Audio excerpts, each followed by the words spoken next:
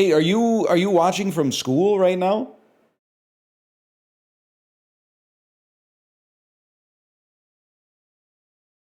Are you presently watching from the school? 1 second, I got a call. Hello, Daniel. Yo, I just got your stream up. No sweat, no sweat. I'm gonna vamp for like 2 or 3 minutes first, then we'll go. All right, cool. I'll probably mute and then until it's done, and then I'll unmute here. Okay, I'll keep my. Do you want me to mute or do you want to deafen? No, I'll deafen. Okay, because we're making an announcement today, but I want to wait until we got a few more people here. Oh right, librarian, I didn't know that you knew. My wife dropped some bombshells on me this weekend. I didn't know that you knew. I thought it was like, I didn't know you were in the circle of trust, is I guess what I'm trying to say. Fokker. Can you say hi to me during my lunch break? When is your lunch break? Is your lunch break right now?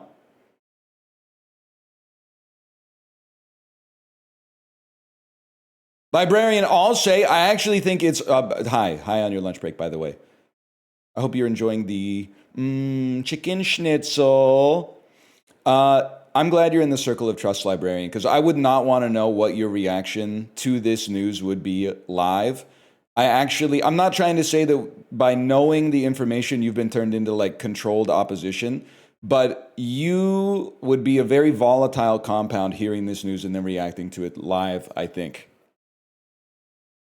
It'd be a very, in another dimension, in another universe, I think that would be very interesting. Right, Daniel? I had a normal reaction. Okay. That's the type of shit sodium be saying when it encounters water, bro.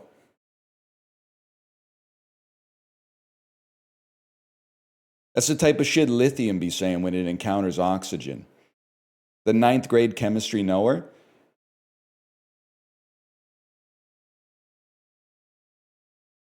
When Dan said relax, I'm not sure if he's talking to librarian or me.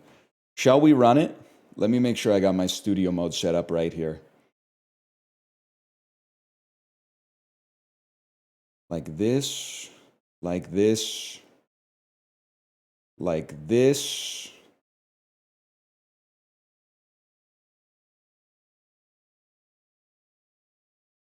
Okay, here we go.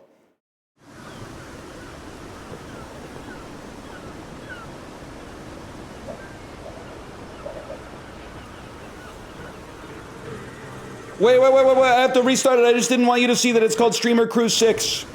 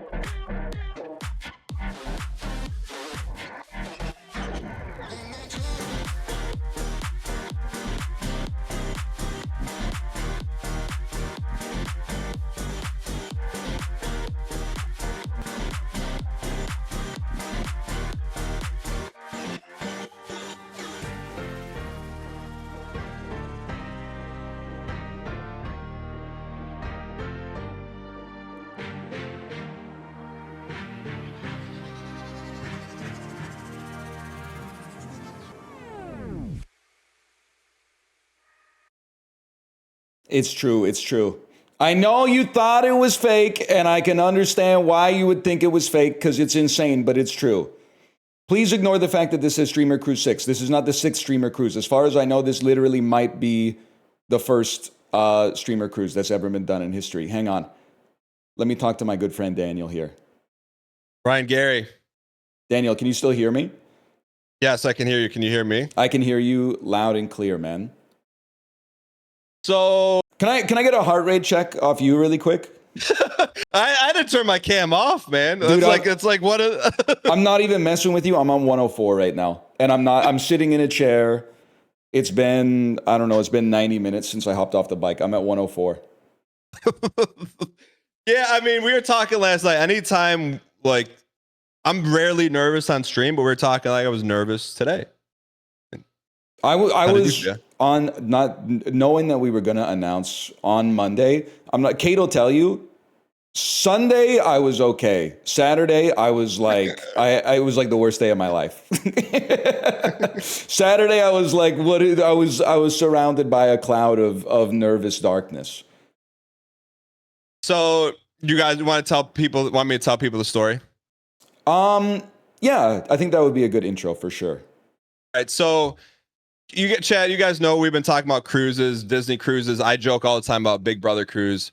My mom has worked for a travel agency for 50 years, and this is what they specialize in. And every year she's like, hey, do you want to do a Big Brother cruise? I'm like, nope, no chance, not doing it. Do you want to do a Big Brother cruise? Nope. She's like, well, what about a streamer cruise? I'm like, we could do that.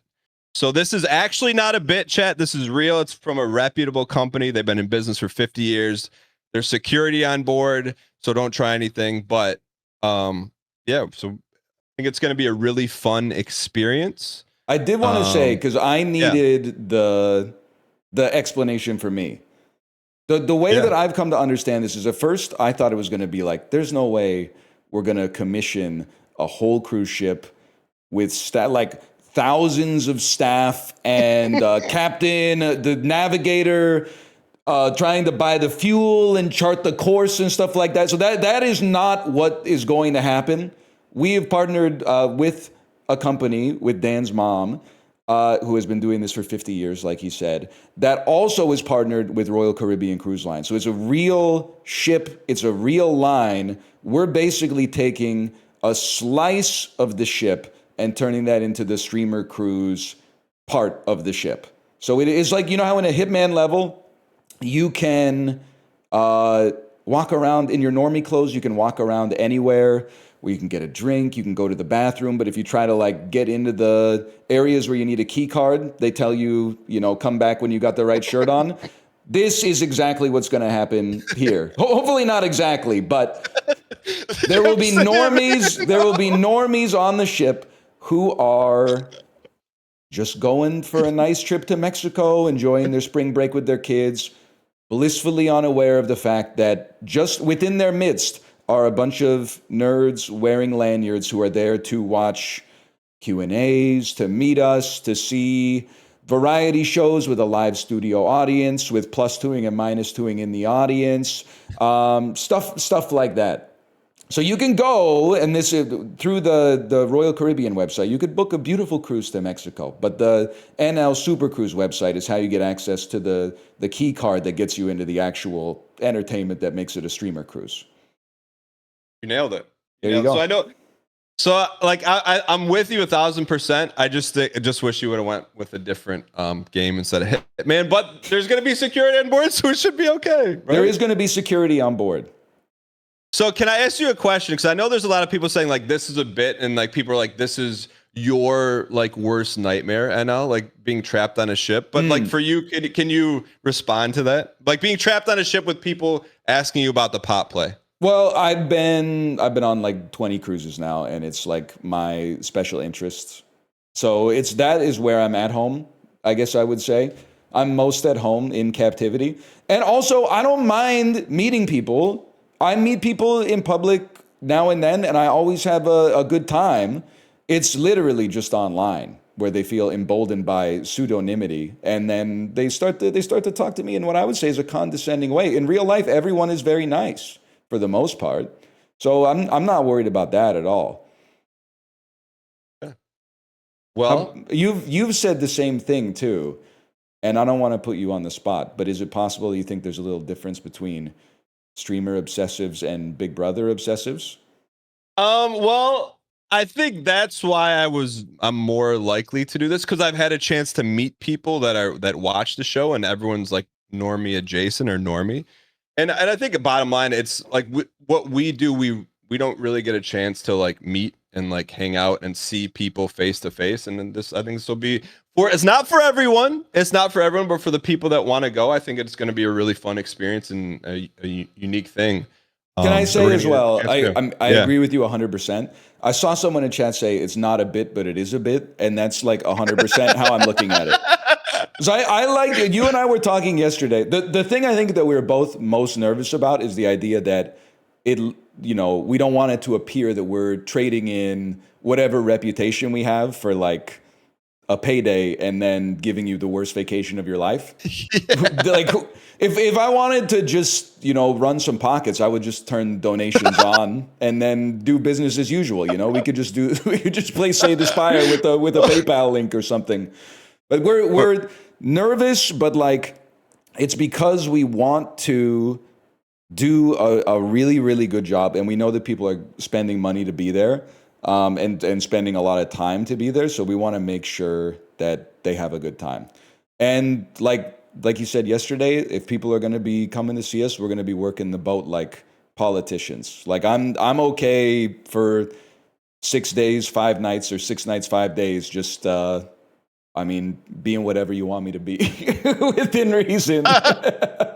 And especially behind the scenes, we're working hard on the entertainment side of things. We don't want we want to do meet and greets, we want to do Q&As, all that stuff. We want to get FaceTime, but also provide some unique entertainment that is fun and unique and that you could only see on the ship. 100%. I think you nailed it. Yeah, and like that's what we we're talking about. Is like if this is something for you, like, and I was joking with my wife this morning because she's like, "You look nervous." I'm like, "Yeah," but like, and my wife knows Ryan. We went on the cruise together, and I'm like, when this thing goes, Ryan isn't going to be in a corner like just to himself. He's going to be out there, and I'm like, that's just, and I think that's the vibe of the cruise is we're going to put everything into making it worth everyone's while and a fun experience that everyone looks back at and be like, yo, that was really cool. It's really different, really like out of the box. But yeah, I'm excited for it. Yeah, no, me too. Nervous, but honestly, I feel like I was mostly nervous about the announcement. And now we can actually start to talk about doing the fun stuff. Yeah. Quick question. I just take one from chat. Will there anything be streamed from the ship? No, it's only you have to be on the cruise. Like so. Also, cruise Wi-Fi is like it's not possible. Yeah. Yeah, you would get like 1 kilobyte per second. But I'm sure there'll be a lot of questions that trickle in over the next couple of days, and we'll put some stuff out there and answer like your most frequently asked questions. But I do want to say you would probably rather I didn't say this. You would probably rather I didn't say this, but I'm going to say this anyway because no one can put a muzzle on me. People are saying, will it be the Fire Festival? 2 things. It won't be the Fire Festival because it's running through 2 reputable companies. But secondly, if it was the Fire Festival, would that be so bad? We're still talking about it like 12 years later. At this point, if you could time travel back to 2014 and go to the Fire Festival, you would probably be like, let's do it. This is a once in a lifetime experience. Oh man, no. Yeah, no, it's not. Like I'll tell you, and I told Ryan this on the backside. I go, like, this company's been doing this for 50 years. This is not like, it's not Fire Festival, but, maybe we'll have some like cheese sandwiches for people to eat. You will get breakfast, lunch, and dinner. Yeah. Except on the last day, you'll probably just get breakfast because they'll probably want you to get off the ship before lunchtime. But you'll get breakfast, lunch, and dinner every day. You get the room. You get access to. I mean, you had it set up in the document. We haven't even talked about the fact like this is a real cruise ship. This is not like the SS Minnow. Like there's everything you would expect on a cruise ship. There's a climbing wall. There's the big screen on the top. There's swimming pools. There's et cetera, big theaters, so on and so forth.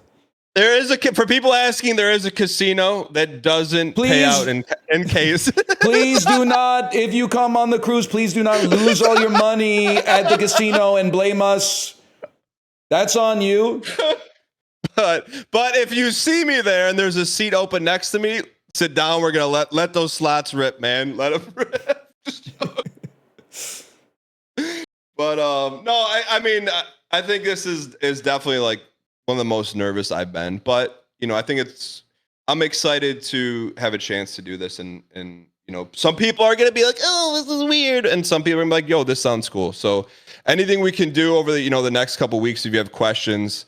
We'll get everything answered. But if you go to nlsupercruise.com right now, you can find out more information and start booking because It's gonna start going soon. Thank you, Dan. Anything, Ryan, Gary? What was like when were you the most nervous? I would definitely say on Saturday. Like, did you wake up and you're like, oh, this is really happening? I was messed up. Kate will tell you, I have like a volume. I think this is true for everybody. I have like a volume knob for like my energy and personality.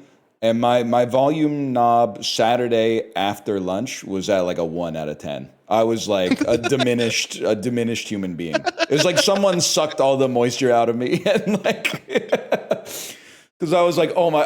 I told you, I was like, we're gonna get slimed out, bro. We're gonna get slimed out on Monday. People are gonna be like, what the heck is this? And I had to ask you, like, what's sliming out? I don't know what sliming out is. That's I think that means you get killed. Isn't that what they say when you get slimed?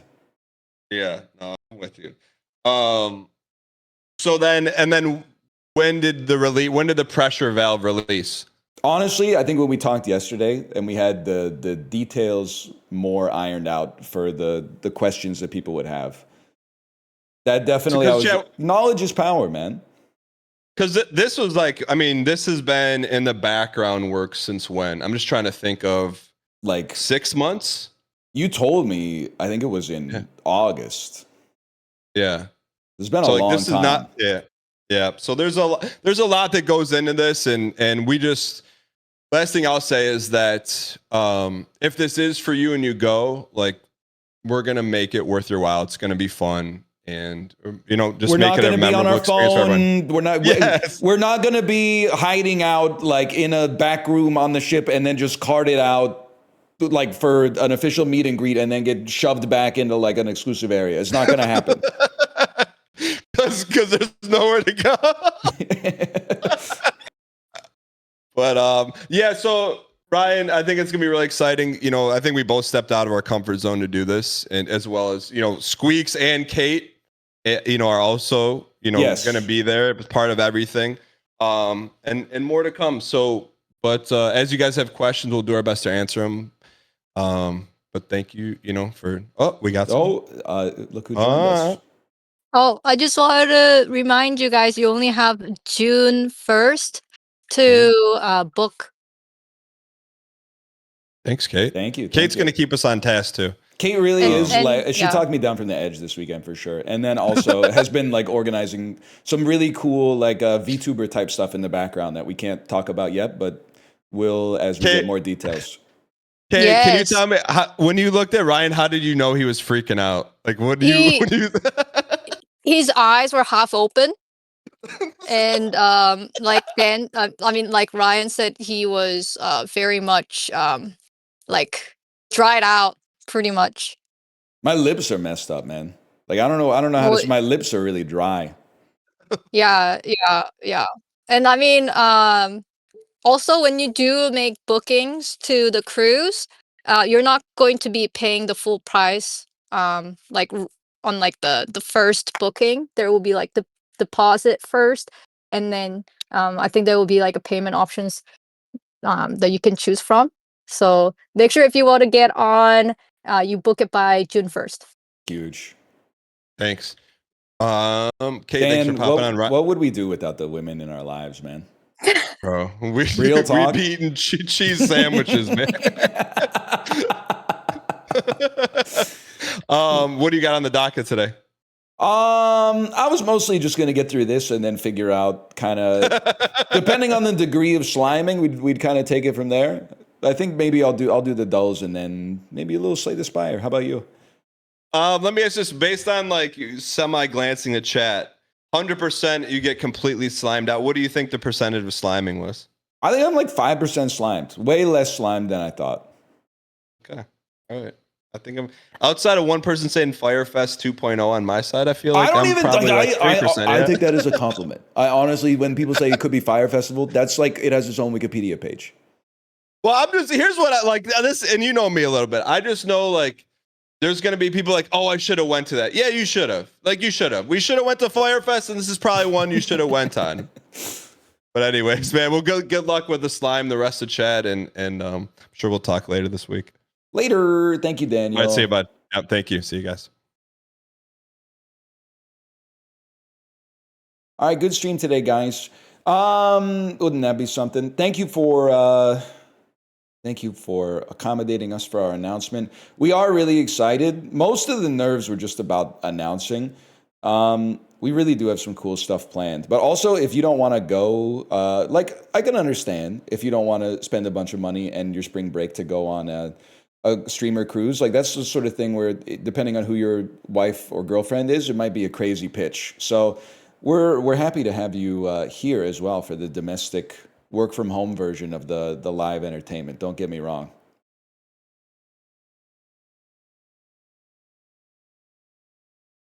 Will one of the events be an in-person Peloton class? I don't want to say that yet because we haven't gotten down to the nitty-gritty of like what kind of infrastructure is going to be on the ship.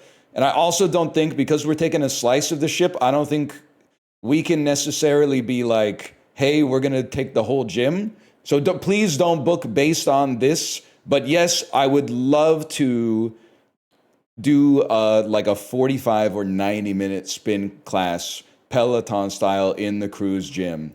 I think it would be so funny. That's one thing that I would love to do for sure. And it has been discussed in the back channel. But I need to like, I mean, it's a very specific question. I need to talk to my liaison and be like, hey, has anyone ever asked this before? Has anyone ever asked if they could teach a 90-minute 5 a.m. spin class in the gym? Like, I don't know. Honestly, I don't even mean this to be rude, but I don't know if the ship's got the right kind of insurance for like a bunch of nerds doing cardiovascular exercise. I guess.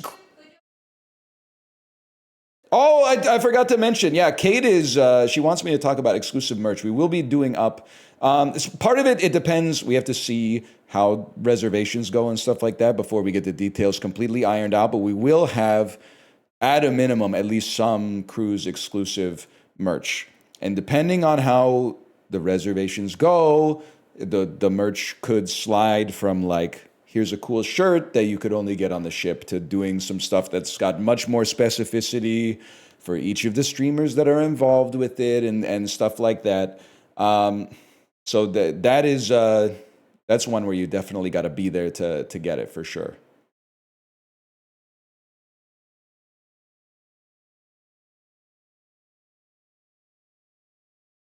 Okay, like for people that have reserved a room on the ship. Yeah. Okay.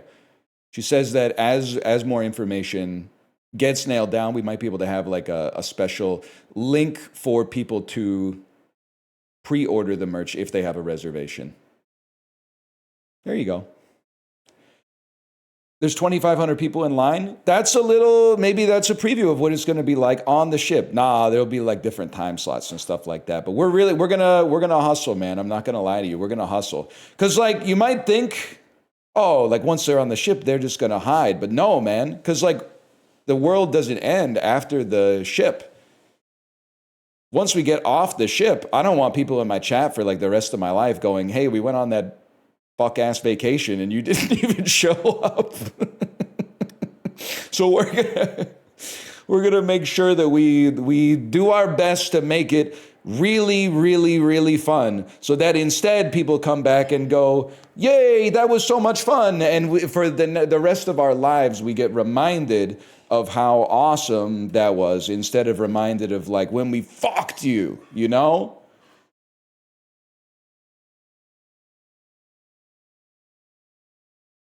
And then we could do another one. Yeah, I don't know. Let me just type to Daniel. Good job, Daniel. I think we did well. Smiley face.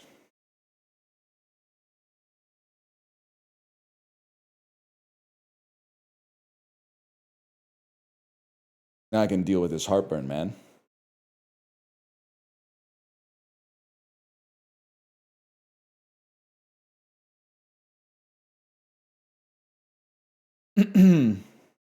Got to hit him with a couple hands. Yo, good job. You want to pin the link in chat? Probably a good idea. Can we pin a comment with information?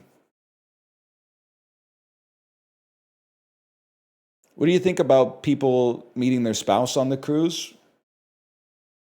I'm not 100% responsible for absolutely everybody's behavior. That's what I'm going to say. If you want to meet the love of your life on the Northernlion streamer cruise, don't let me stop you, man.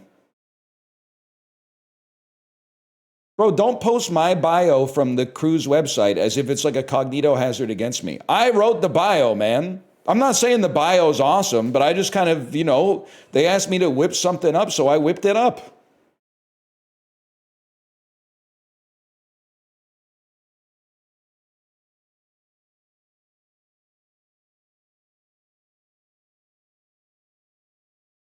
All right, that's crazy. Anyone have the link to our own cruise? Click librarian's link. Oh man, if it's gonna do damage to me psychically, I'm just not gonna do that. But I'll take a look at what the URL looks like.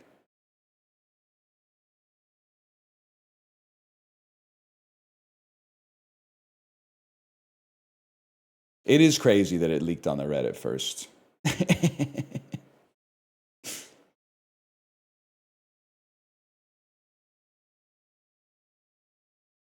How did that happen? My prevailing wisdom is that because I went on vacation, people knew it was a cruise. So then they typed Northernlion Cruise into Google to see like what was going on. Like, oh, he's probably off on one of his cruises again. And then the website after it was published like went up. And they were like, what the hell is this?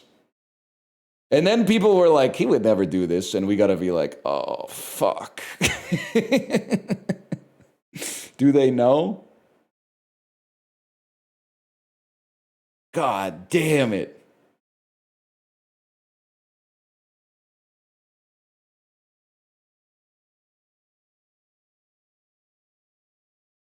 I called the number and I was like, damn, AI is good now. Bro, I mean, I recorded that, Chris. That ain't liar bird.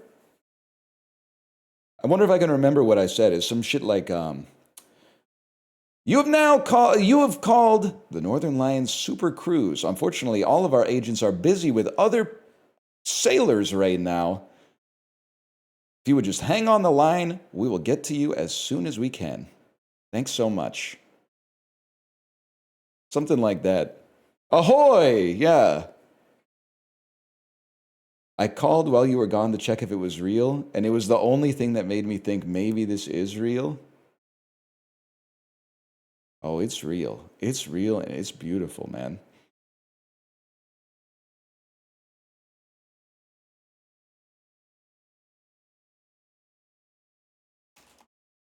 What's the link again?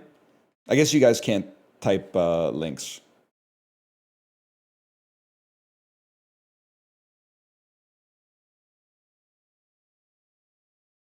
nlsupercruise.com. Can you just put an S on an HTTP and like make it safe? Is that how that works? Is it like a condom? I'm not suggesting the website isn't safe. I'm just saying, like, can you just put an S yourself as the person visiting it and protect yourself? Pretty much. That's crazy. How did you convince Squeaks? Bro, Squeaks is excited.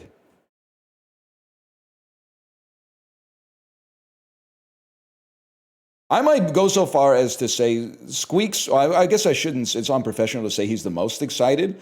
But while I was having like my crisis of faith that I was like, this is the end of my professional life, Squeaks was like, it's going to be fun to be on a cruise and do fun shows. And I was like, he's so pure of heart. The purity of his soul is a light that I needed in this dark world.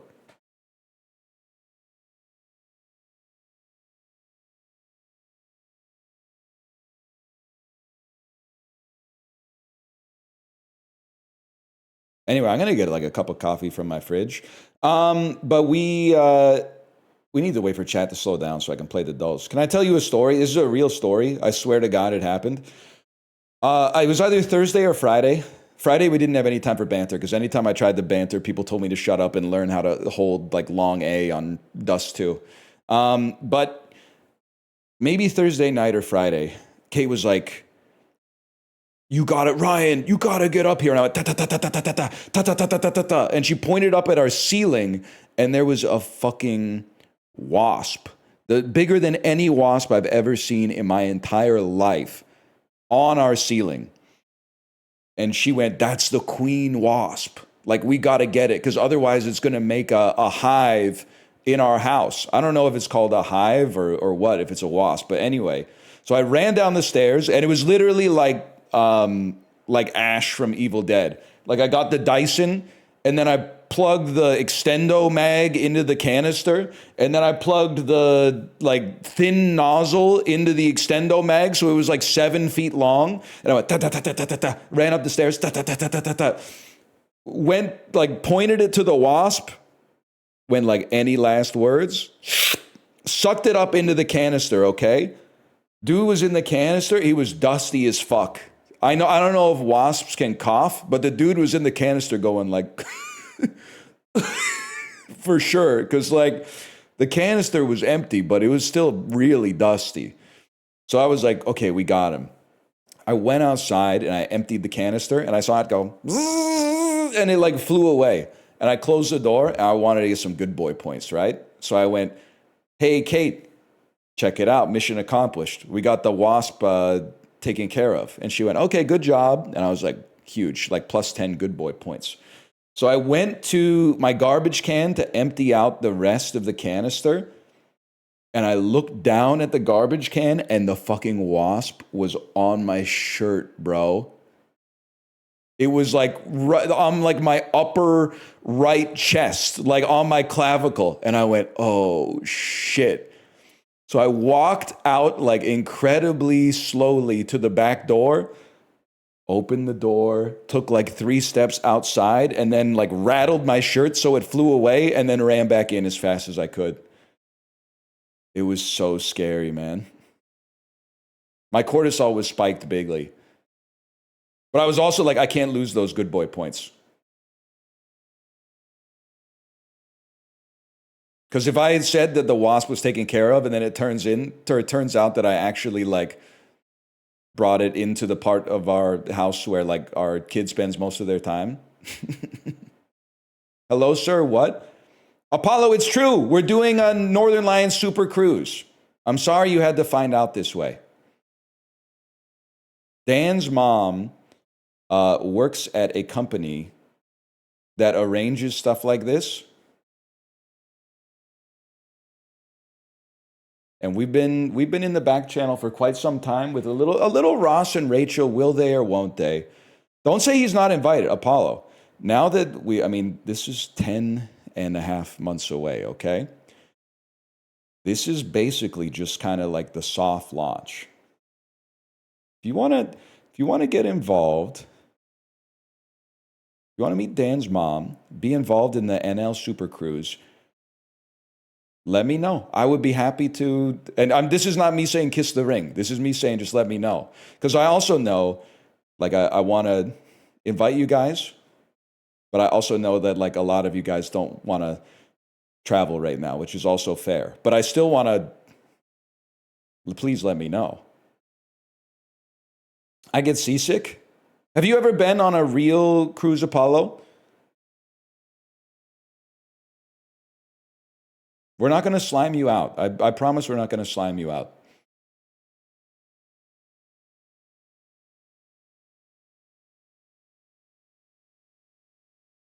Can you please stop asking if I was at the Shenyun Ballet on Saturday? Because people are going to think that I didn't answer it because I was there and I don't want to say. I was not at the Shenyun performance, China before communism, like the 3,000 years of history or whatever. I wasn't there. Okay? You're going to get me in trouble. I don't know about all that stuff, but I do know that I was not there. Now, do the trailers look awesome? I mean, it looks crazy. There's like 500 people on stage or whatever. But like, no, I was not there. I can't get involved with all that stuff. Let's do one controversial announcement per day, okay? Sorry, Apollo, I didn't see your last message. Can you type it again?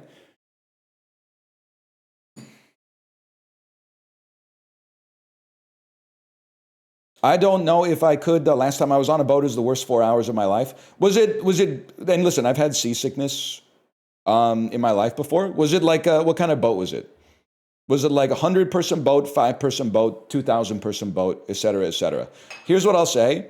You can definitely get seasick on a cruise ship, but in all the cruises that I've been on, and I've been on so many that I don't want to tell you the exact number, I've gotten seasick one time, and it was from San Diego to Hawaii, which is like the open Pacific Ocean, which was like snatching souls for thousands of years. Like, it's a mess out there.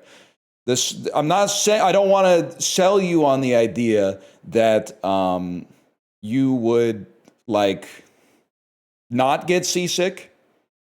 They have seasick medications too. Having sailed through the Caribbean and I've been to Cozumel before, like having sailed on that side, I never noticed it being a problem on the big cruise ships, and this is definitely a big cruise ship. That being said, the other thing is, if you got to the first port and you went, I can't handle this, you could just like, I don't know, you could probably drive back.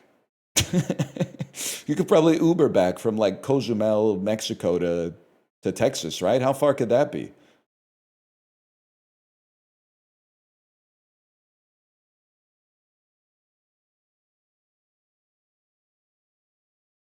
It's like 12 hours. I mean, they probably have an airport too. Yeah, exactly.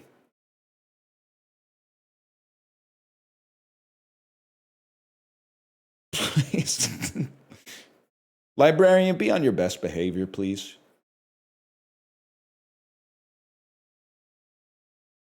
One second. I said I was going to get a coffee. I'm going to get a coffee.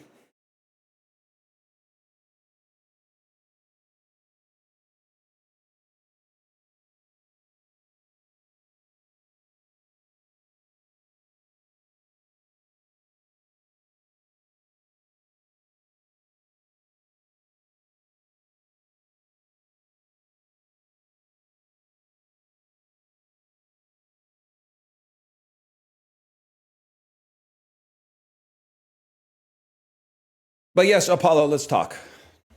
Let's talk. We don't have to talk right now. We got some time, but let's talk. Thank you for your approaching it with an open mind. I can't tell if this will be better or worse than a normal cruise. Here's what I would say. There are times, so I'm going to say better, but I'm biased. But there are times you'll be on a normal cruise and you'll look at the itinerary and you'll be like, well, okay, it's like 3 p.m. There's crafts, 3:15. They're playing like bed knobs and broomsticks in the movie theater. 3:30 is like, they're going to teach me how to like fold a napkin or something like that. So you kind of go, I don't really know what to do. We're gonna try to stuff it full as best as we can. We're gonna stuff it full of streamer related content so that like hopefully you would not just be in your room being like there's nothing to do.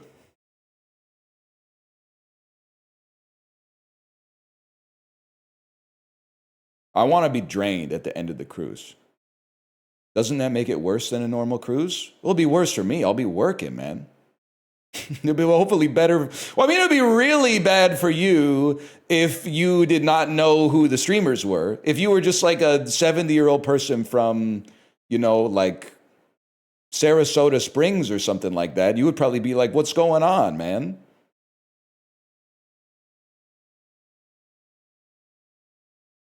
But if you're someone who knows the streamers, hopefully it'd be a good time, man.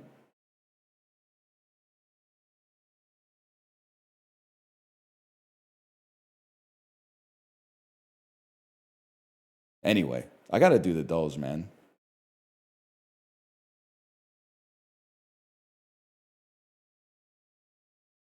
Is the cruise going to pick up Chiblee? We got to talk to Chiblee too. We got to see if Chiblee might be interested. We got to talk to everybody involved, man. Everybody who makes this wonderful Twitch channel what it is. But I haven't yet. And can I tell you what? Apollo, I don't know if you're still here. One of the reasons I haven't told everyone that is not directly involved with the planning process about it is because I thought it was like a huge potential aura loss to just drop into the Discord and then go, hey guys, by the way, we're running a cruise.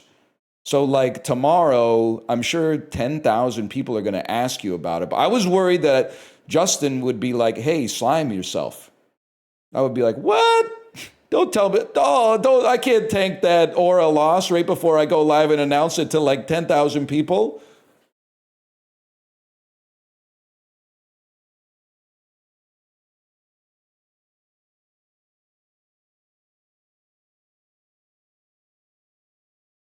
Nick, have you seen Throne of Blood?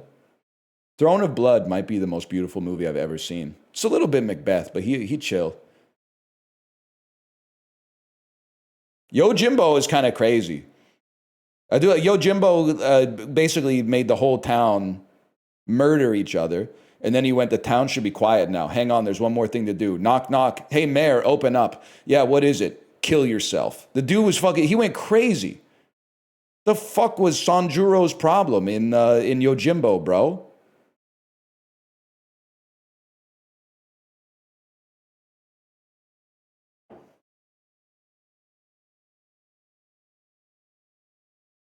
Anyway. You're still a bitch for giving Rashomon 3.5 stars. I want to change my Rashomon review, and here's what the new review would say. Poster looks like me wiping my ass after I folded the toilet paper 8 times. Bro on the poster is getting cut up, man.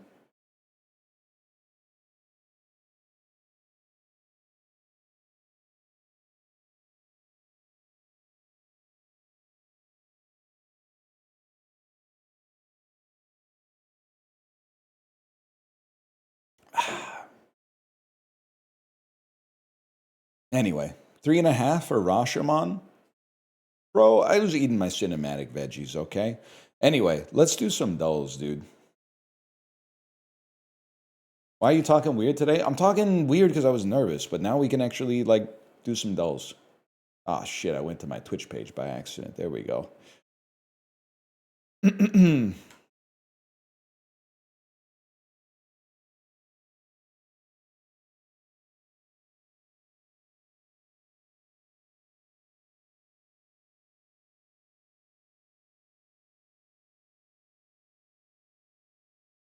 1 second here. I gotta take a glimpse. There we go. I did see the clip of the guy dressed as the Joker who smokes a huge dab and drinks like 4 shots. I don't know where I saw this, but somehow I did see this.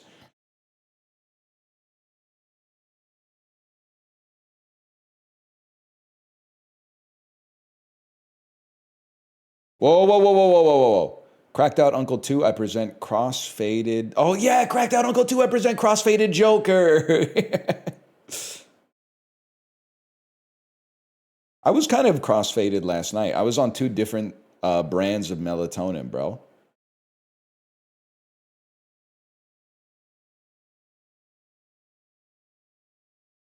Damn. Most 40s message ever? Well, I'm a little bit ahead of my time. I'm only 37. You guys know the Minecraft movie's a year old? Older than its average viewer at this point. What am I saying? Saying all sorts of stuff.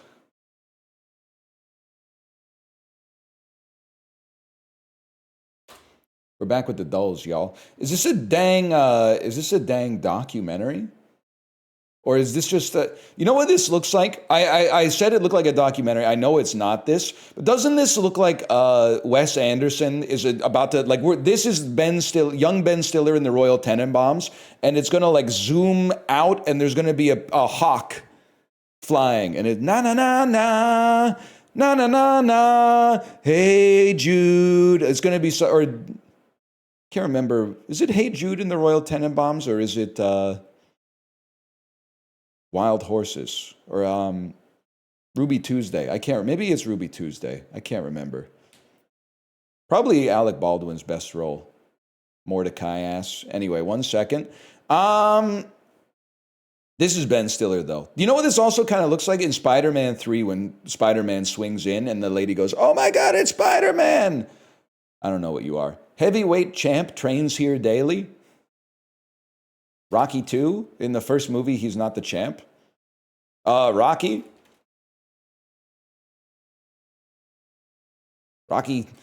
not Rocky 4, could be Rocky 3.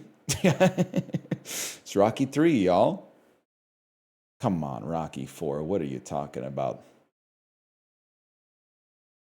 2.2, get it in one, kind of crazy. Rocky 7, Adrian's Revenge. You know what's crazy? And you got to admire Sylvester Stallone for so many reasons. But we're supposed to root against Ivan Drago for a couple of reasons. One of the reasons is that he's from the Soviet Union and not the United States of America. Another reason is that he killed Apollo Creed in the ring. But that was literally just like, I don't even know what you would call it, like reckless endangerment causing death. It's not really murder. Like he punched him and he died. But then the thing is, we're supposed to hate him because there's that training montage where like he's punching the machine, and Americans don't train with machines. They punch meat and they run in the snowy Adirondacks and stuff like that. He's punching a machine and the machine's going, 17 gigapunches. And then they inject him with like a clear liquid and they go, 19 gigapunches or something like that. So we're supposed to hate him because he's on steroids. But bro, Sylvester Stallone was on steroids when he made the movie. That's so fucking crazy. Like the dude was shooting up steroids and then going like, hey, and then shoot him with the steroids so we know he's the bad guy. Like this is so crazy. Sly was on roids, but Rocky was natty. Oh, don't give me this Terry Bollea, Hulk Hogan, like Dr. Jekyll and Mr. Hyde stuff, okay? Like that, you know what pisses me off is that I actually think that's an awesome argument. I think it's kind of a great argument that Sylvester Stallone is on steroids, but Rocky's natty because we don't see him doing the drugs on the screen. Wait, that's fucking crazy. Anyway. That might be a good argument, man. NL is psyched for the cruise, but Ryan hates the idea. You know what? That's the other thing I like about the cruise is that it's also becoming an in-joke already, which I'm excited about. Because now that it's out there and people can talk about it, it's like its own living thing.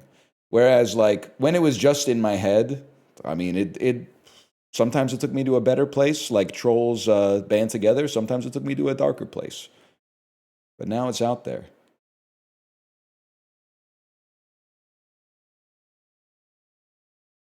Says I'm 4296 in line, guys. Could be worse. You could be 6767. Eddie Royal posted a career high 980 receiving yards. How would anyone possibly know or care? That's not even like that many yards, honestly. The Bulls drafted this power forward first overall in 1999. He won Rookie of the Year. They traded him after 2 seasons. Kurt Nymphius. It's not Kurt Nymphius. Fred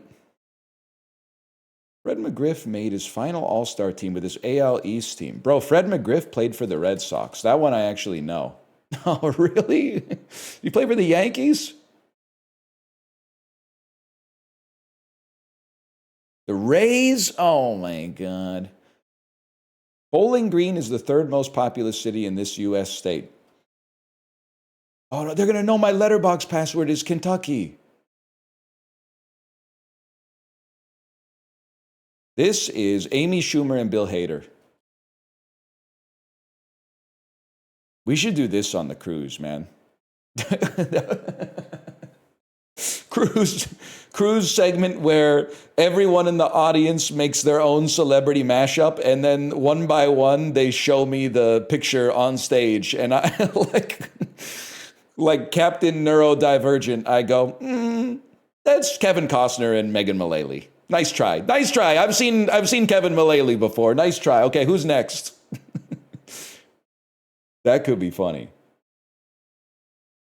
That could be a good. When you go in, there's a piece of paper, a box of glue sticks, and then a bunch of like cut out pictures of celebrities' eyeballs and heads.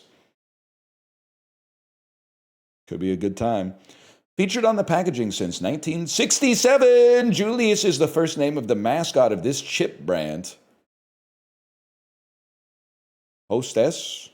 I thought one of those little freaks, one of those little devil freaks on Hostess. Pringles, Julius Pringles, okay.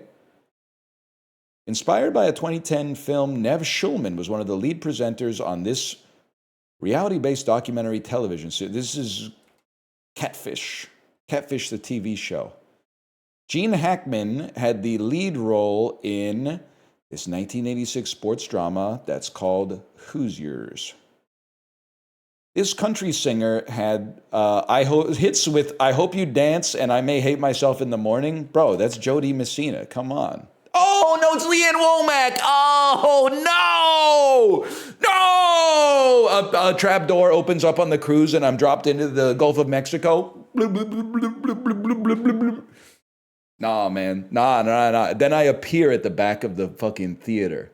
And you go, what the fuck? That's right. Some other dude got dropped into the Gulf of Mexico. My ass is the one at the back of the theater. That's right. Imagine, man. Imagine. We should do the Prestige on the cruise.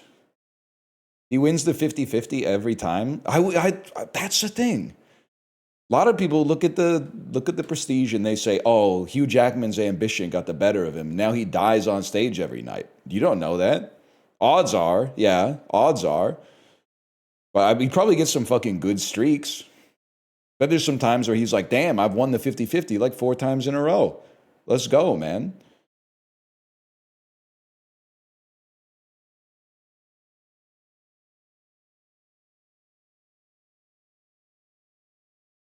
He never wins the 50-50. That's not how it works. Somebody's got to win the 50-50. I don't know if you've seen the movie, but someone's got to win. If someone loses the 50-50, the other guy won. And guess who the other guy is? It's him.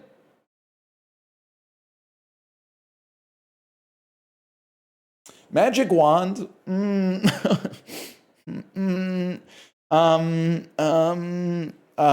Rabbit. Okay, wait. Hold on, just wait a second here.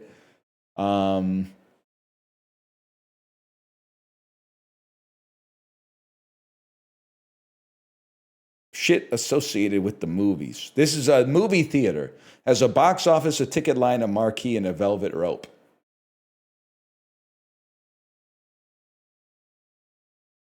Ted Lasso, Tony Soprano. These are eponymous TV shows. TV show title surnames. That's what I said, bro. We still got Magic Wand and Rabbit, huh? I think it's Magic Wand, Cape, Handkerchief, and Rabbit. That's like a magician's tools. Pen, baseball player, mushroom, camera lens. I got no idea, man. They have caps. They have caps. How droll. Not that kind of Magic Wand or Rabbit. I know, I was looking for the Rose, and then what else they got? I guess the Sibian. I was looking for Magic Wand, Rabbit, Rose, Sibian. And then I would have been like, things that make you come, I guess. Things that make you, the Penetrator? I don't know that one. What does that one do? Is that George Clooney's chair from Burn After Reading? Been rewatching Frasier. That shit is so good. Okay, can you settle a debate for me? Who's the bad guy? Tossed salads or scrambled eggs? Because, baby, I seem a bit confused, but whoa, hang on. Did you say, you got me pegged? Ha! Give me translate. I was going to say, translate is probably the most searched thing in the world. Much more than Bigfoot. Is a Fire Stick real? Is it a safe place to admit I have no idea what a Fire Stick or a Roku stick actually does? Like, how can you plug something into your TV that like gives it channels? That doesn't make any sense to me. It makes a dumb TV smart? Like Frankenstein type shit? It's alive? I'm saying this as a guy who has like, I think I might have 5 Amazon Fire tablets. Because for Champions of Fire 1, they were just kind of giving them to us. They were like, and I mean, you saw, this is not a flex, because you saw how, if you've been around a long time, you saw how those beasts performed on the stage. They would get real hot, especially in the second Champions of Fire when you were playing that Sonic the Hedgehog Subway Surfers game. Those tablets would get hot as fuck, man. They would get so hot. And they would have to, every once in a while, they'd crash and they'd have to call a guy out and he would like cool it down.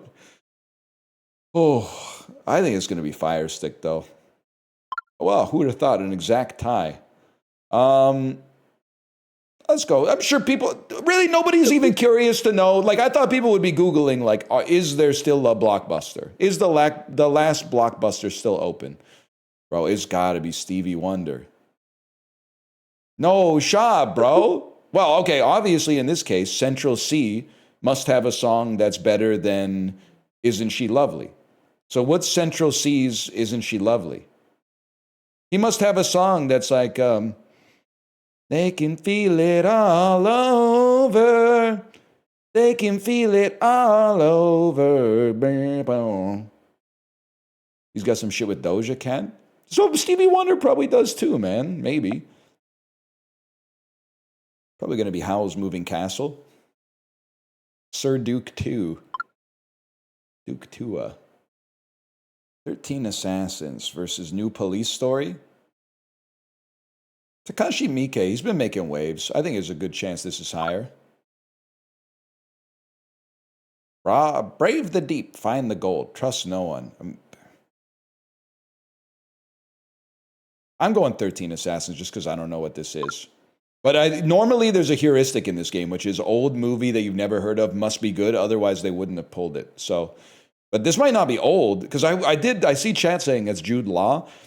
In my head, I did want to be like, is that Jude Law? But then I realized if you take Jude Law's like head away, but leave the face, he just kind of looks like a guy. I'm not saying he's not handsome, but he just looks like a guy. I know guys who look like this. I could see that being Anthony Starr, aka Homelander.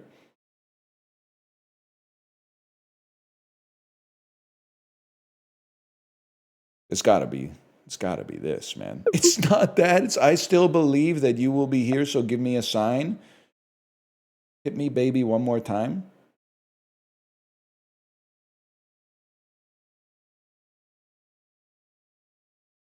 He's a pretty guy. Yeah, not in a bad way. He's just a...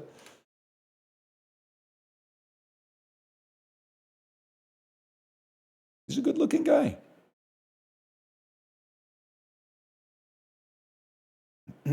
Kirkland Signature Premium Sliced Bacon, 4 times 1 pound.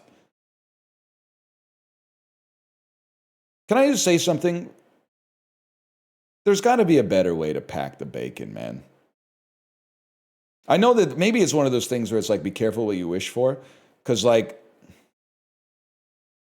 it's so slimy in there. There has to... Can they not put, like, a little piece of paper or something in between a few of the slices? Like, as soon as you open it up, it's like... I guess it is meat. I'm kind of asking for, like... Hey, can I eat the flesh of an animal without ever being forced to reconcile with how grotesque this act is? You know what? That's a good... Fuck me. That's a good point. Slime on me. Slime on me right now. Yeah. I deserve to get slimed out for that take. That's a good point. I can't be mad about that.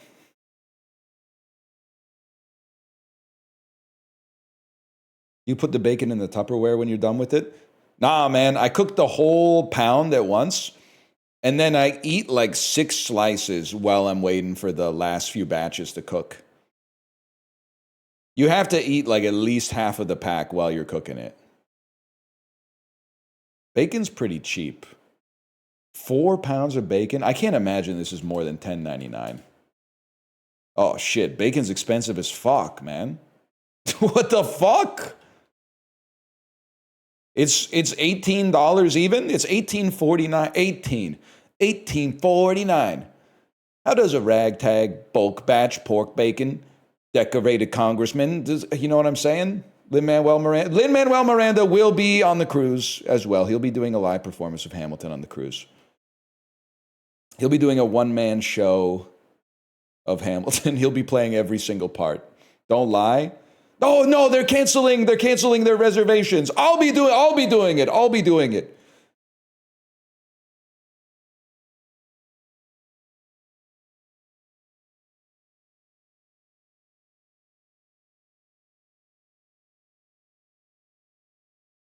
You had me until Lin-Manuel. Big Miranda fan. Actually, I always liked Miranda. I like Miranda the most. I don't care if this is controversial. By the way, this is not a misogynist take. This is actually a fucking... What's the opposite of misogynist? I'm being misogynist right now. Like pro-women. Miranda, least annoying person. By the way, stop saying misandrist. The opposite of hating women is not hating men. It's loving all of God's creatures equally. But Miranda, least annoying for sure. Charlotte is a fucking snake. At like age 16, I was like, maybe Charlotte's my favorite. No, bro, Charlotte's a snake. She makes her boyfriend get circumcised and then dumps him. That's a positively Madonna act, man. Why? She doesn't like the way it looks. She thinks it looks weird, so she made him get circumcised, and then like a couple months later, they break up. You're not supposed to look at it. I don't like the way it looks either, and I am circumcised. Just get over it. He dumps her. Oh, whatever. She knows what she did.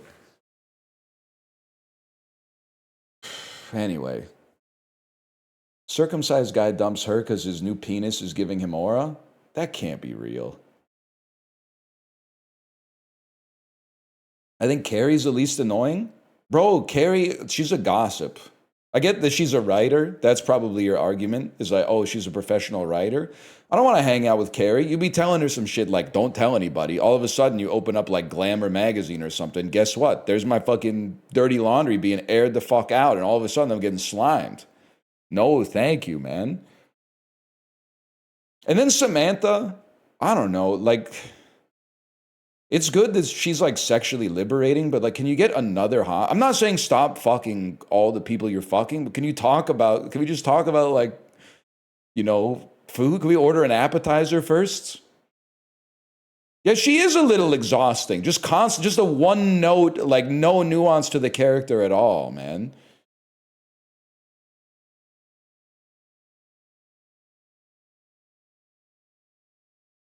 Anyway. I was going to put Florida, man. It's not Dominica. How crazy would it be if it's Mexico? Meant to be? It's probably Uruguay. It's probably the Ivory Coast. Or Togo. Oh, shit. Ghana? Mali? Equatorial Guinea. Oh, Guinea. And then this you go, did you mean Guatemala? Oh, it's adjacent. Okay, so it's just, are you Senegal?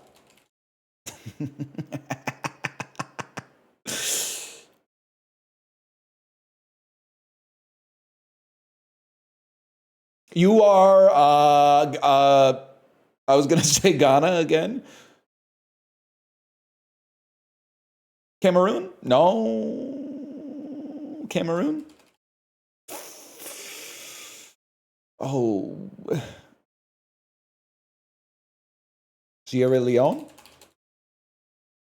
Liberia? Burkina Faso?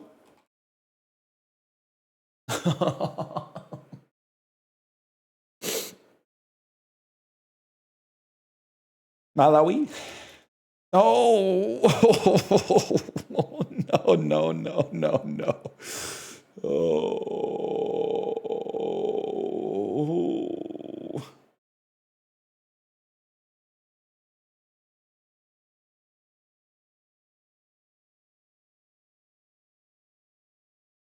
I don't know. I don't know. I'm so sad. I don't know. What is it? Guinea.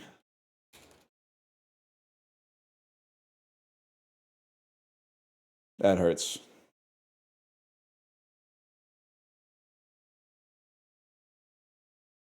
Smoked? We don't say smoked anymore. We say slimed. I'm buying early on slimed. Kate, where did we eat this weekend? I had a distinct. I've been saying this for a long time,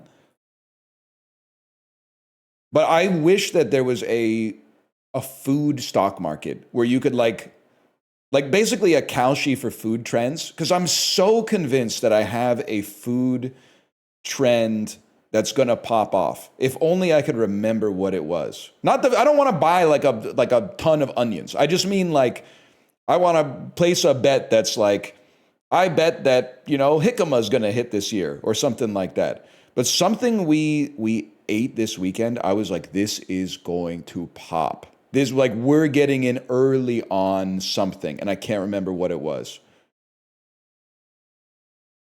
I wasn't really getting in early. I was just buying it or like eating it, but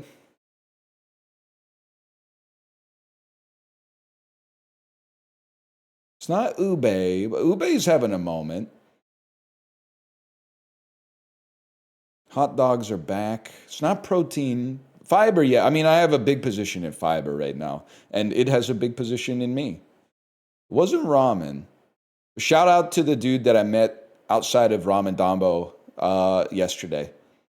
I forgot to ask you your name, but you were wearing a Magdalena Bay shirt, and I said, nice shirt, and you said, thank you. He also recognized me. I wasn't just going around saying nice shirt to people, but it was a nice shirt. You listen to Mag Bay? No, but I know that many of my fans do, so I said, nice shirt. I stole your clout, basically. I don't know if I've ever heard a Magdalena Bay song. I could, though.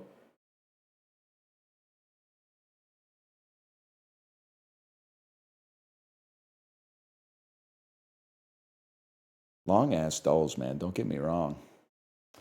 Ah, shit. I'm literally stupid, man. Because, like, this.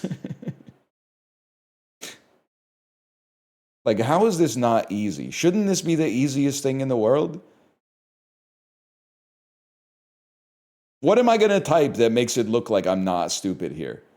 I guess I'm going to roll the dice. No, man, I'm not going to say that. That's stupid. Nah, man, that's good. You're going to be so far off if you're off. Don't give me Gabon on that. Actually, go back. Give me Iraq on that. And then I could be like, what? Why would you guess that? That's so far away.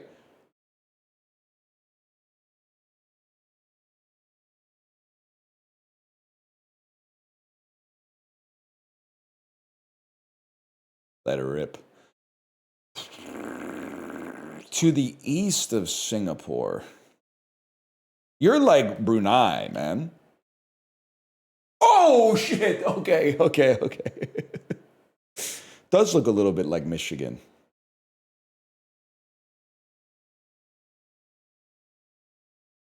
Oh, fuck, I forgot. It does look a little bit like... Stop saying it looks like Yojimbo, by the way. I'm becoming very... guy who's seen 3 Kurosawa movies. The samurai is not called Yojimbo. He's called Sanjuro. He's called 30-year-old mulberry field, even though he's getting closer to 40. You wouldn't get it, man.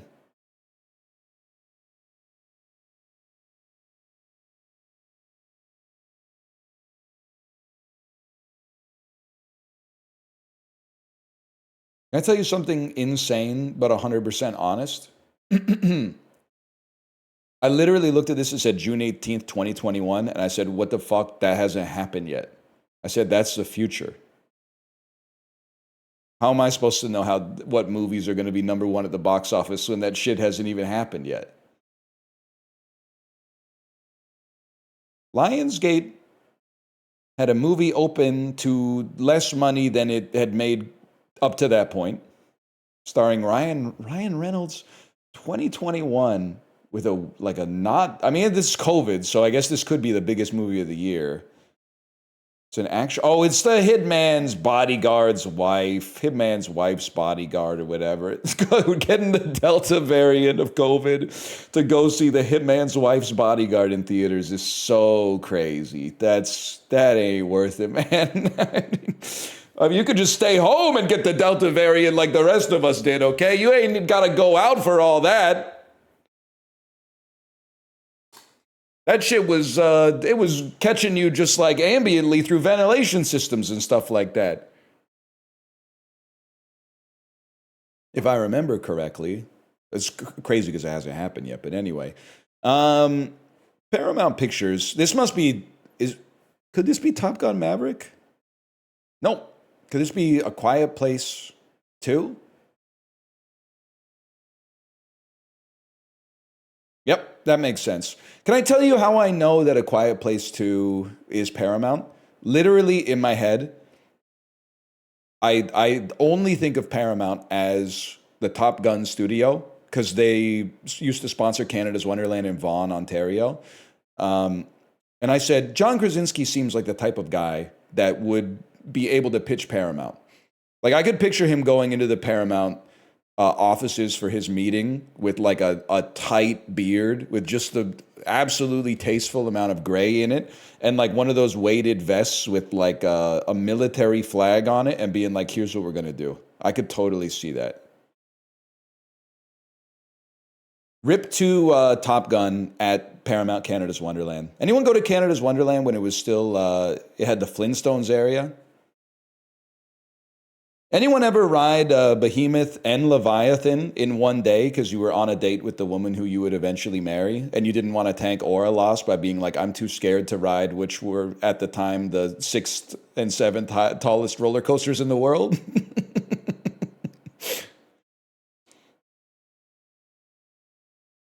Yeah, it looks like fun. Yeah, oh wow, that looks so fun to be put in a chair with no other support really, and then kind of like pulled 300 meters into the air and then dropped at like an 81-degree angle or something like that. That looks like the sort of thing that is fun, man. Was Kate pretending or was she into it? Kate genuinely, I'm jealous. She actually like loves roller coasters. I have to trick myself. Why is it like people who don't like roller coasters, such as myself, for us, we don't get the luxury of just having fun at like a scary amusement park. Like for us, it's always got to be like personal growth.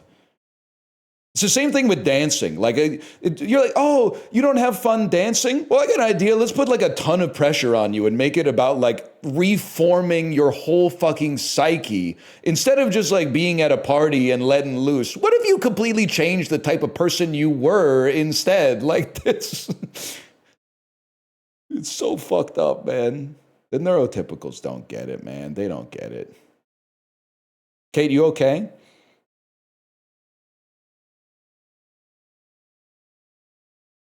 She was saying she wasn't nervous about the announcement, but with how it's going, she wants to throw up. That bad, huh? The queue line's going crazy? Nah, man, both of the people in the queue line. If you're the two people in the queue line, stop beefing with each other, okay? There's enough room, I swear you, there's enough room for everybody.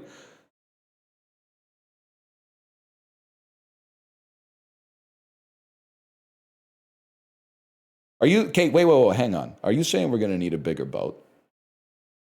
Are you quoting Shaw from Jaws? Are you saying we're going to need a bigger boat? I've always wanted to say that. Columbia Pictures, starring James Corden. In 2021, it's Peter Rabbit 2, The Runaway.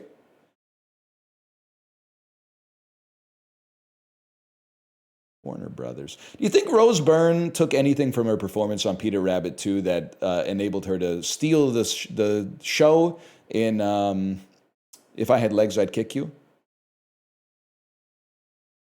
Warner Brothers starring Vera Farmiga.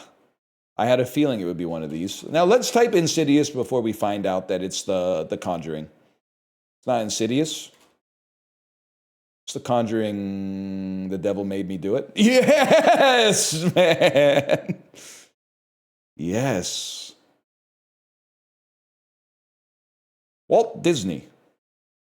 Movie starring Emma Stone. It's Cruella. I'm going to be honest, I've been on a lot of Disney cruises. I don't think you're ever going to get me to see Cruella. Can we talk about this? Was like, I'm not trying to flex. We're really 93rd percentile on this one. Like, everybody playing this game was alive when this happened. So, like, what kind of rogues gallery were we competing with, man?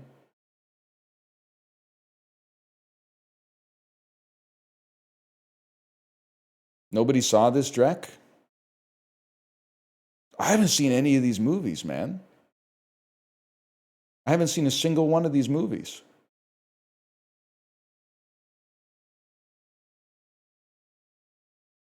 You're not typical? You can't say that. That's never been proven. Lee! How often? We get to do the Chris Tucker stim like 3 times a week, man. How does that happen? I've never heard of this movie outside of the Dulls, but Lee keeps popping up.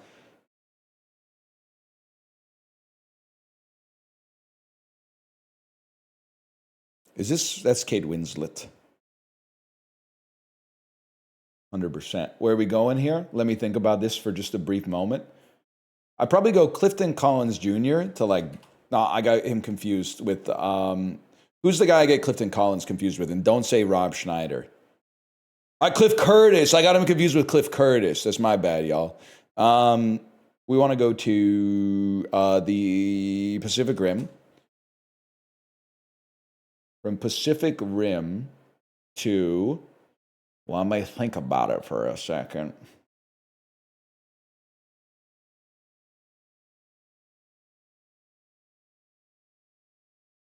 Let me think about this guy. Forgot about this fella, man. Damn, there's a cast of characters in this. I'm kind of just scrolling, to be honest. I'm trying to get to Frances McDormand. Which is crazy because if you look at her filmography, she's really like more Frances McActive, especially in Pearl Brothers stuff. I say Pearl Brothers? I meant Coen Brothers. Maybe Ron Perlman's been in some Coen Brothers stuff. He's got a certain Coen look to him. Any chance Sam Neill's in this? George Clooney's in it. Okay, George Clooney, Macaulay Culkin. Oh, okay, I'm not even fucking with you. So the bit was, he looks like George Clooney. He looks like Macaulay Culkin. I was going to say Jonathan Lipnicki, the kid from Jerry Maguire, but that fucking is Jonathan Lipnicki, the kid from Jerry Maguire, man. That's the kid who said the human head weighs 10 pounds. That's insane. So we take that to, that looks good, man. That looks real solid. We take that to Jerry Maguire, and then Frances McDormand's got to be in a Tom Cruise joint. Or maybe you could just go like Jerry O'Connell, who's in Jerry Maguire, and you take that to Tomcats, which is an all-time classic. And you got lots of individuals in this movie. Maybe Shannon Elizabeth to like An American Pie.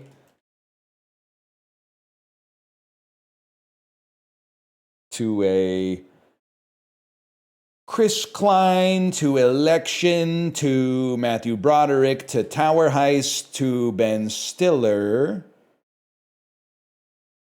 to it's going to be one of those days.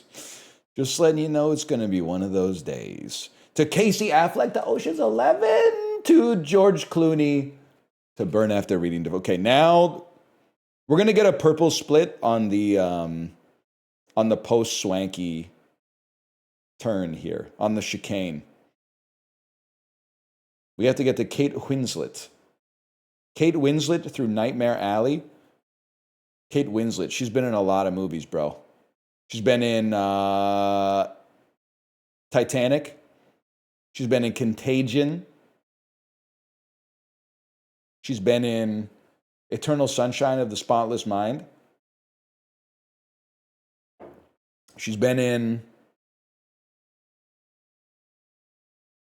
something with Mary Steenburgen, who's in Step Brothers, probably. Kate Winslet. Got to think about, Jim Carrey ever do anything with John C. Reilly? That seems like, I mean, they couldn't do it. It would be too funny. Shira Piven is in this. Just crack a smile, man. Can we just say, just crack a smile, man? You're a comedy director. Can we it ain't that serious, man. Like, I get it, but like, probably go Phil Lamar. Pulp Fiction. Yes. My goat of hanging out in the gym at 3 a.m. and taking photos with fans. Kate Winslet, man. Kate Winslet's been in some stuff. Eric Stoltz, of course, is from Old School. No, he's not. I'm thinking of Craig Kilborn. Now I'm in Memorial, Letters from American Soldiers. Let's get out of there via like Amadeus. This might be a new record, man.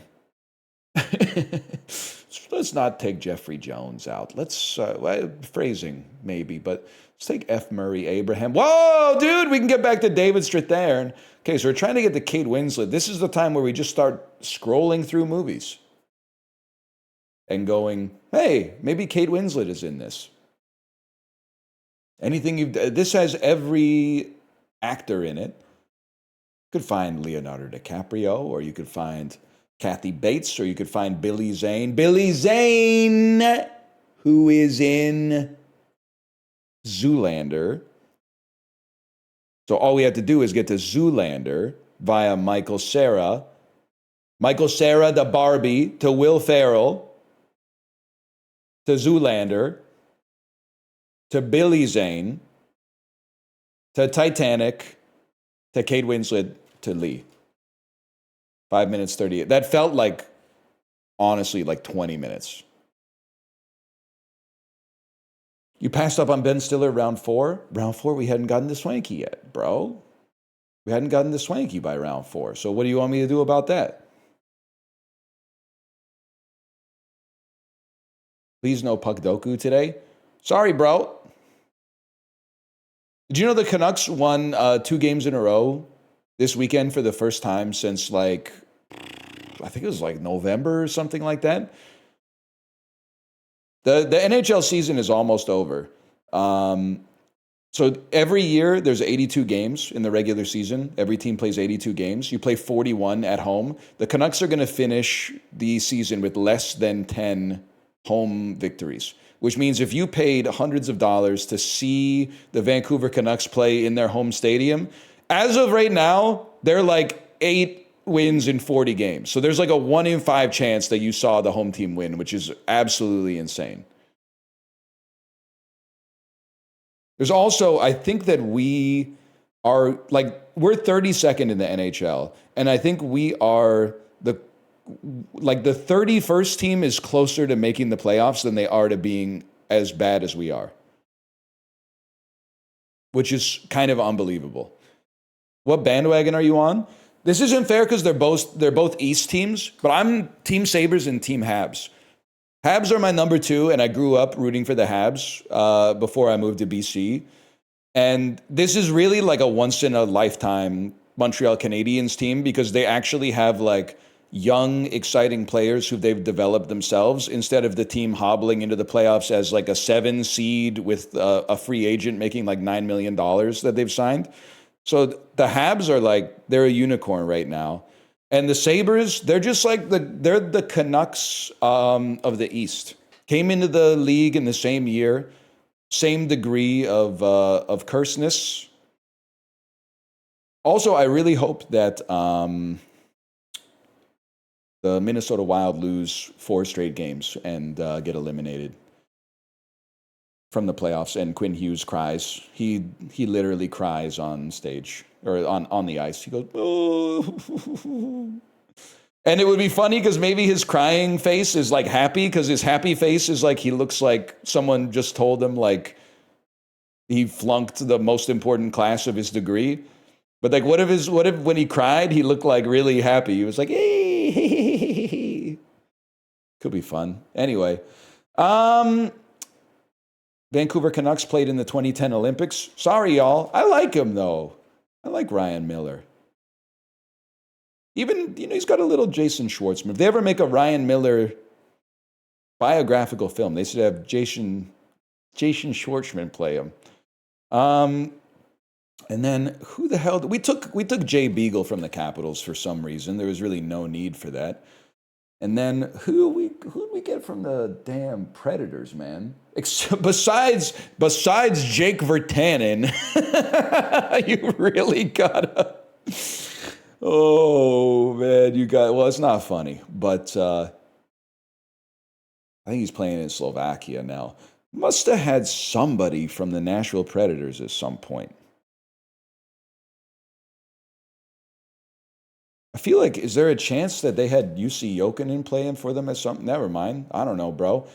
I've decided who gives a shit. We'll probably put Ryan Miller here. Played in the 2010 Olympics, as also played for the Sabres. I got to assume that Chris Drury was on that U.S. team. You look like Bill Pullman, bro. Bro, you look like Bill Pullman. You wouldn't know it if you, just from looking at this. This dude was fast as fuck, man. He was like 86 overall in ESPN NHL Hockey 2K6, but he had like a 98 speed stat. He was crazy. And then Sharks played in the 2010 Olympics. I mean, let's go with the GOAT, man. Joe Thornton. He doesn't look right. Doesn't look right with no beard these days.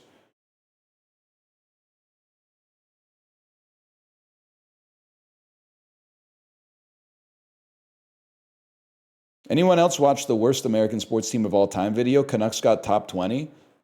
That isn't that bad, but it's really bad when you consider they're not even American. So, like, I guess to have made the list despite not meeting the criteria is to be damned with faint praise. 20 seems about right. We're not the most cursed sports franchise, but we're certainly in the running. Like, in the NHL, we're in the running for most cursed. Buffalo's probably a little bit more cursed because they literally won the Stanley Cup, but they lost because of a rule. And they've been bad for like 15 years straight, whereas we've only been bad for like 15 years on and off. I feel like baseball has to have more cursed teams just because it's so much harder to make the playoffs. Blue Jackets. I mean, the Blue Jackets, they haven't been, I guess they've been around for like 26 years or something like that. But like, it is insane. I remember it took them like 10 years to make the playoffs for the first time. And then they just got swept, but they were still like, this was awesome. We made the playoffs. And I couldn't lie. Leafs are more cursed. Yes. I mean, I would do the thing because it's like, have the Leafs won the Stanley Cup? Yes. But literally, the Canucks Stanley Cup drought is less because our team didn't exist until 3 years after the last time they won the Stanley Cup. But also, you have to take into account how they've met their fate.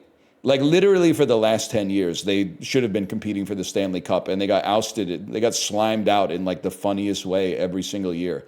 But I have to be careful because this is a fucked up year for the draft lottery. Sorry for anybody who doesn't give a fuck about hockey, which is, like, almost everyone. But, like, normally, the draft lottery is like 15 shitty teams. This year, the draft lottery is like, hey, what if the team that won the last 2 Stanley Cups won the draft lottery? That's fucking stupid. If the Leafs or the Panthers or I'm trying to think about who else. I mean, there's the list of who I would not be upset to see it is kind of like shorter. Like, I don't know. Chicago shouldn't get it, man. You already won the Bedard lottery. You don't get this one. If the Rangers won, that would be fucked up too, for sure. Columbus? I mean, why is nobody saying Vancouver? I think, listen, obviously, I want Vancouver to win it, and we have the best odds, but the odds are still like 25%.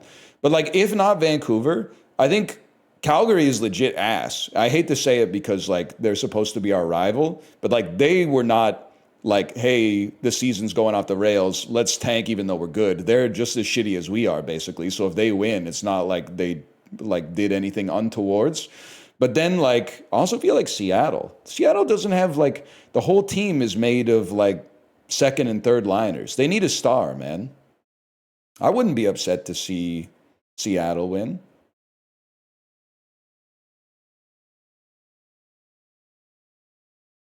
Give some help to Jordan Eberle. Anyway, Matt Damon, double letter word and title, 1990 to 2009, 2010 to 2026.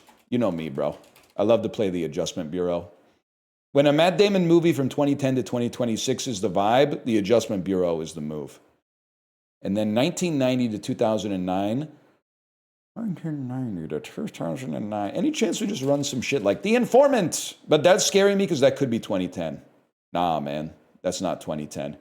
And then a double letter word and title for Matt Damon. Let me think about this shit for a damn second. Obviously, there's Goodwood Hunting.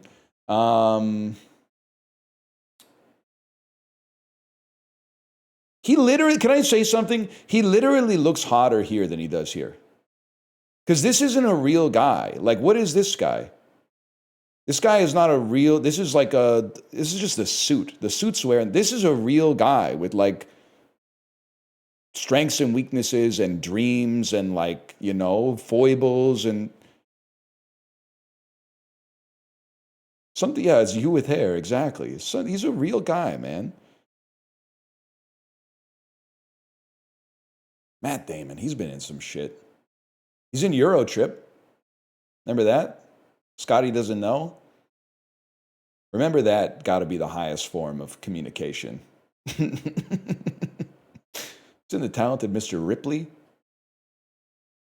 He's in Rounders. He's in Good Will Hunting. He's in Dogma. He's in Interstellar, but that's going to have a lot of votes. He's in Sarah Silverman in that famous Jimmy Kimmel clip that took the world by storm in, I'm going to say 2007. I know for a fact it was 2007. I can put myself right back. I'm going to say Good Will Hunting. It might have 40%, but I'm going to say it. 333, repeating, of course. The Great Wall would have been so good. I forgot about The Great Wall.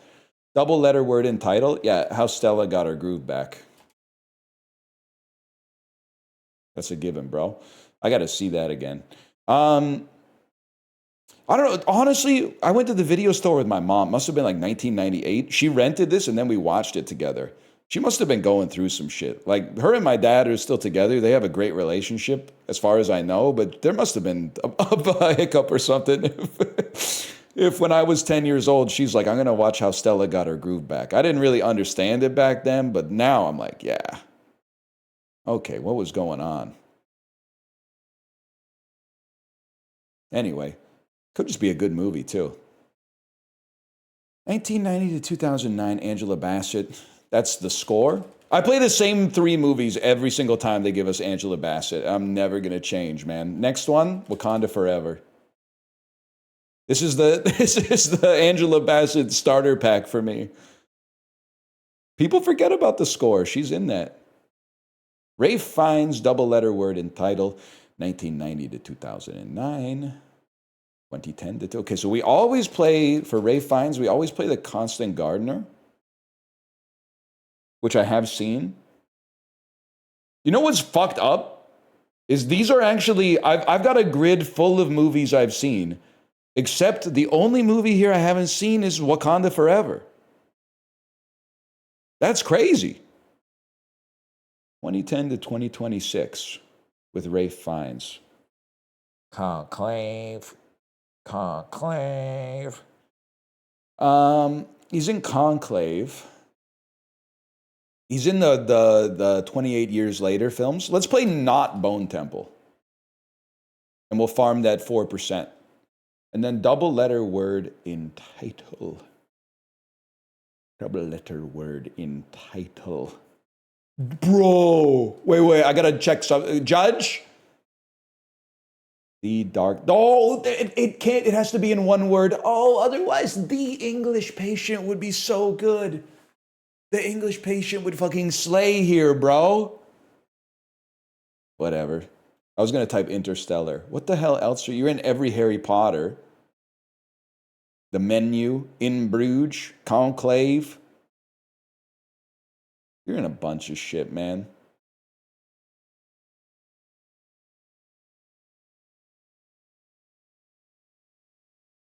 Sorry, guys. I don't endorse it, by the way. 28% because I picked the one on the top of the fucking list, man. Fuck you. Fine, you're the man now, dog. Remember, dog. Confessions of a Dangerous Mind. Matt Damon is in that. I've seen that 3 times. Matt Damon's in that. Patient has 2 T's. Bro. Has the same letter repeated consecutively in one word. Not, come on now. You're going to get slimed out on the Jewel of the Seas, man. Get him banned. I ain't the one. I think like slimed has an obvious, like, you got turned into goo. Slimed out is different. Slimed out is a total, it's a, like a, I don't know if I love the connotation of slimed out.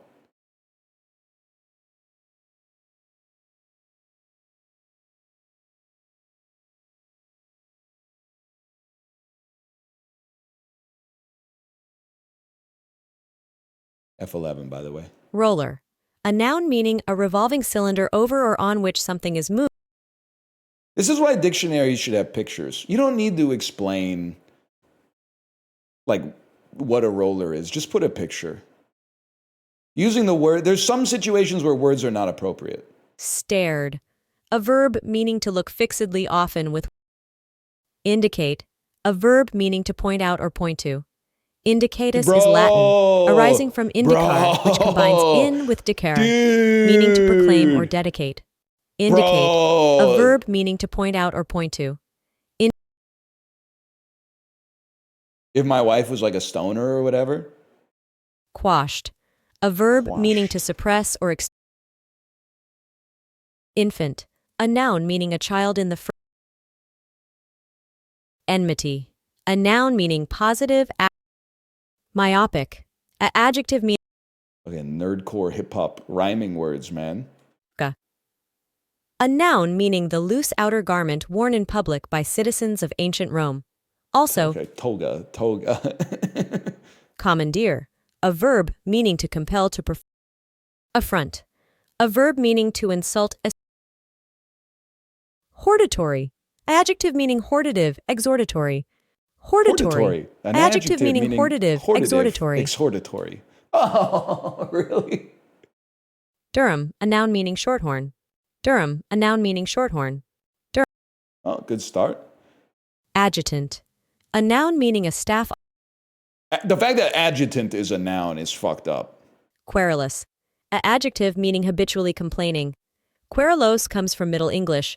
Okay, I know I spelled it wrong.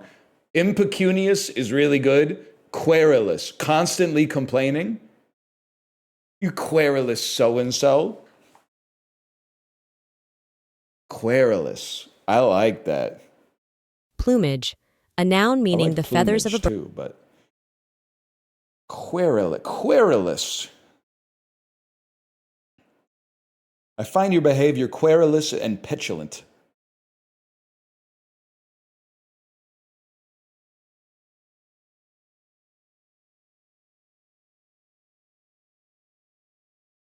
I'm going to try to download that one.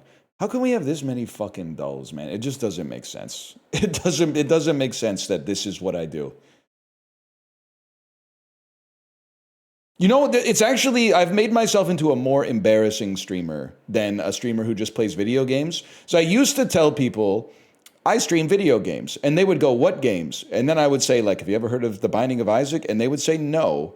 And then that was the end of the conversation. But now they go, what kind of stuff do you stream? And I go, you know those New York Times daily games? And they go, like the mini crossword that takes 15 seconds? And I go, yeah, I do that for like 2 hours every single day. And they're like, people watch that? And I'm like, yeah, I know. It's very strange. I guess it was like already hard because they would be like, you must be good at games. And I would be like, here's where you're wrong, buddy. This looks like it's from Italy. There's Parmesan cheese. Minestra di Sisi. Sure, man. Onions, carrots, bell peppers, tomatoes, eggplant, zucchini, potatoes, green. This is like your average HelloFresh recipe. Is this like a ratatouille or something? Parsley, dill, olive oil, bay leaves. Okay. I'm not saying it's bad. It's just a bunch of, stewed vegetables, which is fine. It's a chili, bro. I don't know. I'm going to say Spain. Maybe making food that is nice and colorful like this. I'm going to say Italy. Kivech. I'm going to say Croatia, southeast of Italy. I'm going to say Romania. Correct. Sure, man. Yeah, it's stew. I'd yum it. Arrowroot powder, a soothing beverage made from the powdered root of the arrowroot plant.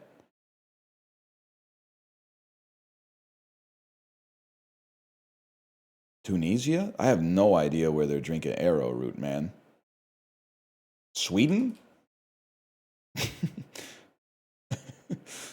Okay, it's called arrowroot tea, which to me means it's Australia because it's in English. What the fuck? It's cold everywhere, man.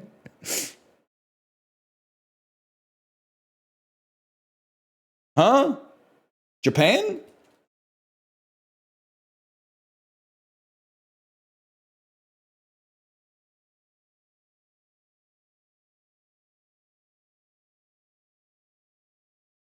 Sugoi. Yeah, apparently it's every Asian country.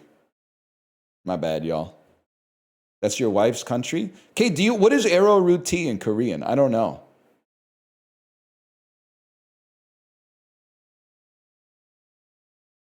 No clue, bro? Yeah, they're not drinking this shit. They're mostly drinking makgeolli, which is tasty, to be honest.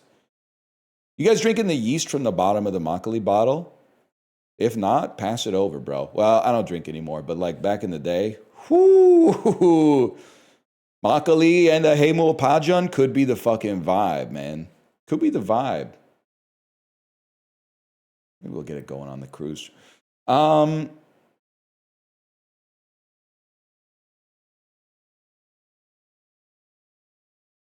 Pajan.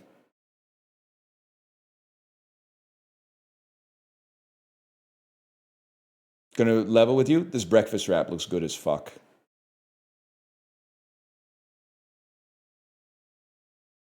Steak sandwich versus hot dog. Hot dog, hot diggity dog. We'll take onion rings and fries. Okay, Caligula. Fish and chips versus the hockey porky bowl. We got to figure out what caused England to become this and inoculate the rest of the world. Hockey porky bowl with barbecue pulled pork, chips, cheese sauce, and crispy onions. It's probably the Napoleonic Wars. Okay. It's funny to think about them eating this shit after like the the Battle of Waterloo or whatever. I don't know that much shit about the Napoleonic Wars. Duke of Wellington was doing some shit back then for sure, man. Horatio Nelson. It lost. The fish and chips look pretty good, but still. 2 pork belly sandwiches with 4 egg rolls and chips. This is the type of shit Dan Chatter orders on a first date, man. Whatever. It's pretty good. 32%. I guess it is 42 pounds 50. That is crazy. Loaded fries, where it appears mostly they just put the toppings on top of a piece of paper, or bad hot dog. Okay, the loaded fries are not 75%. That's insane, but Chicken for the people. From Chicken George JNR. Doesn't that mean like don't bring me back to life if my heart stops? Versus a strawberry bubble waffle. That's hard to say, but to be honest, does look good as fuck, man. What the fuck? Are you serious? A scone and a hot drink, chicken gyros and chips. With jam and cream, no... This is literally just like at somebody's dorm room or something, man. Give me the gyro. That being 47% is insane, though. That looks good. That looks like a vibe. So I would take the salted herring sandwich. I love a fishy fish. Part of when you get into your 30s, you get a little bit older, but you start to come to terms with like who you are. You know, I've become the type of motherfucker that when I eat sushi, I would trade my tuna for horse mackerel, man. If you got a piece of horse mackerel and you don't like it because it tastes like fish, which is the thing that we're eating, I would happily give you my tuna and take the horse mackerel, man. Especially because sometimes the horse mackerel, they give it the Subway gouge cut and then they put like some pickles or something in the seam that they created. Absolutely, man. I'd happily take that trade. Not performative. I've done it. Kate, tell them it's not performative. Tell them I've said I'll take your mackerel and give you my tuna. I still think this way. Oh, okay, good. We got some real eaters out here. Jerk chicken loaded fries versus pork Wellington. Pork Wellington obviously looks horrible. Like they've dressed the plate nicely, but something went wrong in the cooking process. That the what is it? The mushroom duxelle has not affixed itself properly to the puff pastry on the outside. I'll say it, bro. I mean, price notwithstanding, this actually looks fun. First, I was like, this is sad. Then I took a closer look with my heart open. This actually looks good as fuck. The bread looks real.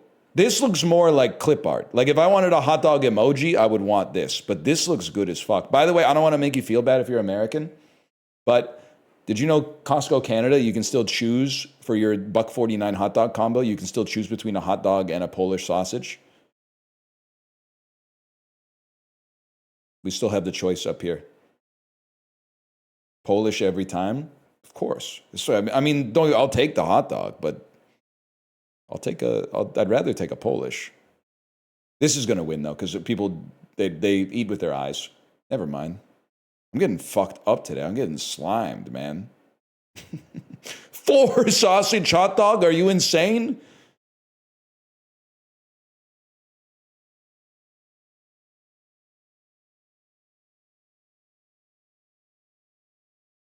We're making good progress. Aided by, I know this, added by Jimmy Carter, removed by Reagan, partially reinstalled by George W. Bush, and expanded by Obama. That's a brief history of what objects at the White House. Solar panels, bro.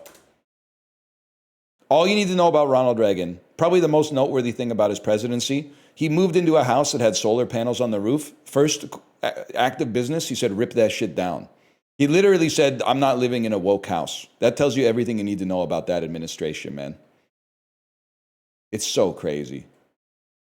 You already have the panels. Like, I just can't have, why, like, not adding them is one thing, but paying more to take them down just seems like so insane. It was after 5 years, whatever. On again, off again lovers, Stephanie Brown and Tim Drake. Tim Drake?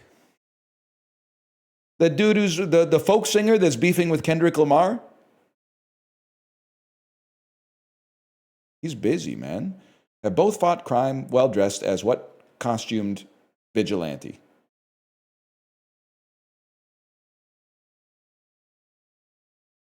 Rorschach. The answer was so stupid that they had to load for like twice as long. In the comics, the Teen Titans were founded by Garth Wally West and Dick Grayson. Bro, that's Robin. That's easy. In an act where he tries in earnest to make water change its form, performance artist Anthony Irvin uses what stage name? Iceman. I don't know who this is, but that's the only thing that makes sense. I was either going to be that or Kettle. It would either be Iceman or I don't even like Pot or something like that. Neurosurgeon Hugh Cairns created the first modern motorcycle helmets following the untimely death of what British diplomat?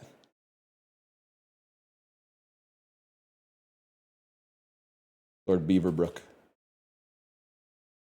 What colonel wrote the memoir Seven Pillars of Wisdom, recounting the 1917 capture of Aqaba in what is now Jordan? That guy from Jumanji. Peter O'Toole famously played what British leader who helped inspire... I don't know. Lawrence. T.E. Lawrence. We'll take those.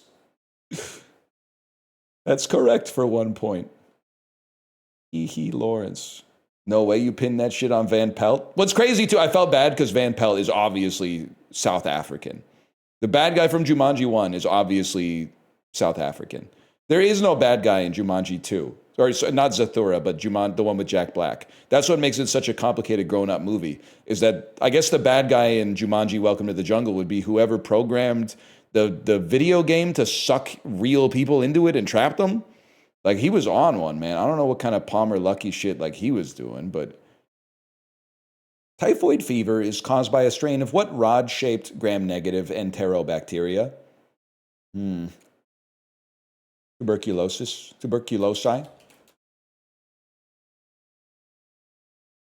Judges? Salmonella. It's actually salmonella. Holy shit. Final question. Final clue. Noted cruise salesman Northernlion once had Campylobacter endis.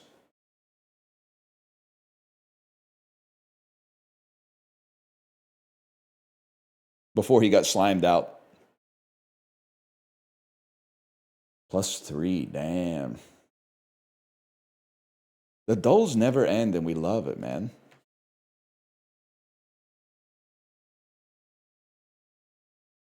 Sort these data storage technologies by when they were first introduced, starting with the latest. Is this the stupidest thing of all time? Because it feels to me like QR codes could have been invented in like the year 51. And then just like manually decoded. Like, obviously, cavemen were not like printing CD-ROMs. That's insane. But it seems completely plausible that they could have been making QR codes, like encoding data in a grid, and then like, I don't know what. I guess you would invite a dude over and be like, "Take a look at this." I don't know how you would share it.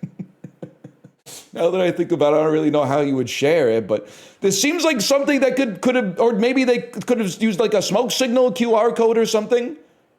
I don't know, man. Okay, well, I think we can get the rest in order. I firmly believe that this is,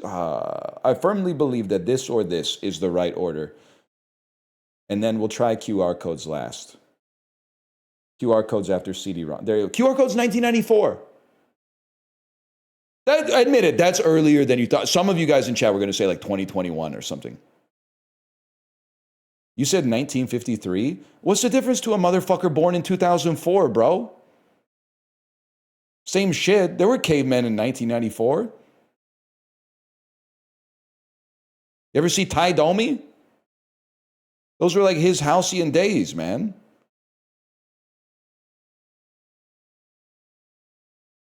You ever see Encino Man?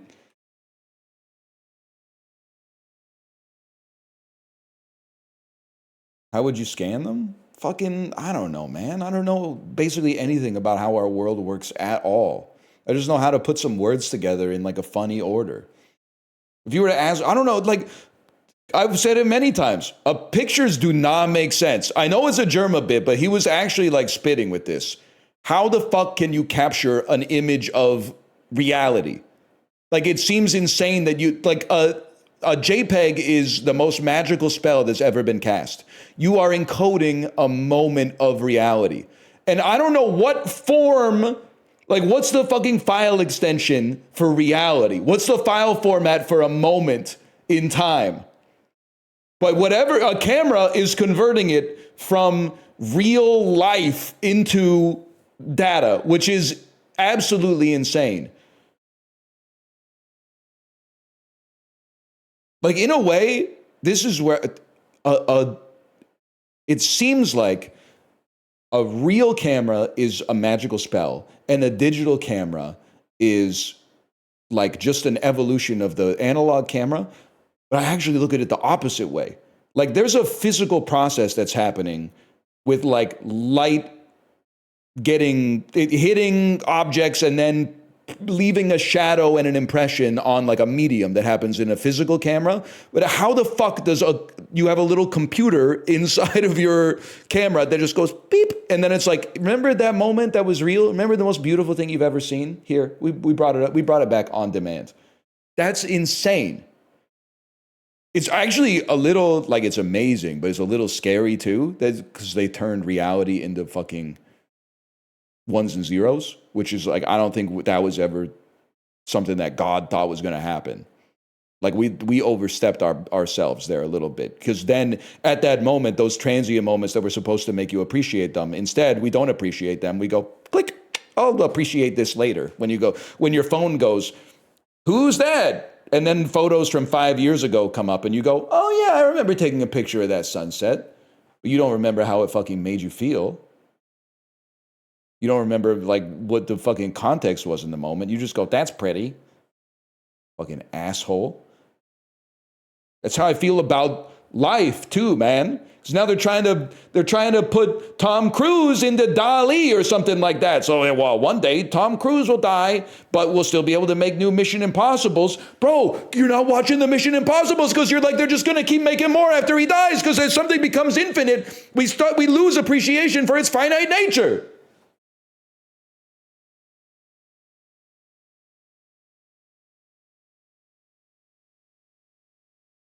It's pissing me off, man. And this is why a cruise is so important. Well, put your phones away. When you walk on the ship, we're going to hit you with a burst of gamma radiation that's going to blow up your phone. And then, adrift in the Gulf of Mexico, disconnected from the telecommunications networks of the Earth, we're going to make some memories. We are going to make some memories. Speaking of which has a higher percentage of people who are Catholic? I'll stop you. It's Quebec. Which has less access to airports? Camden County, New Jersey, or Tulare County, California? This strikes me as one of those things where I'm like, if there's like one airport here that has like one airplane, you probably have more access than the people in Cherry Hill, man. Okay. Which voted more for the left of center parties in the 2021 Canadian election?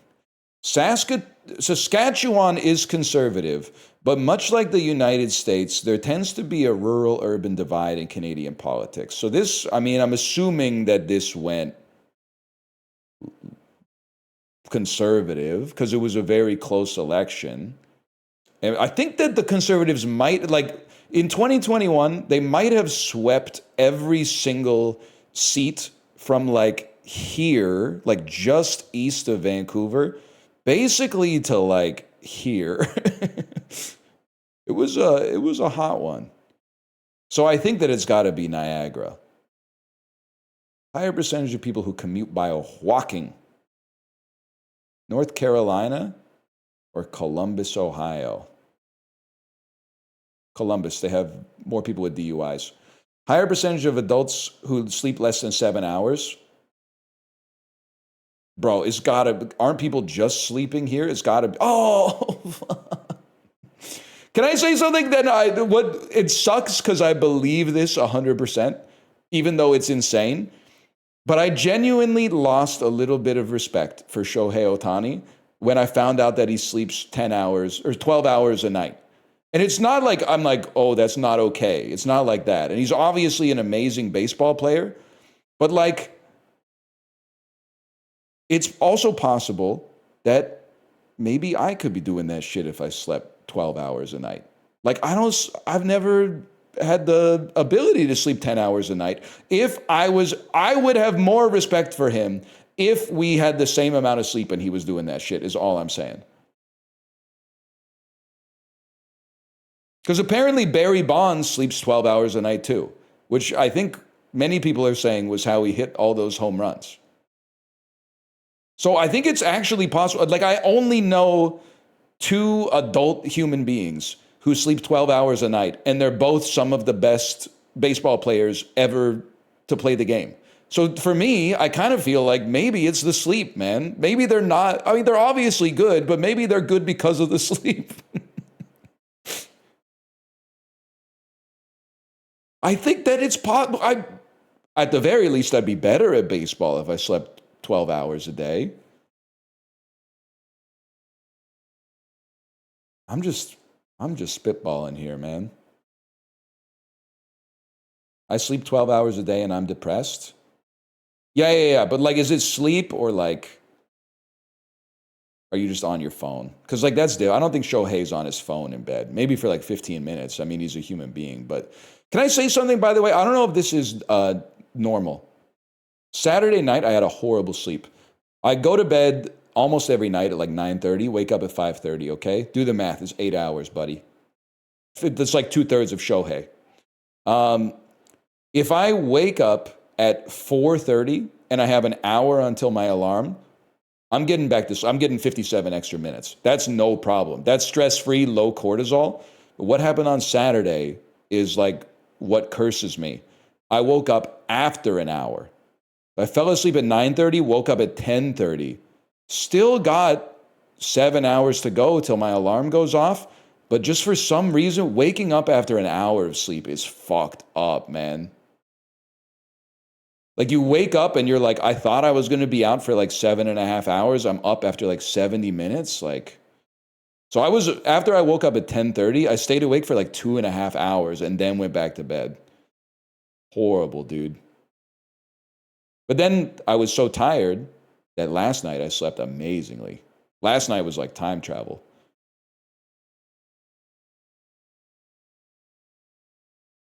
Never check the clock. That's true. Checking the clock is a classic mistake. If you could just keep your eyes closed or like face the other way. Like when I woke up, in my head, I would have been like, it's probably 3 a.m. And then I would have closed my eyes and gone back to sleep. But when I looked at it, I went 10:30. It was like my brain had a mystery to solve. It was like, what the fuck, 10:30? How does that even happen?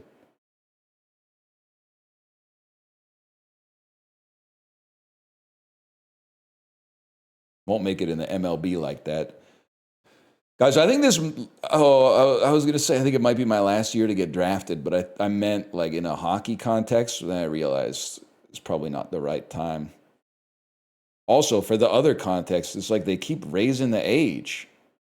Like, I'm not trying to be too real, but I kind of was like, I'm getting made fun of for being old, but then they keep posting press releases that are like, if you're under 44, you got to register or something. And I'm like, how could this be? How could I be old but still young enough? That doesn't make any sense, man.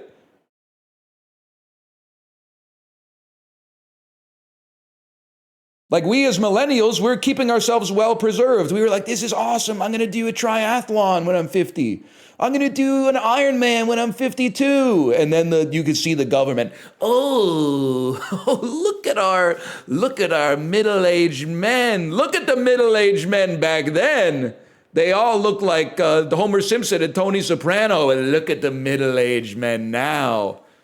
They got the athleisure. They got the Arc'teryx. They've been keeping themselves in peak physical condition. They've been artificially dosing gorilla testosterone and measuring the quality of their overnight erections. Look at them.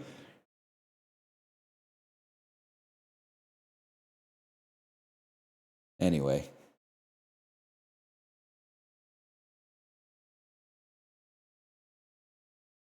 Characters in Roman mythology. Mythological people involved in incest.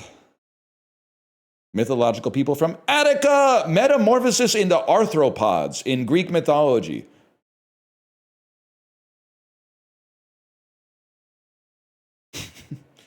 Mythological spiders. Okay. Greek spider. My crazy. What's the name of the spider? So there's Shelob from Lord of the Rings. Thinking of spider names. Charlotte. I think this feels like a spider to me. It's Arachne. That makes way more sense, man. That makes way more sense. It makes so much more sense. You think she was saying some shit like, I guess I should have expected it with a name like Arachne. 17th century controversies.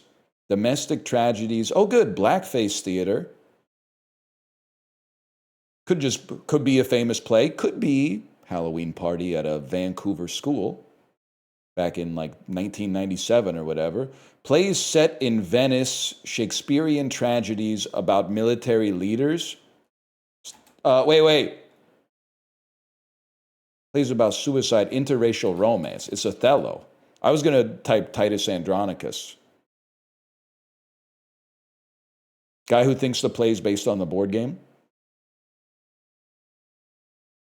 Canadians have like 3 jokes. Okay, but the Trudeau Halloween costume, as somebody who voted for him one time, and thus is his best friend, the Trudeau Halloween costume is really crazy. It's and the picture is so insane. The picture is so unbelievable. Like yes, the fact that it's real is I'm not gonna say it's unbelievable, but it is. I mean, I'm gonna say it's not okay, but it is really funny. Can we agree on that?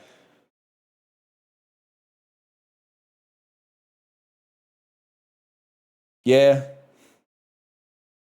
It is also funny. I did see that Reddit comment that was like, it's him and Katy Perry at Coachella, and he's sitting on the curb eating noodles. And he said, the comment was like, it boggles the mind that this guy could be a prime minister of a country for 10 years and then just be on the curb eating noodles. But it really is crazy. Like, he's living like a collegiate lifestyle. Bro was the leader of our country for like 10 years, man. That's good.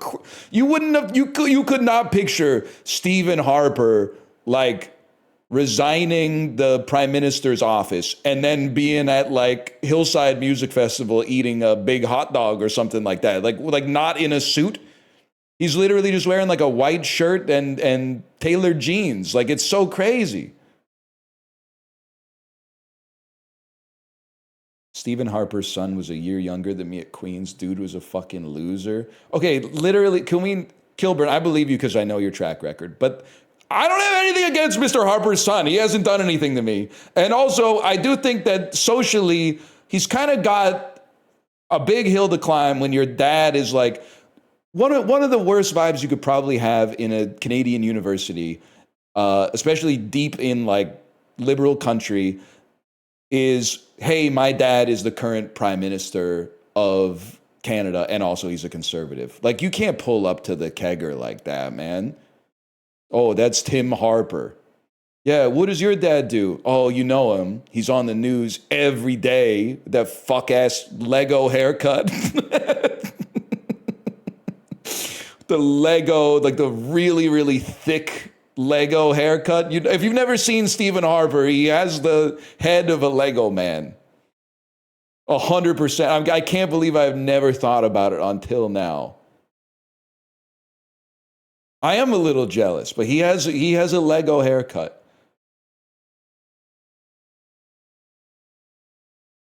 Oh, good. Nazi autism researchers who died in 1980.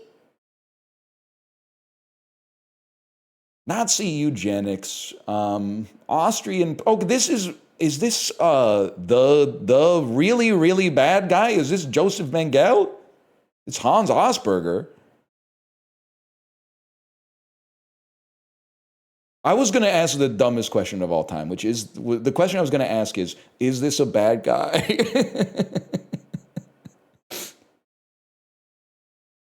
Well, I don't need you to answer that. I can come to my own conclusions based on the context clues we've been given.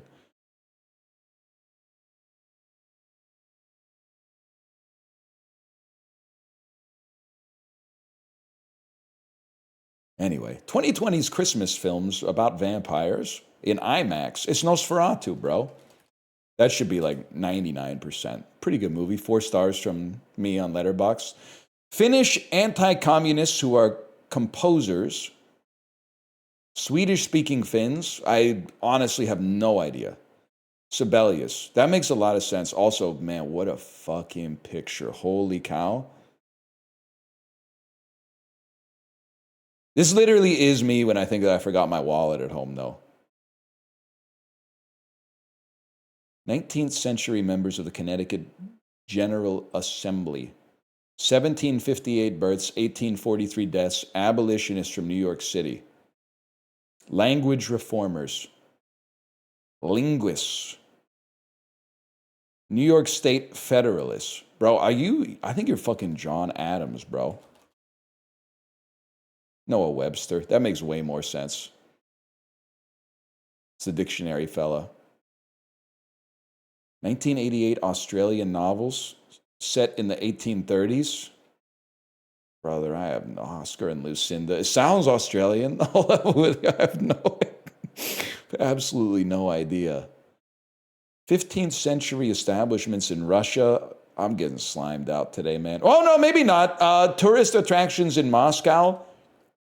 Palaces in Moscow. What is the White Palace? Kremlin. Did the Kremlin kind of take over the residency of the White Palace?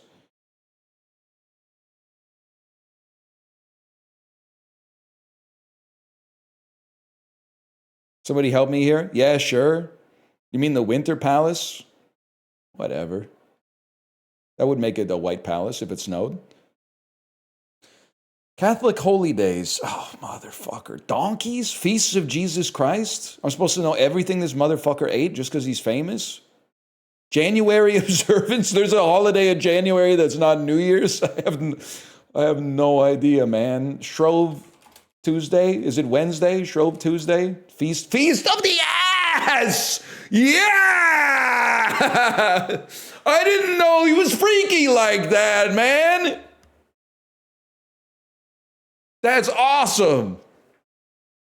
On January the 14th, I'm not even fucking with you. It's my wife's birthday.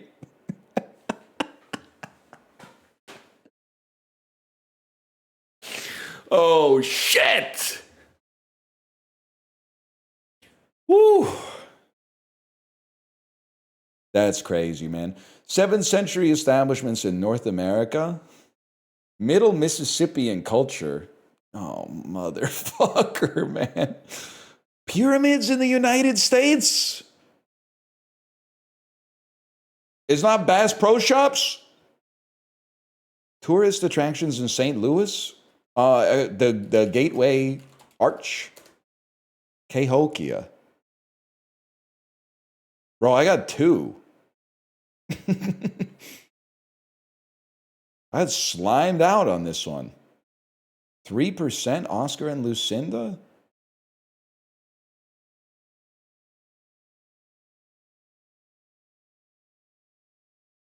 Anyway. Kremlin was a big drop. I still think the White Palace was probably close enough. I should have hit close enough on that one.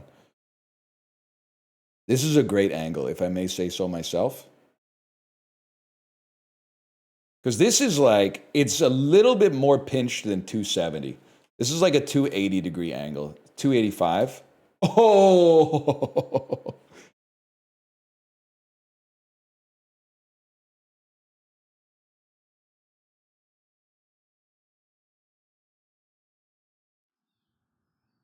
Give us today our daily haul. We got to do Doc Dordle. Yeah, Doc Dordle and Cutdle are the... You know when you had like the red, blue, pink, yellow, and black Power Ranger? And then you're like, this is pretty good. But then all of a sudden you're like, wait, who's that dude with the ponytail? Oh, shit, fucking Green Ranger? Green Ranger, he's cool, man. He knows karate. He wears his pants like real low. Doc Dordle is kind of like the Green Ranger. It's like when you're in high school and then like somebody moves to your high school from another country and they immediately get like a huge aura boost, and you're like, man, fuck this guy. He's not cool just because he's like from France or some shit like that. We're cool too, guys. Tucka, tucka, tucka, tucka, tucka, tucka, tucka. And then like Cutthul is kind of like, remember the Green Ranger gets like mind jacked by Rita Repulsa? I say remember like there's any other like 38-year-olds watching this shit right now. And then you're like, no, Tommy! Tommy's become the left hand of Satan. But then he comes back and he's the fucking like White Ranger. And he's got even more aura because his armor is like gold trimmed and shit. Well, this is fucked. That's like Cutthul. And why is Cutthul a little less problematic than Dr. Ordle? Because in all likelihood, unless they tell us to like cut a swastika in half, Cutthul is not going to do some shit that's like a 1-year-old came in with a splitting headache or something like that. So there's like never really an opportunity for it to be a huge downer. Any advice on making kimchi less bitter? Don't do this, Eddie. Don't, my 2 cents. I've said it many times. I'm sure there's a librarian video about this. Don't make it yourself. Just buy it, man. Other great thing about buying kimchi at the H Mart is that you don't have to just get the cabbage kimchi. Oh, I mean, you have to get the cabbage kimchi because it's like the default kimchi, but then you could also mix it up, bro. Get some gatdugi. Get some of the kimchi that's made with like young garlic stems or something like that. I'm saying, just keep yourself safe. Don't get slimed. Get some cucumber kimchi, exactly. I need someone to split the room for the NL cruise. It's me and 7 other friends. We're each going to pay $360. We get to see NL. I have to tell you something. It doesn't work like that. The more people you add to the reservation, the more expensive it gets. Because you also, the room doesn't scale, but the food scales. Because it's like all you can eat, and you get like, you get table service at the dinner and the lunch and at the dinner at least and stuff like that. So you can't really just add 7 people to the reservation. We'll be splitting the burger too, don't worry. I don't think it's going to work like that. Can I get food at 3 a.m.? I don't know. I've never been on this ship before. All these details will come later, okay? All these details will come later. But what I will say, I feel very confident saying there will be basically all-you-can-drink Coke Zero. Every cruise ship I've ever been on in my life has all-you-can-drink Coke Zero. If they only have Diet Coke, though, don't be mad.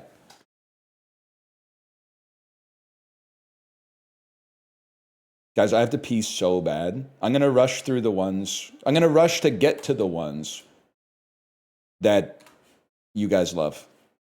Oh, good. It's an old guy having a heart attack. 64-year-old man presents with some substernal chest discomfort that began while walking up a flight of stairs. Fantastic. It's a myocardial infarction, bro.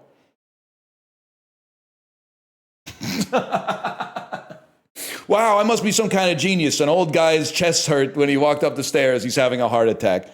Get me to the cardiology department stat, bro. Kind of slimed that one. Oh, yeah, bigly. I picked ST Elevated. What medical school did you go to, bro? The medical school of American Samoa? Where did Saul Goodman go?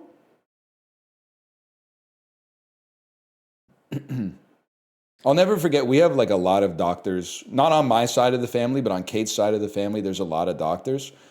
I remember her grandma had a stroke once, and then her grandson-in-law, who is a doctor, was like, send me the chart and the images so I can look at it. And when he saw the pictures, he was not stoked. Let's just put it that way. It was a real downer on that holiday weekend. But he was like, yeah, send me like the lab results and the images. And then when he looked at it, he was like, what I'm trying to say is that it's nice to not have a doctor in the family too. Because then like ignorance is bliss sometimes. I don't even know why I brought that up. It was kind of like an extreme downer. I apologize.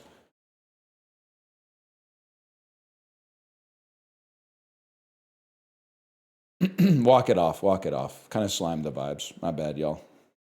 Trauma dumping. Yes, even Siberia goes through the motions. Whole lot of bum, bum. Thank you, yes, poster. Cut the shape perfectly in half. River running right on over your bum, bum. Da, ba, da, ba, ba, da, ba, ba, ba.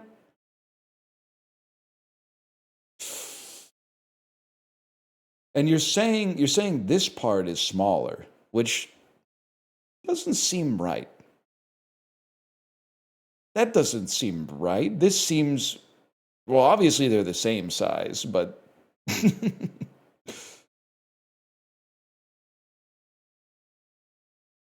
think that's it. I gotta go pee so bad. I'll be right back. Then we'll do Bandle.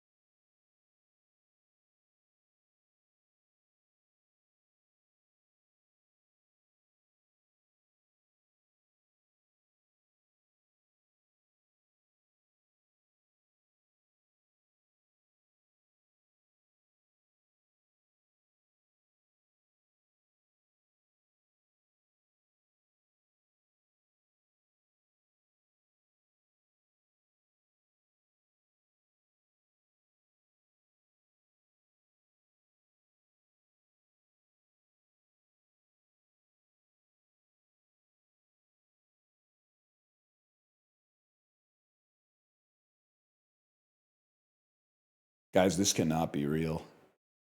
You know how I told you I got like 3.5 hours of sleep on Saturday night? Check this out. Text from my mom. Have an amazing day, son. I meant to tell you yesterday you look great. You look rested and younger. I love you. Motherfucker. Motherfucker, man. Great text, W mom. W mom. But mom, I was not rested. I was on 3.5 hours of sleep. Maybe less sleep is the strat, man. Could be the move.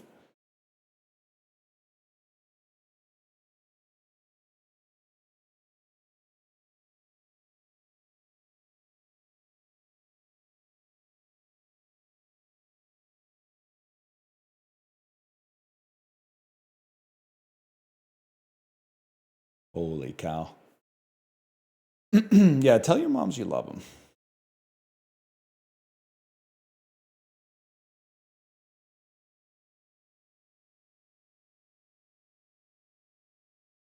Saying I gotta put a cot in the streamer Discord. I gotta put a cot there. Cot?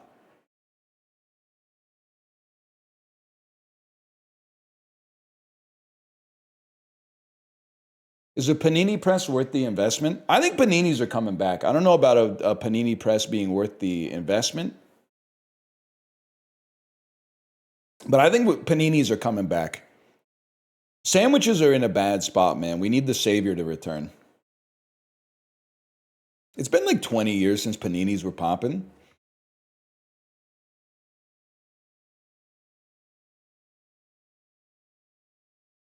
the roar.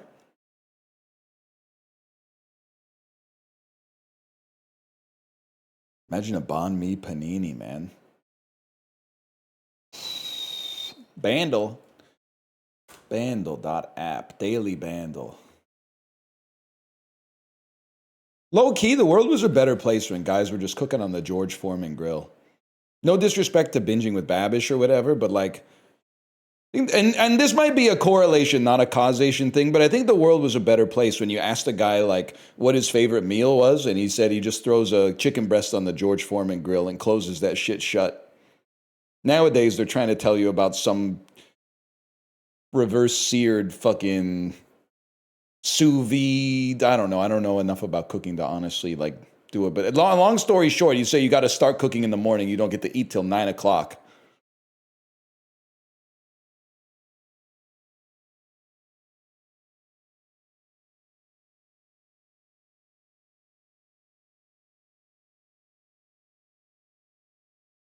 Vandal.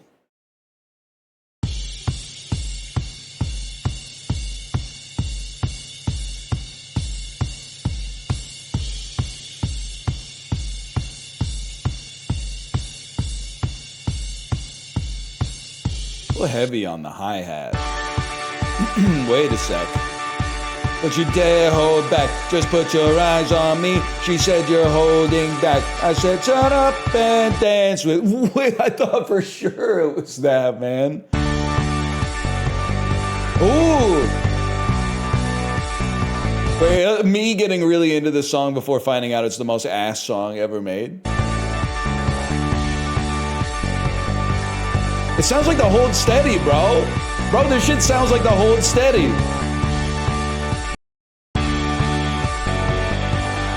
It's gonna be like a theme song for a cartoon or something. I'm gonna get fucking psychologically slimed, man. What are you?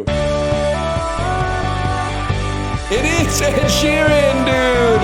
It's the house beyond the hill. House, but that over the castle on the hill. Wait, can I say something? This shit actually might be fucking awesome. I don't really fuck with Ed Sheeran, but I think that this song might be fucking peak, man.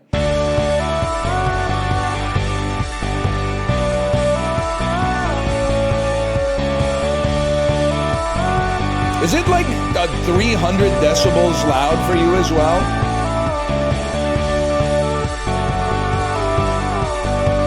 Yeah, pretty loud. Okay. I'm really digging them.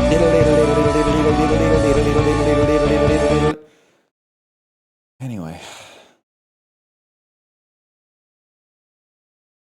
Might be one of my favorite Ed Sheeran songs.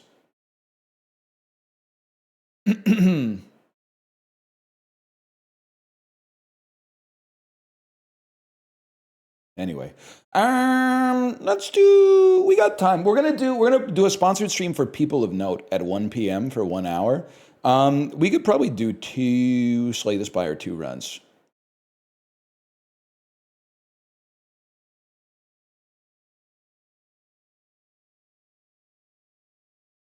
First, I gotta say, it's getting cold as fuck, man. Turn the heat back on.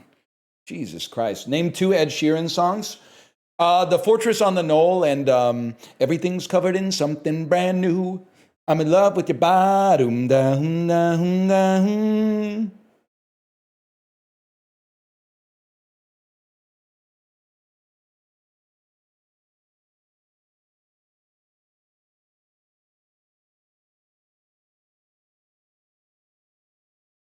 I can't believe people play vicariously through streamers instead of experiencing the Spire 2 themselves. Buddy, are you sitting down? We're selling cruise tickets, bro. It's a different era.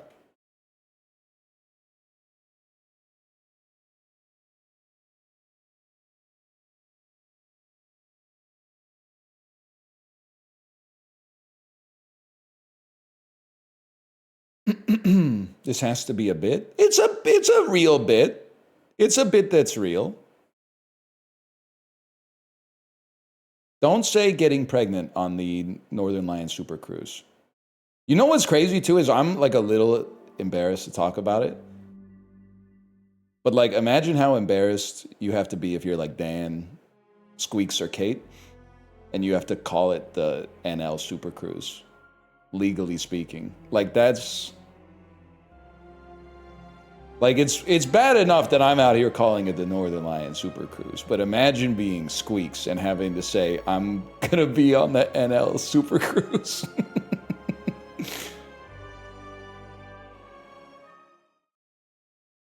It is less bad for Kate, but I had to include her. Of course I wanted to include her. What is going on, guys?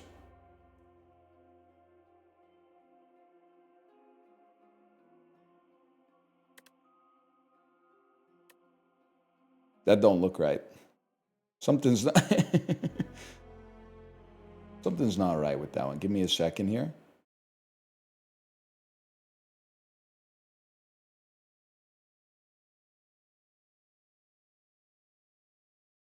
Send this over there. And then this is this. Maybe we just, oh, because we don't use the window, because we use the game capture for this. We use the window capture for Counter-Strike 2, which, by the way, will never be played again. By me, at least. NL, are you going to go to more laser hair removal appointments? Thank you for reminding me. I need to text my tech, because my back is looking hairy as fuck. That shit grew back, man. Which it's supposed to. You got to hit it like, I don't know, maybe like 8 times or something like that. But I'm due. I'm due for the next one. Thank you for reminding me. Fuck it, bro. Let's see what we can do with the Necro Binder. Receive greed. Trade offer. You receive greed. Transform one. I've heard... I'm still figuring out, like, what the heuristics are for Slay the Spire 2. I've heard from people that are on Ascension 10 that colorless cards are a lot better in Slay the Spire 2 than they are in Slay the Spire 1. But let me also see... We don't have a shop for quite some time, so that greed's going to be mighty heavy. Let's add a colorless card, man. How about Fisticuffs? Deals 7 damage, which probably becomes 9. I thought it might become 10. Gain block equal to damage dealt. Let's give that a try, man. And then let's fucking let it rip.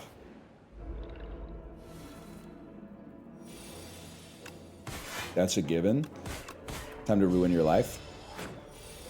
Wait, yeah, what if PUBG came back? Now we're talking. Not that I'm disappointed to be playing Slay the Spire 2, which is maybe like the best game ever made, but what if PUBG came back? Stop using heuristic when method would do the trick. Bro, method has a different connotation than heuristic. A heuristic is something that's a rule of thumb. A method is just a manner in which you do something. You don't get it, man. You don't get it. A heuristic is something like colorless cards are pretty good. A method is, I'm going to pick colorless cards. This is why we have more than one word for every situation. We'll be covering this on the cruise. I'm going to take some AoE.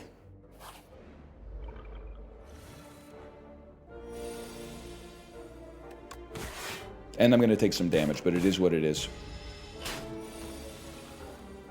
It's going to be the punchline for 11 months. It is kind of crazy. Kind of crazy to think of. NL, have you heard about the chimpanzee civil war? I think I saw like a, some kind of headline that was like, there's a once every 250 year chimpanzee civil war happening right now, but I didn't know, I don't know anything else about it.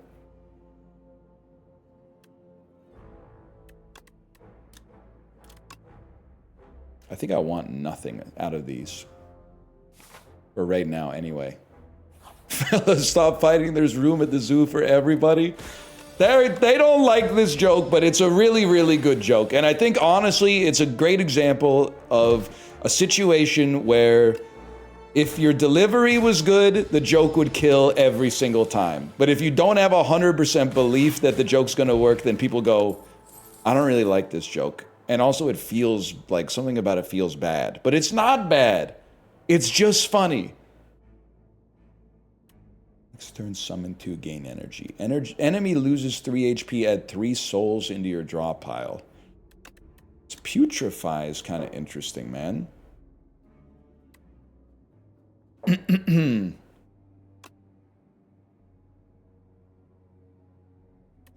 give it a try.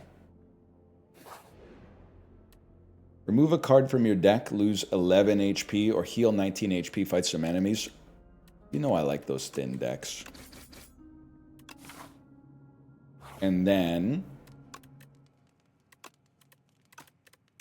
let's not die to this first elite. Let's not die to the hardest elite. This is a great retain card, man. Although it's going to come back around anyway.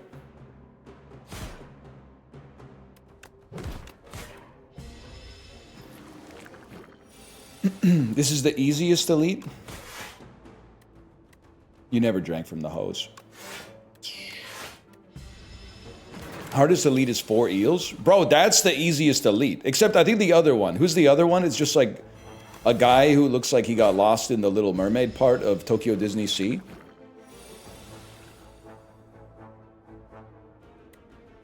You're getting popped. And then you reap what you sow, bro. This is in the... this is totally fine. It will still hit us, but that's okay.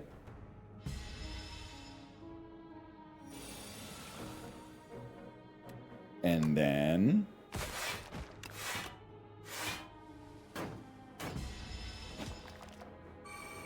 easiest is the one you're prepared for. Oh, stop with this it depends stuff. There are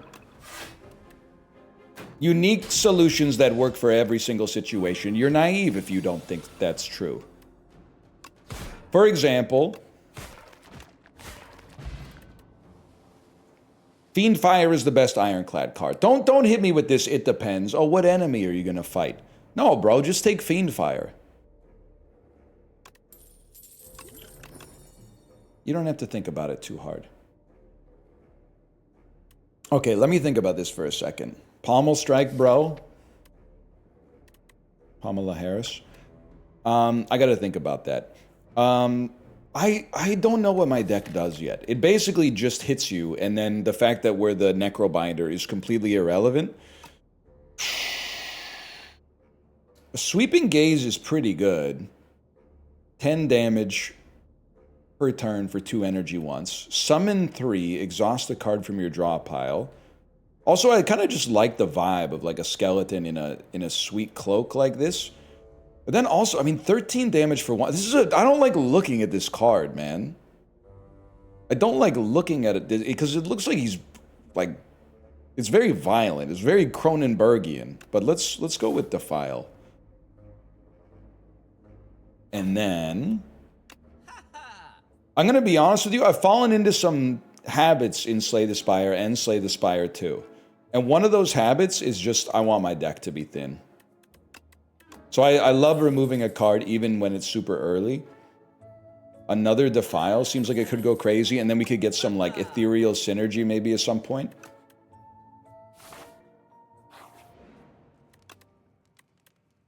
And then what do you... You start doing 17 damage, which is crazy. Are we going to fight one more elite? We might even fight 2 more elites. Because we're going to fight 2 more elites, I'm going to upgrade So. You're looking quite slender. Thank you. I actually ate like a disgusting pig this weekend. But like not in a way that indicates like I have an eating disorder. I just ate like a lot of Tostitos. I was stressed out, man. I ate so many Tostitos. They were multigrain though, so they're probably good for you. I was still on the Peloton though, of course. So like I said, I haven't seen this guy in 100 years. Osti deals 30 damage. Does 5 additional damage for all your Osti attacks. At the end of your turn, gain 1 strength. Wait, this is awesome.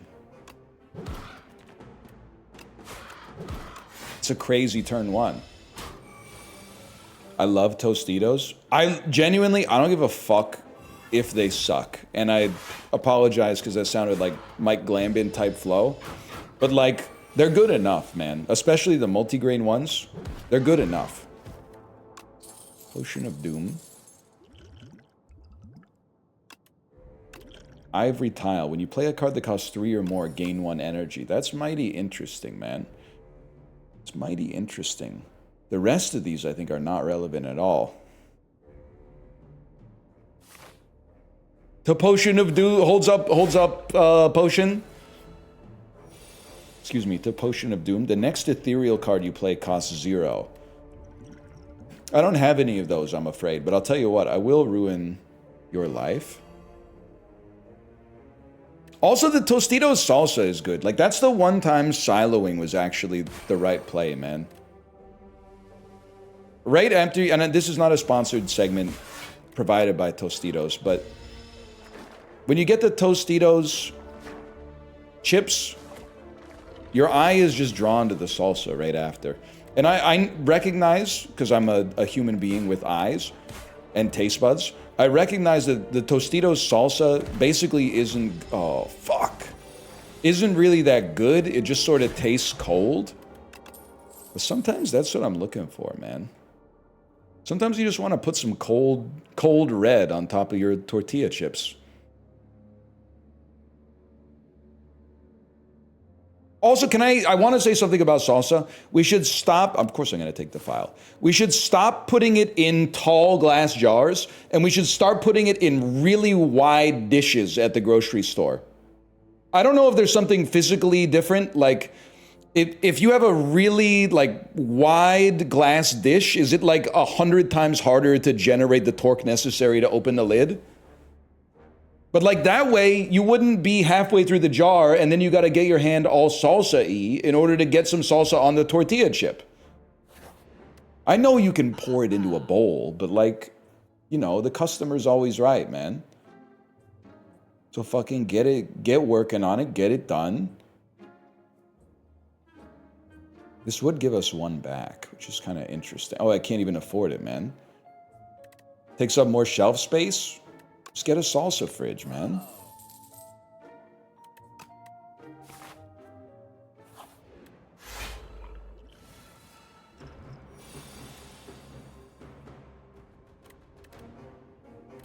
Well, we're just going to hit you. Are we going to hit you? Yeah, we're just going to hit you. We're going to hit you. We're going to play Fisticuffs last, out of principle. No, I meant at the store. Oh, well, you know. That makes a lot more sense. That makes way more sense. We want to... This might be a buffer potion situation, and I think that would be A-okay. So is... Oh, dude, wait, this run is awesome. Summon 15 or a Calcum can be crazy. We do, at some point, we need to have some blocks. We can't just be shoving like more putrefies into our deck. So a block that is pretty good and also gives us a soul seems good enough. Apply 13 Doom, draw a card. Crazy, man. You don't need synergy when your attacks are 1 energy, 13 damage.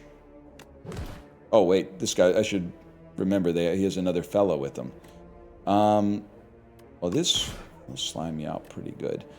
This will put you in a position where you die, but you'll do the damage first. I would rather you didn't. Why does hummus get to go wide? You know, I have a theory on that. My theory is that A, no one told them no.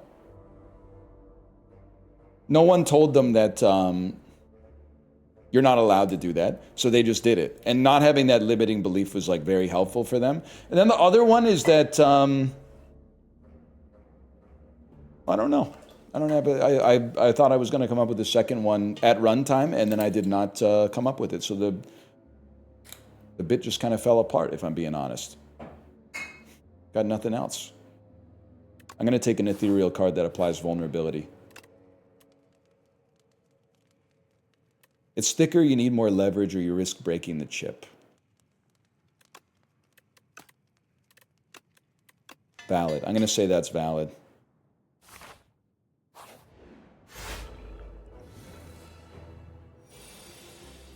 Ants Macabre. When you play a card that costs 2 or more, gain 3 block. I'm going to stop you right there. We don't do that. We do make you weak, though, and then defile you 2 times. I haven't fought this guy in like a month and a half.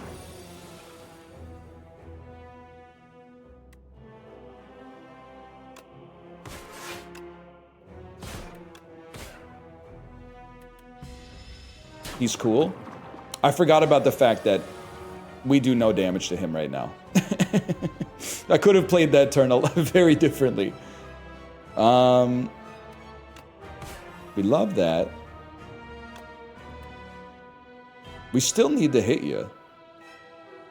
I mean, honestly, let's get this show on the road, man.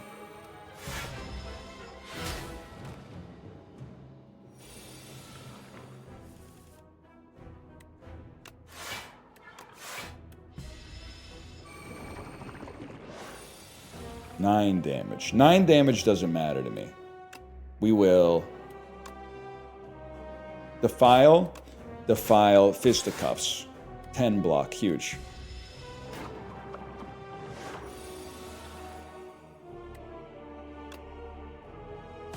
Ear, soul. 16 damage incoming. Guess what? Just summon for 15, bro. You're in a world of hurt.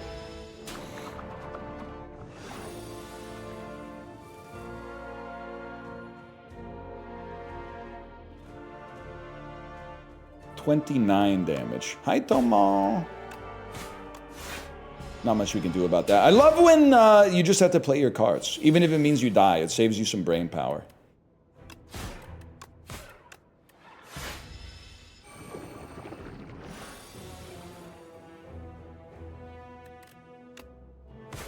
$4 a.m. in Japan, but you know I had to tune in after that Librarian Cruise video dropped. That's it, that Librarian, you work so fast. Also, is it really 4 a.m.? What part of Japan are you in? Are you on one of the Eastern Islands? Because I think it should be like 2:49 a.m., bro. Did you know I got pissed off? It's 3:48 a.m. Okay, my bad. I was at a Japanese store this weekend because I had to buy some Calpico, and I was looking at the price of canned coffee. It's like, fuck that, man. I'm not paying $3.70 for a Boss Rainbow Coffee 40 milliliter can. That's not. God bless you for importing the coffee and then selling it so people can try it, but there's no shot that's going to happen. Not when you can get it for 140 yen in a vending machine, bro.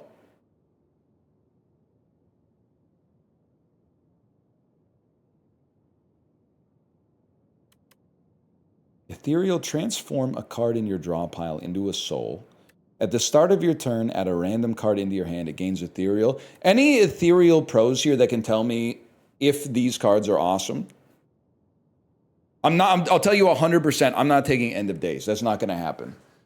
Call of the Void is incredible. Because there's a payoff card that's like the more ethereal cards you play, the more damage it does. Seance Mogs. I mean, turning a strike into a soul is obviously out of control. Like, in my heart of hearts, this looked to me to be better. So I'm going to take it. And I'm going to remember that it's. I asked you for advice, but even still, chat leads me down a path of disrepute. Upon pickup, upgrade 6 random cards. At the start of each combat, add a luminescence into your hand. Transform Unleash into Protector. We're not a summon build, so I think we upgrade 6 random cards, man. I would love if it hits 2 strike/defends, I would be chill. It hit 1. That's even better, man. Some of those cards are cards that I would have upgraded myself. Fisticuffs, Grave Warden. Okay, huge. I would like to remove a card. I think we got a good chance to kill some elites. Probably won't get to remove 2, but let's try this regardless. Hi, Tomo. Why do you have 3 defiles? Defile you with a smile. Suck me like you wanted me to do. You know what I'm talking about? I used to be a little boy. What's a child supposed to do? The chiller in me is the chiller in you. Actually, could be aura on the cruise to have everybody walk up to one roulette table and put all our money on one number and then let it remap. But bro, imagine the vibes on the cruise. The 1 in 34 chance that number hit, though. Imagine how that would be an all-timer moment, man. Imagine. And then, yeah, let it ride. I don't even, well, we'll see. We'll see. One second. I think we want this for sure. And I think we want to try to ruin your life. I guess we could have just stunned you, but where's the fun in that, man? Whatever, you're screwed anyway. We're gonna do, this was like misplayed, but it's fine.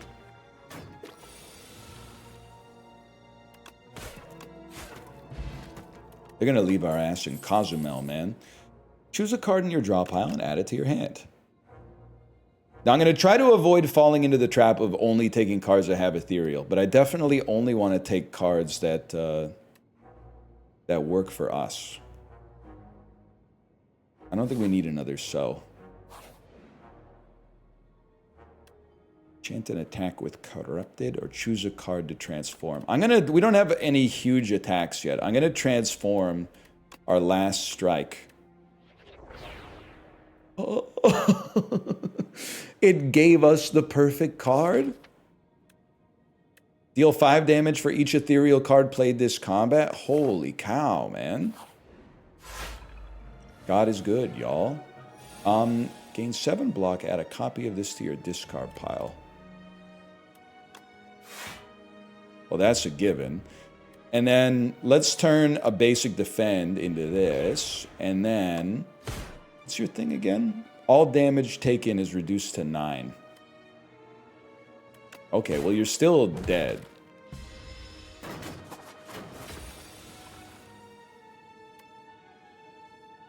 All damage taken is reduced to 9. Wait, this is incredible.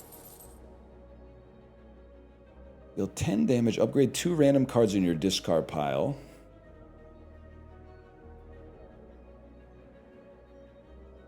I think we want none of this. All we have to worry about is defend. If we can get our defend going strong, nothing can stop us. Ethereal 6 block 1 week. I think we gotta take that. But another pull from below kind of goes insane as well. But we do need to have some block. Hidden gem is too fun. Random card in your draw pile gains replay 3. Ooh. That does sound pretty fun. I think I'm going to take Defy. I'm going to ignore the fun card because chat steers me down a dark path. But it's not your fault. It's not your fault. And then we're going to be the most boring Slay the Spire player of all time. We're not going to take the fun attack. Instead, we're going to cut a basic defend.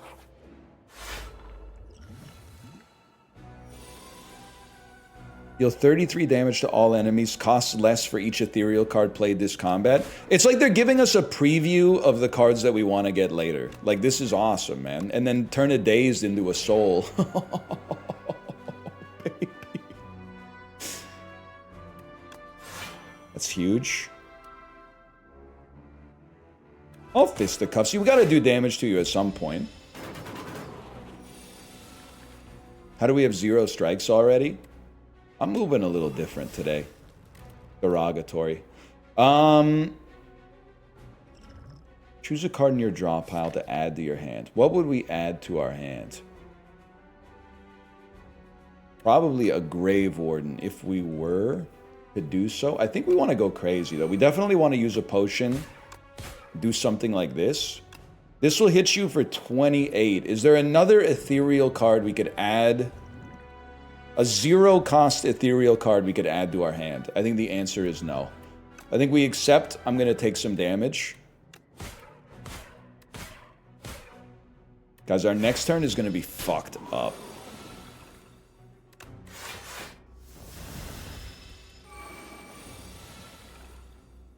Shit.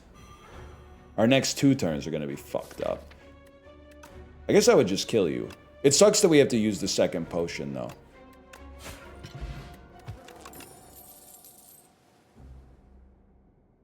Three cards from your discard pile into your hand. I don't think we need it, man. I don't think we need it. Wait, people are excited about Regal Pillow? I thought Regal Pillow was like, oh, it will get us something from Puzzle Box. And it doesn't cost 0. Does it cost 0 forever? Wait, that's incredible. Bro does not rest. I'm literally like the #1 rester in this game. I'm the only person who plays this that's not afraid to rest. Everybody else is like, I would rather just quit my run. You are not? Well, I haven't seen anybody else play this, to be fair. But you might be right. The start of each combat, get a potion-shaped rock. By the way, Justin and I are doing Slay the Spire II multiplayer tomorrow. And probably, if I had to guess, probably some other people as well. I'm excited. 9 damage. I think this is just a pull from below situation.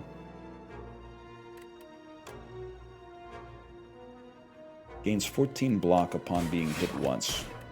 This does 10 damage. 10 damage, we snooze bigly. Or do we? I guess we don't. I guess we play it.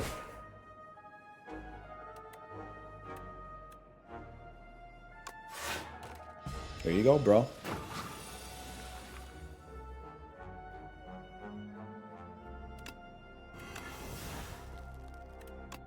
Cut this. Why am I getting a bunch of question marks? Killed Osti for fun? Bro, I gained block. Now you're gonna say some shit like, yeah, but you didn't need any block. But yeah, but he comes back with 1 HP anyway, so why not kill him, man? Yes, he deserved to die, and I hope he burns in hell. Remember that? I think it's like, probably like a reference to a movie, but I know it from Chappelle's Show.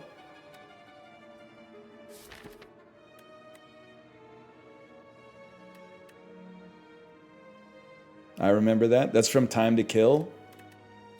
A lean night. You could sacrifice Seance. I should at this point know what my deck does. Drawing a soul. I mean, let's just keep it simple, man. Keep everybody alive. He's got good status effects on him. We'll nuke him next time. Yeah, pull from below. This is what we want to see. Play a soul. You get a defile. We have 30 damage, which means you're dead. Retain does 33 damage. Also refunds us 1. Lethality, though? Not just taking cards that have ethereal. I'm going to beat the allegations that we just take cards that have the same keyword that we're looking for. This is basically 2 energy, 33 damage, which I don't think is that good. Lethality just makes sense. And then it's going to cost 0. 75%. I mean, percentages is how you get into some busted territory, man. Pain, 7 damage. 10 block and a soul plus is tempting too, but 25 HP metamorphosis, 9 HP remove. It's going to be 9 HP remove. We cut a basic defend. This is the thinnest deck I've ever had in this game. It's going to be perfect to double it, man. Summon 3, exhaust a card from your draw pile. Yes, please. She don't remember the Queen of Soul. Yes, man. Hard times befalling soul survivors. Flew down from Scottsdale. Sing it with me. Where the hell am I?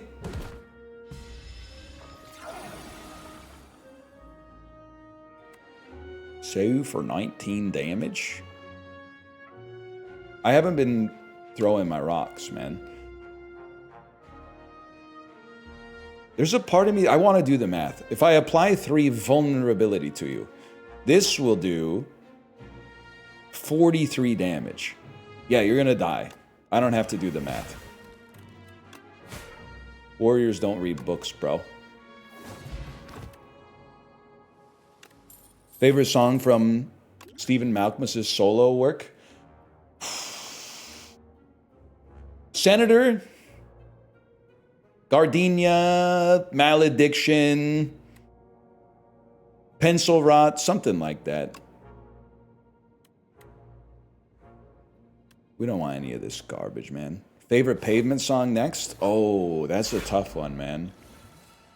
I'm a Crooked Rain, Slanted and Enchanted guy, but even still, I might go with something off of Wowie Zowie, something like Rattled by the Rush or something. I do love In This Mouth of Desert. Every once in a while, I'll be walking around just hearing bang, bang, bang, bang, bang, bang.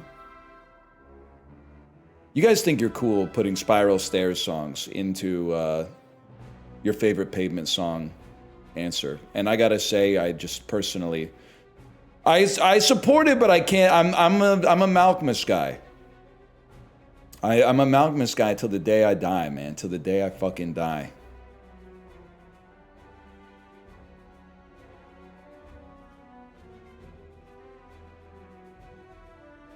Hang on, I forgot what I was doing. I forgot I'm a streamer. We're going to transform a basic defense. I don't want to take a bunch of damage. How are we going to avoid taking a bunch of damage? First, we're going to hit you, which is also going to allow us to gain a bunch of block. And then we're going to summon. And personally, I don't think I want to really lose 2 strength just to make you lose 2 strength.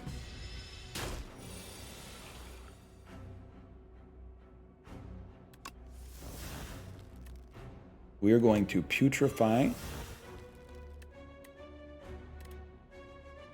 And we're going to play the top 3 cards of our draw pile to get some defense. We're going to bring back you, and then a Seance, and then you use Seance to convert a So. Wait, this deck is actually going to go insane, man.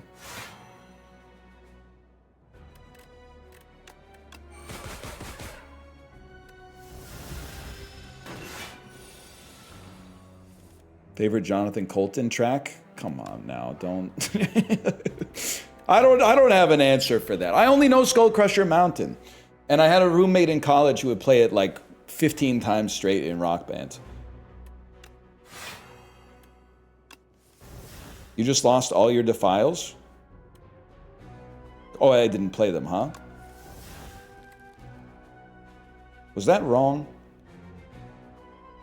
Yeah, I'm gonna say that was wrong. I mean, you're gonna do a bunch of damage and then give us 1 energy back. I wanted to take advantage of that lethality bonus we had there. We mog you. Shuriken! Okay, okay. I don't think we need to thicken the deck for any... That was an elite! Oh my god!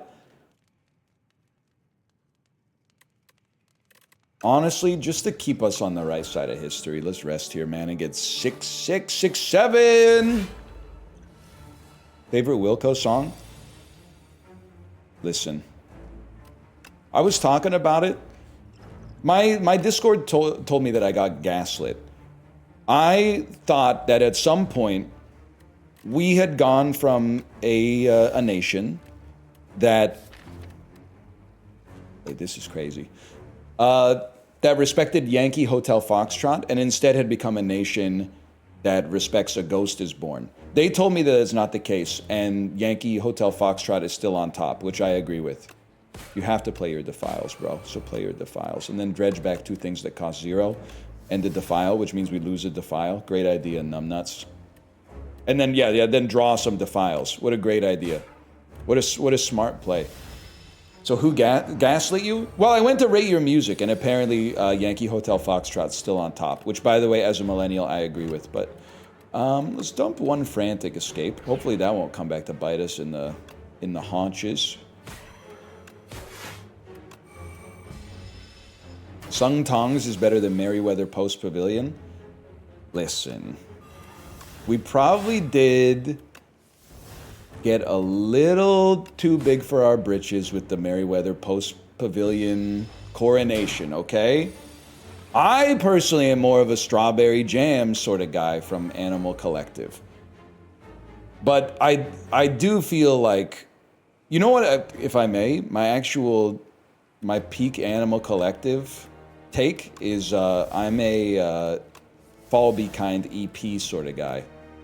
I apologize for going with the EP because I know it makes it seem like I'm trying to steal some valor by being a hipster, but I mean, what would I want? Sky is so good, man.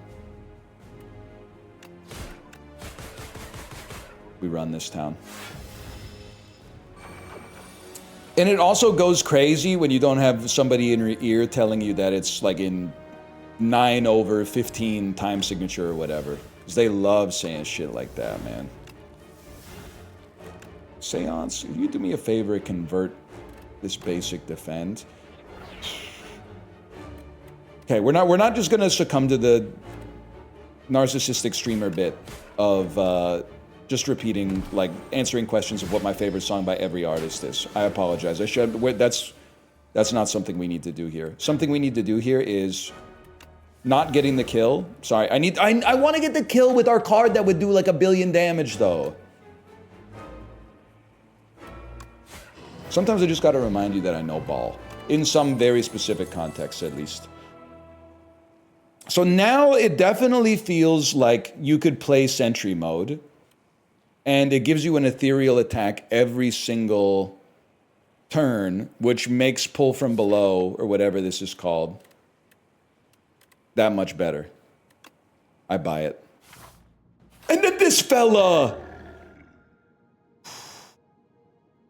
I mean, killing an elite, upgrading 4 random cards, that would matter like 1 time. 7 block for free per turn ain't so bad, but it's kind of boring. 0 cost random attack is kind of interesting. I hate to say it, man. I sort of feel like 7 block is what we want here. Also, I've never taken it, so I don't know if we need to take it in order to get like some milestone or whatever, but you already have Orichalcum, though?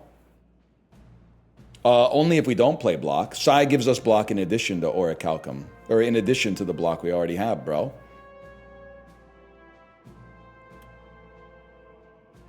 Nah, you weren't ready for that one.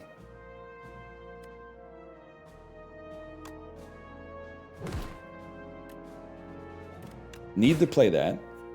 21 damage. You need to play this, and you need to play that. We can remove Unleashed. We can't type A this run. It hurts too much. Hart, are you here? Nicest thing anyone's ever said in the Peloton Discord is what Hart said to me. When he said, I watched the run as the silent where you went infinite. Why are all the comments saying this hurts to watch? You're real and you fucking should say it. I don't know what, how come they don't want me, man?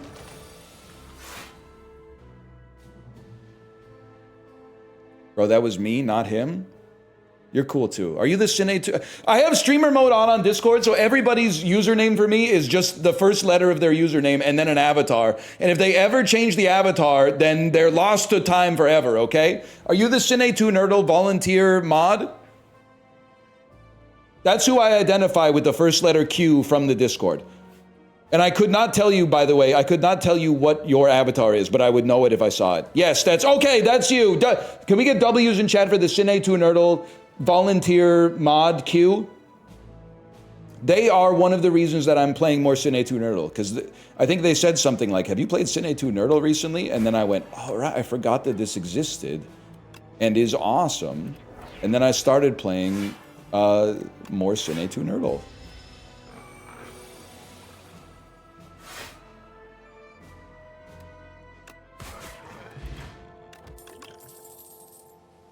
Deals 67 damage. Oh man, that's beneath you. You don't need to stoop to that level. I'm not duplicating my deck, so we'll be downgrading 2 to upgrade 4. That seems pretty okay to me. I will never duplicate my deck again. Whenever you apply a debuff to an enemy, they take 9 damage. Holy cow. It worked.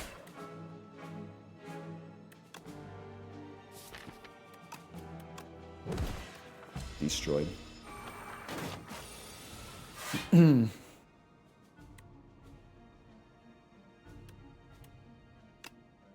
Wait, this still... Dude, lethality works on the turn in which you play it.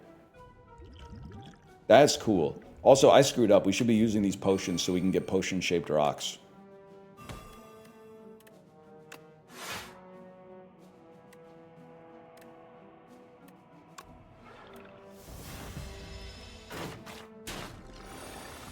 Favorite Steve Zahn movie? It's got to be National Security.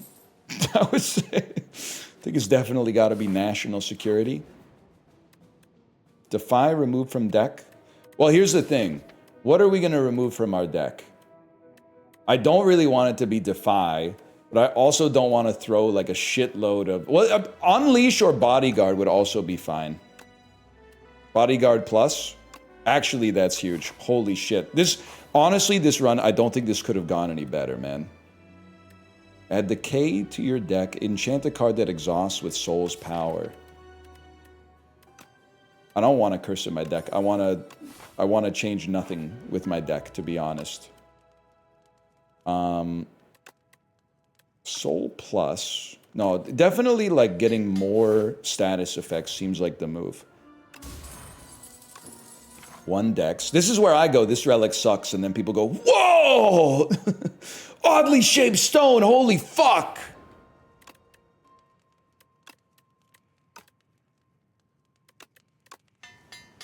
It's one of the best relics in the game. Are you crazy? I just walked over here. I want to go to a shop, man. Next turn, summon 2, gain some energy. Literally, I was like, I guess I'm dredging it back for some reason. I don't know why, now that I think about it, I don't know why I would do... Oh, I know why I would do that, because we don't have anything else to do, bro. Just play your powers and move on with your life. And then make sure you're like... Be taking something like that.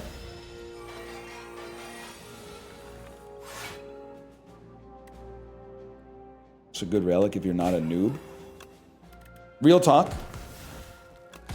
Seeing how like the Slay the Spire community rates cards and relics is how I know that I'm not good at Slay the Spire. Because I will literally look at a card that sucks complete ass and go like, I'll never take this in my life. Why would you ever take this card? 2 energy does nothing. No thanks.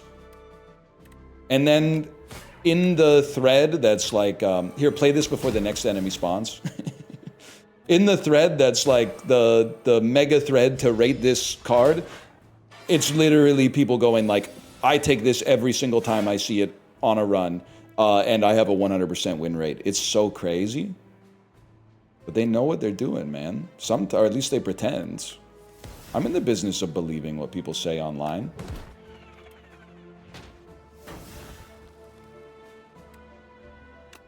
I think we want this, and then keep it going. I mean, he's respawning. You should be able to still hit him.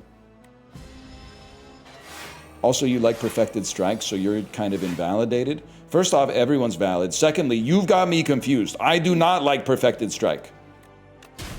I am the guy who says you can't take Perfected Strike, and then chat goes, actually, they buffed it in this one.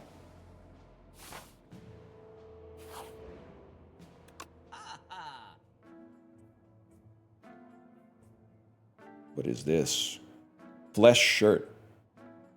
Whenever you shuffle your draw pile, draw a card. I mean, there's good stuff, don't get me wrong. But I'm a big believer in, like, hey, removing a defend can kind of go crazy, man. Sorry to say. Removing a defend kind of goes nuts. I buy finesse every time. I do like, I mean, how can you not like a 0 cost card that draws a card? I'm not anti-finesse.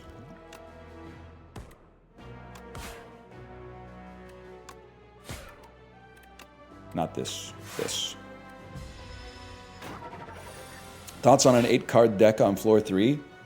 Could be awesome, but what if it's 4 strikes and 4 defense? Imagine.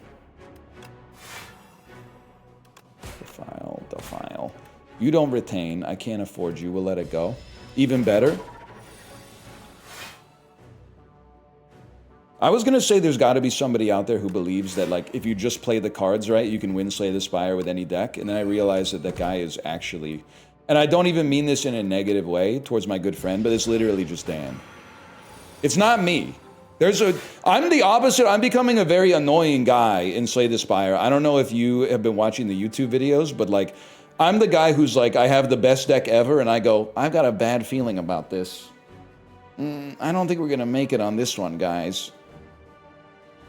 And then I go fight the boss and, like, kill them in 2 turns, and then I go, oh, floor 3 is going to be really nasty. Oh.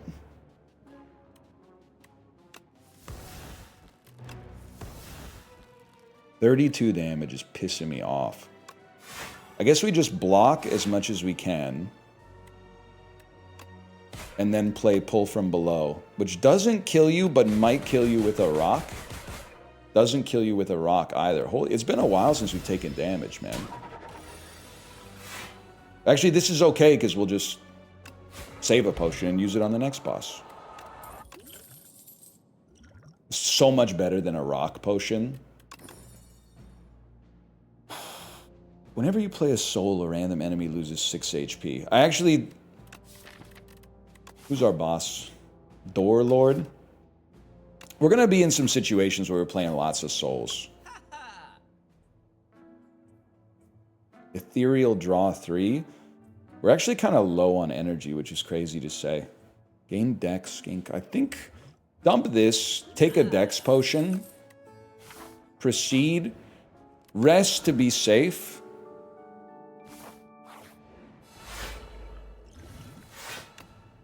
Gain some of this. Bone Shard. If Osti's alive, he does 9 damage to all enemies. You gain 12 block. That was a pussy rest. Bro, it's not, my whole deck is upgraded. I have like 2 unupgraded cards.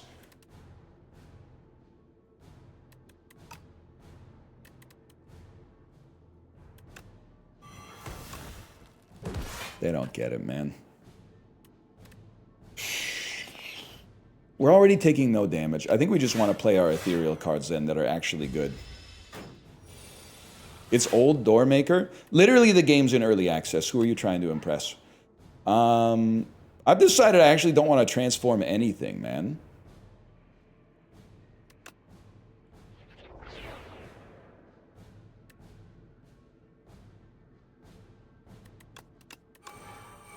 Do something like that. Take a little bit of damage.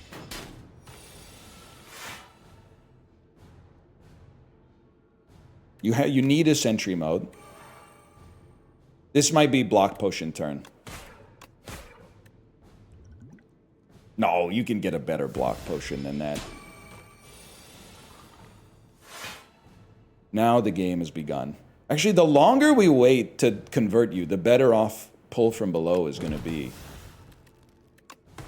But if you're going to play it, you probably want to play it first most of the time. Bro, you have to play your ethereal cards. Literally, you just have to play your ethereal cards. If you don't play your ethereal cards, you're a damn fool. I will convert this defense. Youch! Sure, man. Whatever, they still let us play it for 1. Now that it's not my strongest performance. You need to play your ethereal cards. Dredge, if we dredge back some shit that costs 0, but we don't fucking care, bro. Actually, I think, to be honest with you, we do want to play Dredge. Dredge back Seance and literally just exhaust it. Right, that did nothing. And then let Seance exhaust itself. Now this is where shit gets real, man. I'm the type of beast who ain't afraid to do, like, I guess 17 damage 14 times.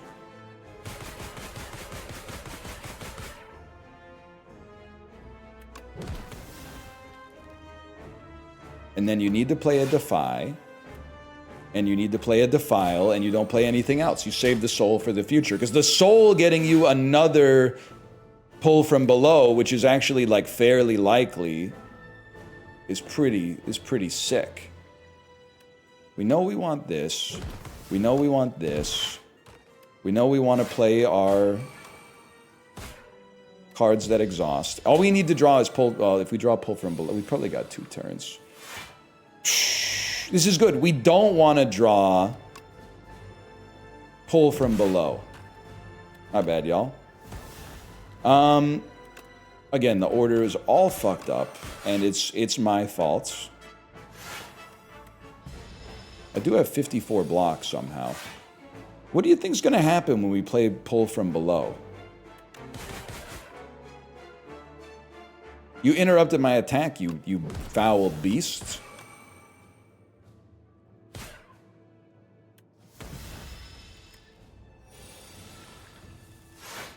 Alright, I'm gonna ruin your life.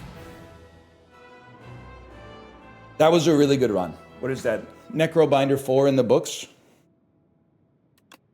I'm gonna quickly slash marker this. Slash marker Slay the Spire II. I'm so sorry, I have to go pee again. I'll be right back. Maybe we can do one more before we go to the sponsored segment, or maybe we'll do the sponsored segment right now. I'll be right back. Boop.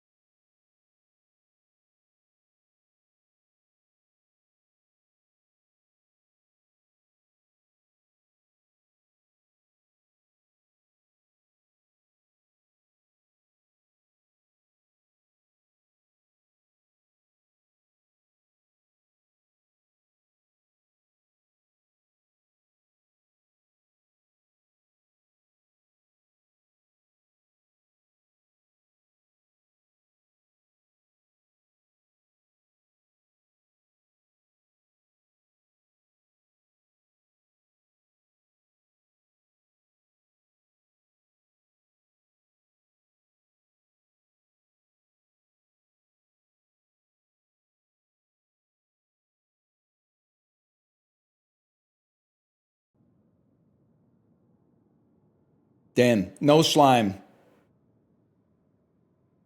W Dan Raid, I appreciate that. Why am I talking like I'm in the FaZe clan? We're gonna do one more Slay the Spire run insanely fast. We're back with more Slay the Spire 2. We have to do a turbo fast Slay the Spire 2 run. I have 36 minutes. Don't say I collected the Phantom tax. Actually, today is April 13th. Holy cow, bro. Phantom tax filing is due in like 2 days in America. In Canada, we get a little extra leeway, but hope you guys have got your Phantom tax returns done. Otherwise, you might get slimed by the IRS. You might. I mean, Ironclad is kind of the fastest character, but he's also a very high ascension. Let's try doing some stuff with the defect here. Upgrade, gain a... We can't think about this too much. I'll literally just start by upgrading Zap and turn my brain off and play the game the way has anybody ever had a dream that you wanted you to do you so bad you could do anything? 6 damage. Slap in the face, man.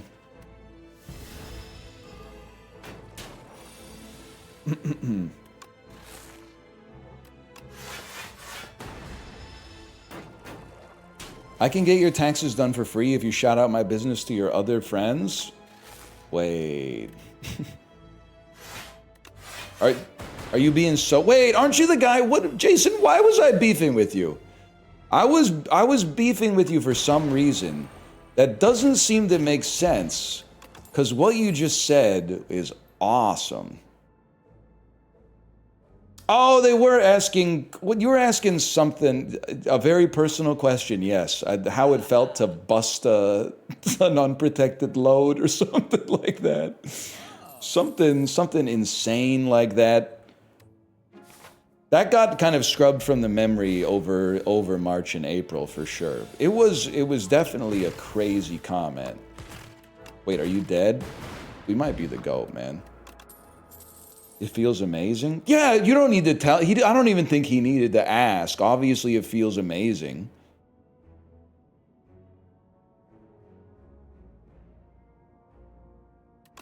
Let's take chill, man. Yeah, I don't know if I want you doing my taxes for free, to be honest. With the type of stuff you're talking about.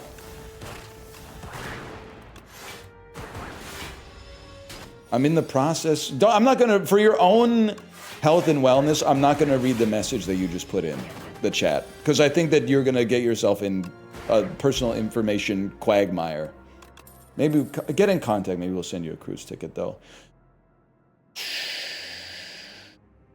I like orbs, man. Give me a cool-headed. Maybe we can get him the honeymoon suite on the cruise.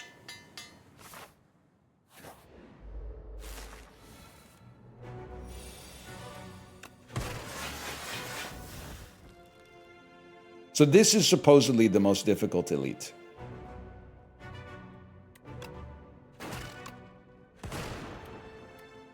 It literally doesn't matter, because the lightning orb is going to hit you. 1 in 4 chance for the lightning orb to hit.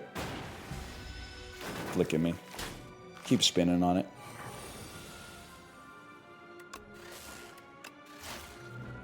You got to pay the price. We couldn't have gotten any of the guys who are, like, actually attacking, huh?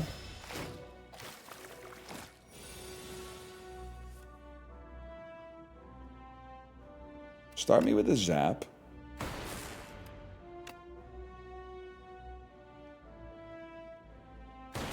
Give me some frost. You guys are in a lot of trouble now. They always attack in the same order. Some shit that I gotta learn about Slay the Spire 2. I got so much muscle memory for Slay the Spire 1.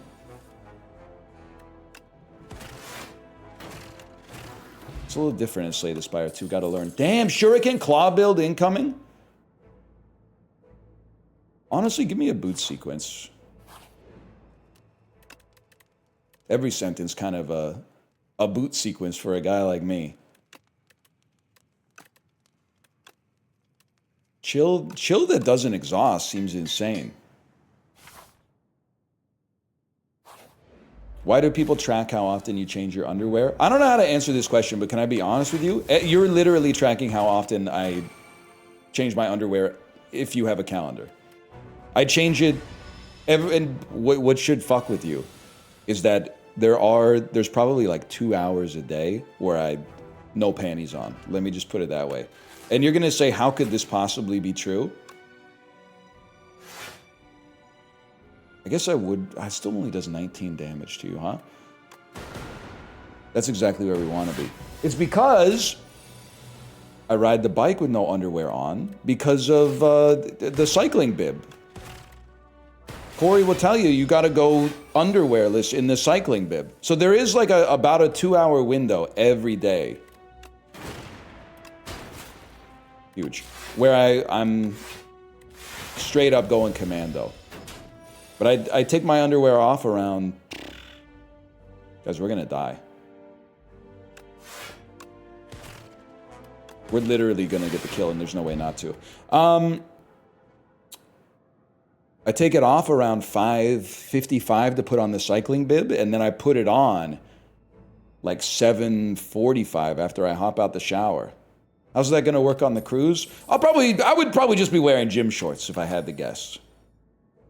I think I want ball lightning, even though I said it was a claw build.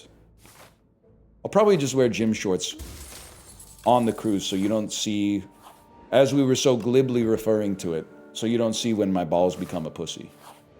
Which is how it works in the cycling bib. Don't be mad at me for saying it when it's the truth.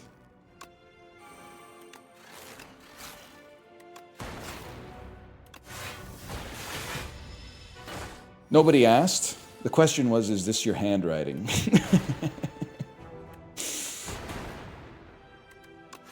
Donald Sterling.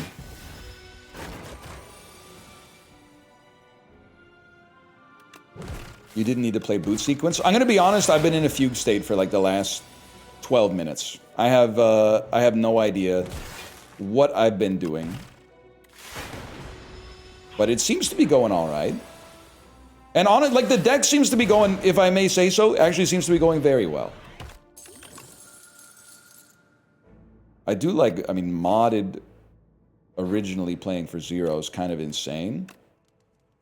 Draw 2 cards. I would like a cheaper dual cast, but... Oh, this is exhaust, not ethereal. We have no reason to be playing boot sequence for no reason, man.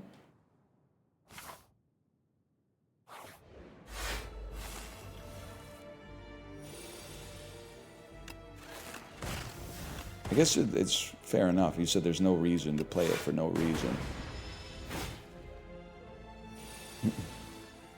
Twitch chat is so funny to me. The little man in the top right will say something crazy. The chat will erupt into a sea of the same exact message like a horrifying hive mind that occasionally screams in unison when something slightly funny happens.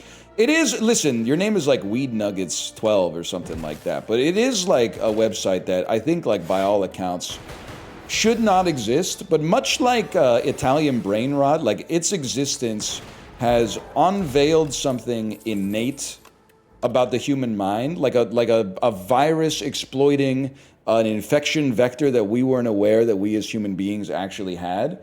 And I'm happy to be a part of it, I guess, is all I'm trying to say. What's crazy is that it's fucked up. I'm gonna be sweating through my fucking shirt talking to like more, like right now, I don't know how many people are in the chat. I'm not getting slimed that bad, so this must, Slay the Spire 2 must not be that popular. It must not have sold that many copies. We take nothing here, by the way. But like, if I'm in a room with 50 people and they're all waiting for me to say something funny, I'm gonna freak the fuck out, man, because that's not how this shit works. But like, if there's 10,000 of you in the chat, I'm like, it's just a couple of people talking. It's just a couple of buds having a conversation. World's a funny place, man. It's a very funny place. Am I crazy to think we might love Barrage?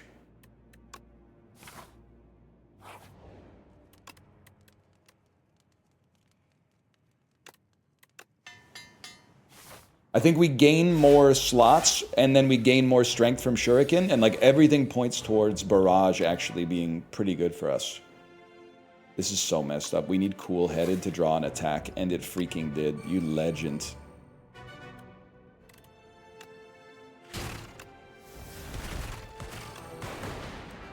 Wake the fuck up. Knock, knock, buddy. Wake the fuck up.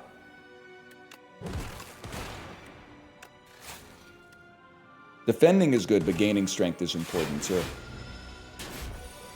Forgot this is a single-player game too. I'm so excited to do a little bit more multiplayer, man. Because here's the thing. I'll say this, and this is speaking frankly.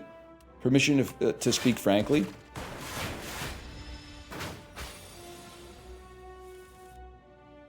Nobody said granted. Okay, there we go. Someone said granted.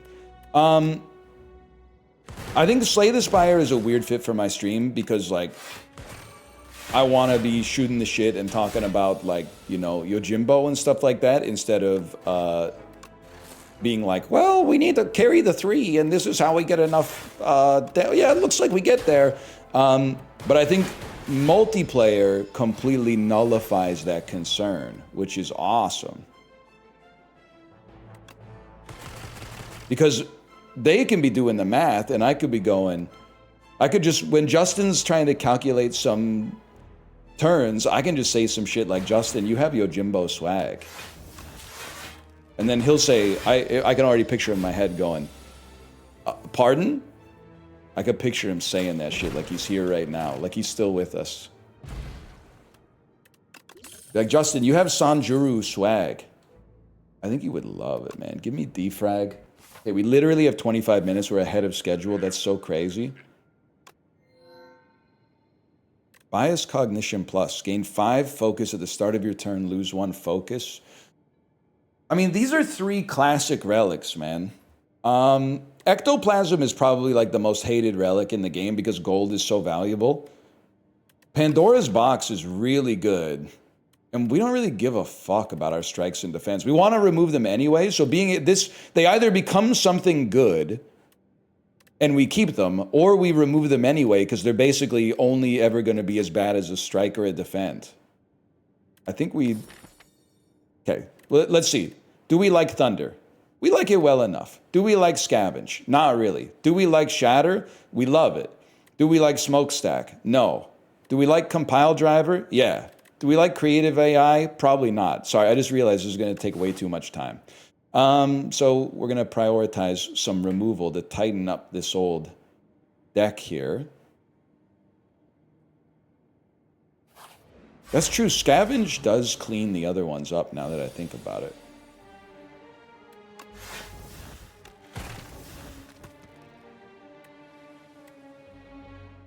One of them fucking died?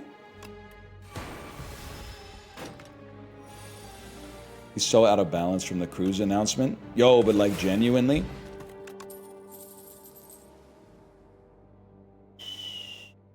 I think we skip. I think I love what this deck's got going on right now. But the only question is, do we need more block?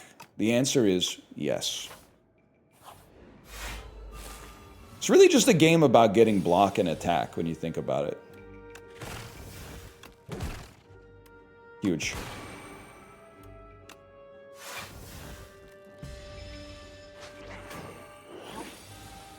You're taking chill. I would rather you didn't take chill. You're doing no damage. Now that's a classic mistake, bro. We want chill. We don't care about the rest, that's for sure. We don't chill around here. That's true. We do say daddy chill, though. Daddy chill. What the hell is even that? Somebody do the math for me, okay? Obviously, you have to buy membership card first. And then we could still afford 1 removal. But how many removals do we have to buy, which is the only thing that I care about, for membership card to have justified its purchase? 4, 6, 3, 4, 6, 6, 7. I think we just stick with what we got, man. I think we stick with what we know. We don't give a fuck about Smokestack. Get that garbage out of here. What's the relic we can afford is actually pretty good. I've never really taken Omni Slice. Deal 8 damage, damage all other enemies equal to the damage dealt. I think we pass on that. One thing you need to know about me, I'm a cool guy, but I don't take cool cards.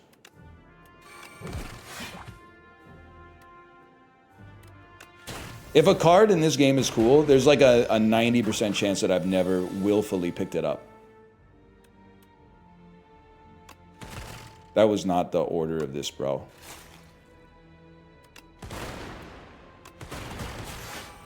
Horrific order. Love FTL, don't we, folks? We love Charge Battery.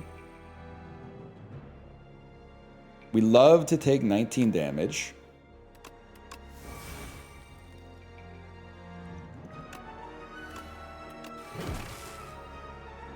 Fuck it, I'll play it.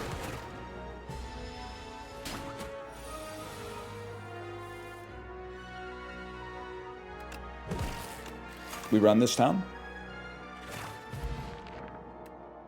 Are you an elite? Nothing hurts worse than like fighting an enemy, losing a bunch of HP, and then going straight to the map to be like, are you an elite?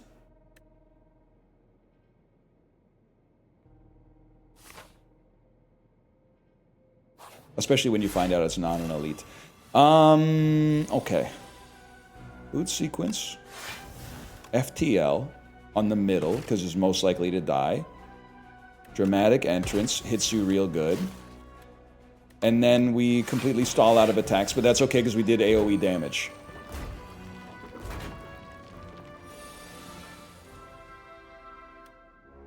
Shatter goes nuts. Do we play Ice Lance first? Or do we play Ice Lance last?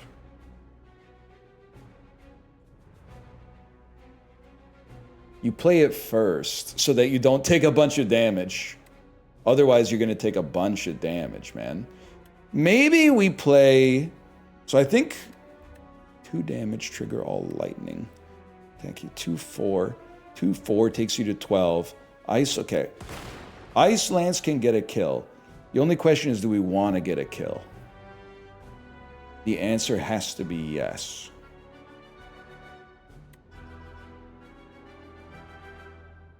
The answer has to be yes, man. But then we got to figure out a way to kill this fella. Shouldn't be the... Oh, no, we still don't take damage. It can't be that hard.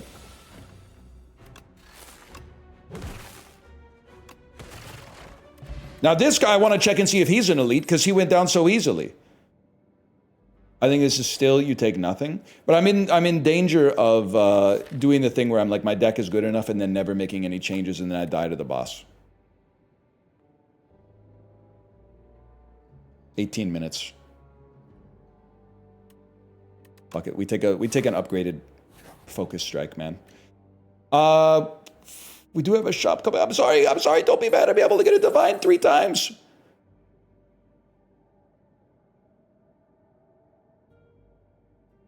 I'm not gonna pussy out for a potion though. What is this thing? This is a like uncommon potion. This is common potion, uncommon potion. Either that or we have to hit the relic like bang on, right? I take uncommon potion then. Gigantification potion. Seems huge. Another defrag.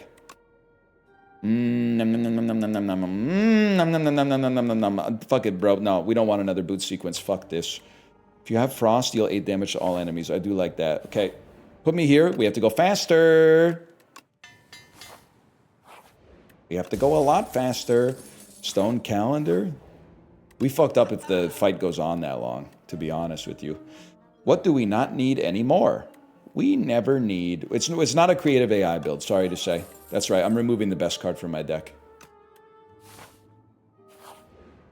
And then... the other defrag.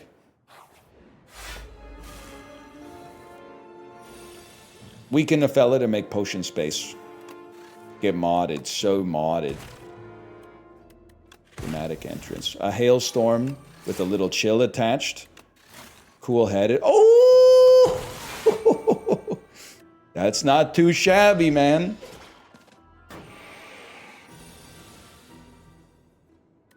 Zap. Barrage. Oh, it doesn't kill you. Oops. Well, it does kill you. It took extra steps. You ever been pitted? I'm gonna level with you, brother. It's nice that you would ask. I'm not cool enough to have ever, like, surfed. Draw a 0-cost card that kills you. Fuck, we're gonna take 11 damage. I literally think if I went surfing, and surfing does seem cool, don't get me wrong. I literally think I would fall off the board, hit my head on a rock, and die in, like... I'm going to say like a minute and a half or something like that. Like a very, very small amount of time. I think I would no longer be with us, like in the world of the living and the conscious. I'm sure they have like a scaffolding in place so that that doesn't happen. Like instantly to everybody who steps on a surfboard, but like it does seem awesome though. Okay, bro, have fun taking your car to work. I understood that reference.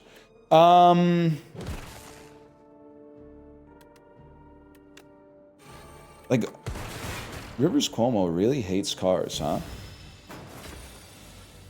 I went roller skating for the first time in my 30s and broke my wrist in under 10 minutes. Okay, now that, you shouldn't admit to that because that wouldn't happen to me. I was rollerblading like a freaking demon as a kid. I went skating for the first time in at least 25 years. This holiday season, like not Feast of the Ass in January, but in around like the Christmas season.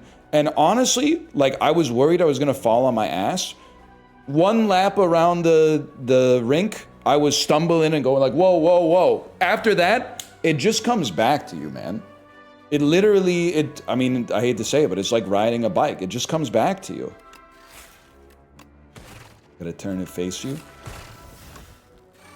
Definitely a boot sequence type situation. You know, I get that out there as well. Why do you hate to say it? Just these conversational fillers that, you know, make it so you talk all day, but you don't really say anything. You know what I'm talking about. I think I gotta turn and face you, fella.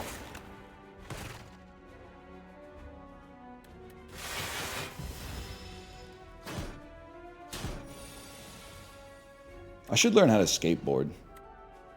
This is some shit they're gonna play at my funeral. Learned to skateboard, he did, and he loved it. Yes, he did, he loved it. Until one day, well, I'll spare you the details. We all know why we're here.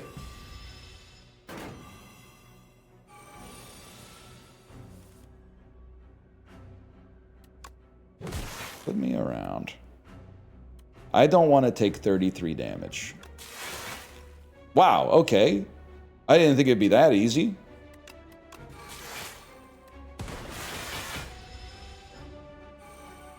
Skateboarded off the side of the NL Super Cruise. Yep, that's how I want to go.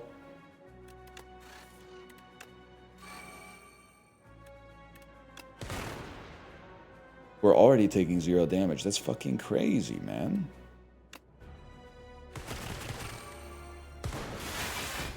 This run actually might do it, which is crazy. 21 damage. We're going modded mode again. Dude, this run is incredible. It's insane.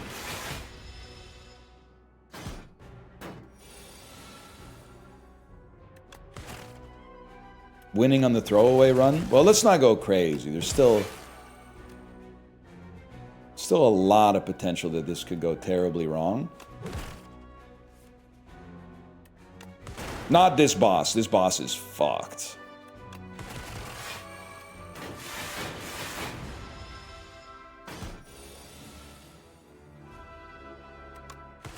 Like, your life's obviously over, man.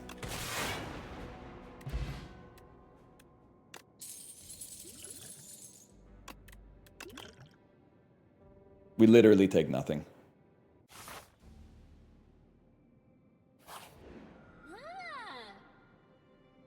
Add an Apotheosis. The 5th card you play is free. Raise your max HP by 31. We're literally just going to raise our max HP by 31 and play the most boring game of Slay the Spire you've ever seen in your life.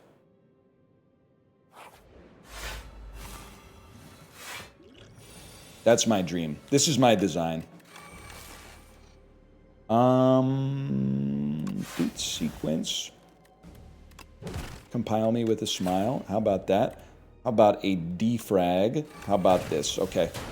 I don't know if we're gonna make it in 10 minutes, man.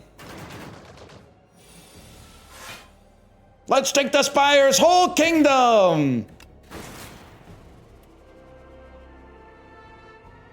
Yes, dude. Yes.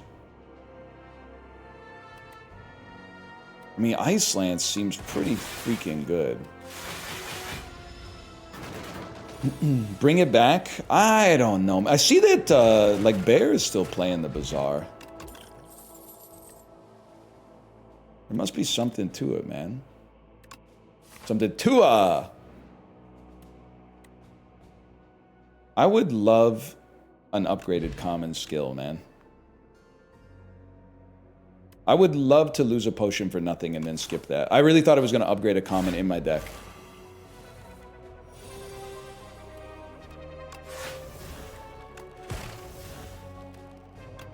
It's great you no longer need the wiki open to play the game. Am I getting trolled? Am I getting slimed out? Be honest with me. Whoa, wait!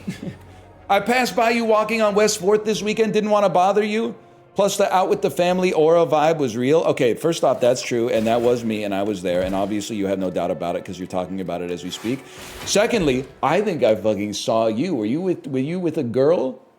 Were you with a girl? Do you have tortoiseshell glasses? And maybe you were wearing a denim jacket. I can't remember, but I looked at this guy, and I went, "This is." And I know this sounds like something that someone would say if they were being gang stalked. I have gotten, or thinking that they were gang stalked. I've gotten insanely good at recognizing guys who will recognize me before they've recognized me. There's a profile, and I met. Sometimes I get caught by surprise, but very, very rarely. Most of the time, I see them coming half a block away, and their visage changes a little bit in a way that to them is imperceptible, but to me is very, very telling. And then they double back a little bit, and they go, "Excuse me," and I go, "Okay. Yeah. But also, I will say, it would have been fine if you came and said hi, but also, W to you for recognizing, like, hey, maybe this isn't like an appropriate situation. I was with a girl, I was wearing a denim jacket, hauling new shoes. Holy fuck. Holy fuck. They're calling me the rain bolt of people. I'll be back. You'll get another chance. I'll be back.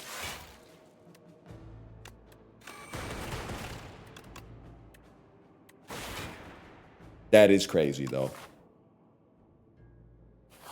And I know you're going to say some shit like it's Canada, everyone's wearing a denim jacket. And that's +2. That's pretty funny.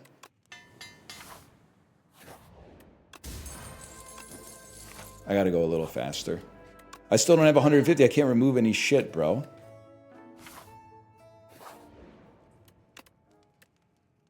Literally, by the way, like the worst way you could play this game. Go to shops with 0 gold.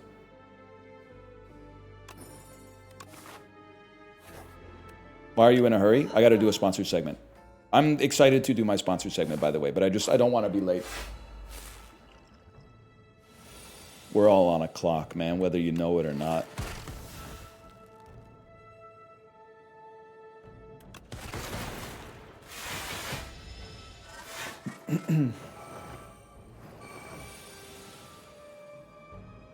My boyfriend is watching the stream and falling asleep. Can you yell Bo Jones? Is Bo Jones your boyfriend's name?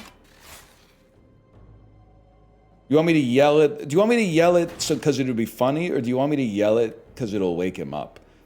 Because I don't really want to,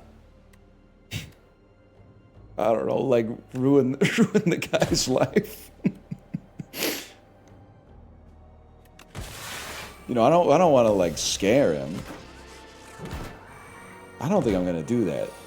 Should say turn left now. Now you're fucking talking. Huge. Actually huge play. What the fuck? I have infinite energy, man. Life is good. Everyone attacked the bus driver. Honestly, one of the most slimed out I ever felt in conversation was when I said some shit like, it's like when you're on the bus and everybody says, hey guys, let's flip the bus over by all going to one side of the bus and then like bumping into the window so that on the way home from school, our bus tips over and probably like 3 of us pass away. And then so many people in the chat were like, we didn't do that. I was like, I thought that was like a foundational experience of being a human being. They were doing that shit like crazy, and I was going, no, stop, the bus driver's our friend. Stop.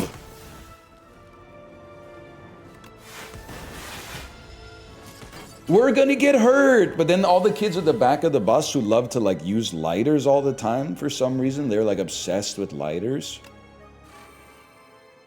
They didn't want to hear it, man. They didn't want to hear it.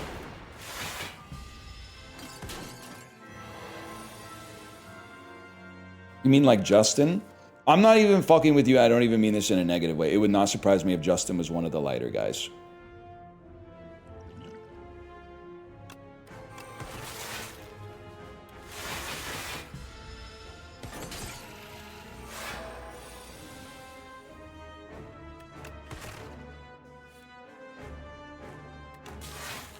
Which, by the way, I mean that as a compliment. The lighter guy was cool. Or he could be friends with the lighter guys. That's true.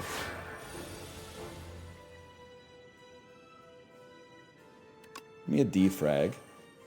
24 damage? That's fucked up, man. Didn't he self-immolate in Spanish class? All I know is that there are times with Justin where you'll come up with like a wouldn't it be funny if something like this happened? And then he'll laugh. And then he'll go, oh yeah, I knew a guy who like, he encased himself in concrete or something like that. Yeah, I knew a guy who took a bath in concrete and they had to use a jackhammer to get him out. He's got a lot of interesting stories for sure. He knows a lot of interesting people, let's put it that way. And it is actually like the same guy almost every time. That is the other thing. Obviously we draw. Fuck it, we ball. 4 minutes left. You ain't gotta worry about a beast like me.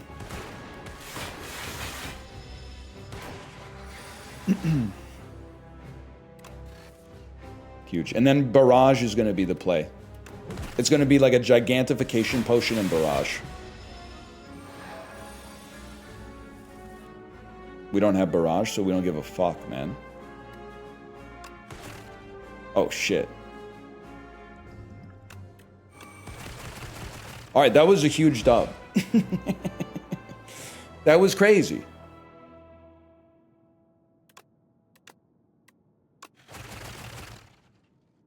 Use the potion. Okay, can I say something? You actually wrote use the portion, which is really funny. Let's just call that slash marker. It's TS2. And then we'll do the greatest, most seamless transition of all time.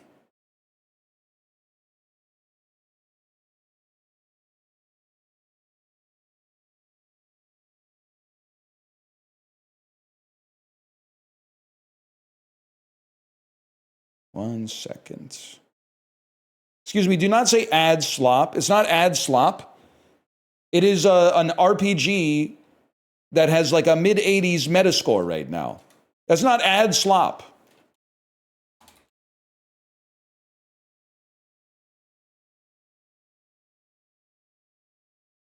Don't say that. Don't say that. 1 second here. People of note. People of note. Wake up, honey. New rhythm-based, new critically acclaimed rhythm-based RPG, People of Note, just dropped.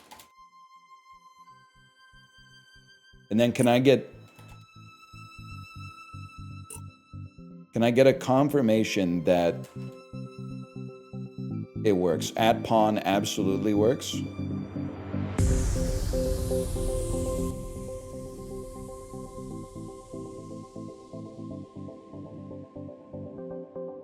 Do you have any rhythm skills? Jason, you want to answer that one?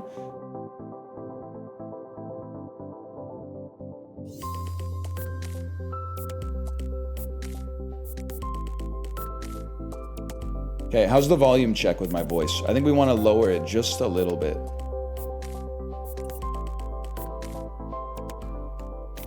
I think we want it to be right around here. And then, oh damn.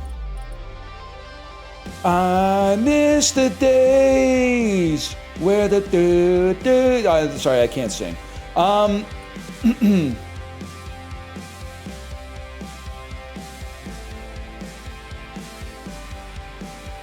On the fortress above the knoll.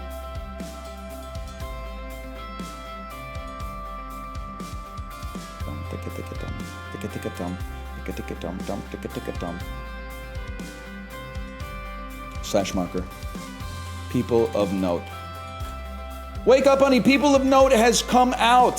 Thank you to Annapurna Interactive for the sponsorship. This is a critically acclaimed rhythm-based RPG called People of Note that just came out on April the 7th. Very positive reviews on Steam, and we're going to be checking it out for an hour here. I do think... How's my voice? And don't answer about like the timbre or the pitch, because we already know that that's bad. But how's my voice in relation to the volume? We're going to be keeping the volume a little bit higher than usual because it's rhythm-based, which means as you play through the game, you might want to be on the beat in order to hit some synergies, do some critical damage, etc., etc. Thank you for saying the view is positively Vancouver-esque, because it actually, we got to get up to it, but this really does look like the seawall right at like the eastern terminus of False Creek, and this is BC Place right here. Hang on, Annapurna, do you have something you'd like to admit to? Because this is BC Place, bro, and this is people chilling on that deprecated seawall near Science World, where everybody was walking on it for like literally 40 years, and then the city was like, oh, it could crumble into the sea at any given moment. And you're like, well, I guess I'm lucky to be alive then. Anyway, let's get started here. Select the combat difficulty. Can I hit you with something crazy? It's an RPG, bro. You can put me on superstar difficulty. And of course, we're gonna go puzzles on. Would you like to calibrate audio-visual timing? Absolutely, I would. By the way, exclamation point PON, capital P, so that you can get more information about how to check out People of Note for yourself. It is available on Steam right now. Hit confirm when the circles overlap. When the circles overlap.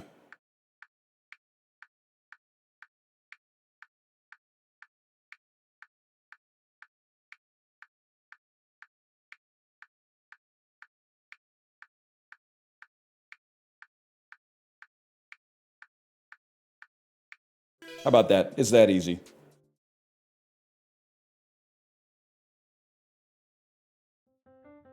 Tab, turn on autoplay. Oh, okay. The hands-free gamer. Actually, like, my hands are so freaking cold.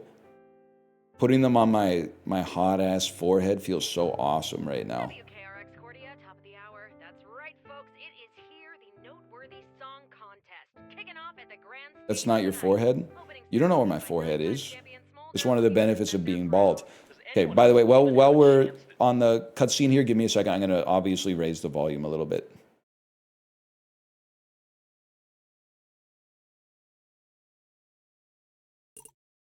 Well, Councilman Sharp doesn't seem to think so. He's confident. People of Note. People need people to watch their stuff, man. People send people up to the moon. When they return, man, there isn't much. People be careful not to crest too soon. I did adjust the volume and the cutscene was 1 second long. That's my bad. Better head out. Saren's waiting at the cardioid. I need to get in just a little more practice before the auditions tomorrow. Chapter 1, Pop and Locked In. I would totally do the dishes if I had time, which I don't. Nope, so busy. The line is, I'm letting them soak. You cook scrambled eggs, and then you eat scrambled eggs, and you put both of the dishes in the sink and go, I can't wash those right away. I gotta let them get moldy first. Just my bathroom. I do all my actual recording at the cardioid. Yo, but sometimes the bathroom can have some killer acoustics, man. You wanna talk? I can't believe the concert's tonight. I just know they'll notice me in the crowd. And wait, oh gosh, is my hair okay? What if they hate my hair? Have you heard Smolder's new single, Embers of the Heart? I'm losing my mind. It's incredible. Isn't it just the same as the last one, Ashes of the Soul? What? Nah, the bridge is totally different. It kind of goes dun dun dun dun dun dun dun. And the old one goes dun dun dun dun dun dun. I'm familiar with that. Okay, take me to BC Place. Wait, this is literally the seawall? minutes away from Smolder, girl. Cheer up. They're... whatever. I literally Look, just didn't have really time for RBF. this. I've got places to be. Whatever? Have you heard their new album? Yeah, it sounded just like their last album.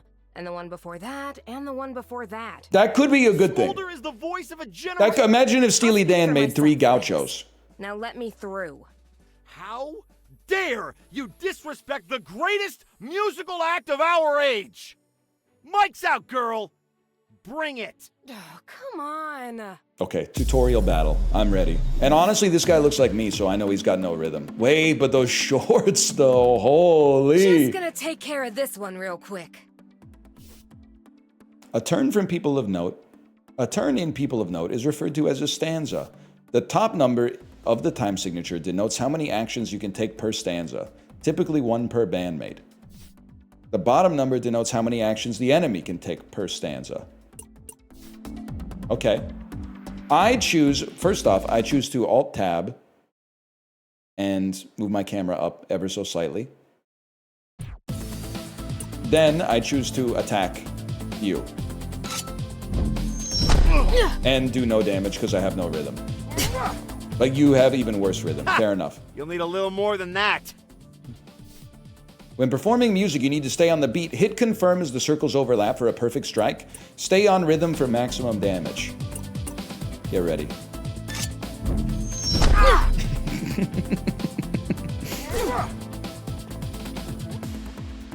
We go again. You ready? There we go, 7 damage. I honestly thought it was gonna be like 50 damage. We go one more time. We only need to hit you for 2. It's the thought that counts, man. Didn't stand a chance. So she just beats up people who disagree with her musical taste. The physical combat that they're getting into, as of right now, I consider it a diegetic abstraction of getting into a tete-a-tete. You know, having a conversation with an individual and investing them in the marketplace of ideas. Whatever, man, just you watch. One day they'll be opening for me. W fixed camera angle. I don't think that's the way I'm supposed to go, y'all. What'd she say to you? She doesn't like Smolder. What? But they're the voice of a generation.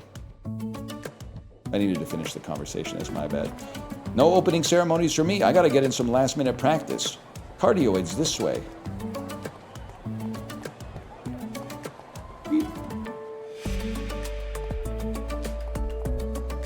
Cardioid response. Hacker voice, I'm in. Saren should be waiting for me upstairs. Last chance to get some practice in. Last chance to go to the vending machine. Does sound a little bit like Ed Sheeran. Hey, there you are, ready to get started? Absolutely, let's get in there. Nobody better insult Bob Dylan, you're so right. Than this. I gotta go get it. I gotta put everything in. No, that doesn't sound... It sounded pretty good. It actually sounded kind of awesome. Kate, we've been at this for hours. No, I know, Saren, you've been great.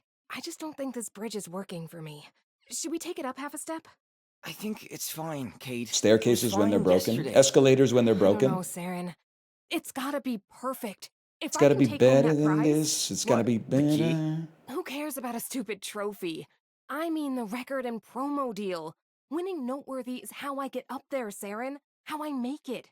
You'll get there, Kate, but right now, the best thing you can do is go and get a good night's sleep.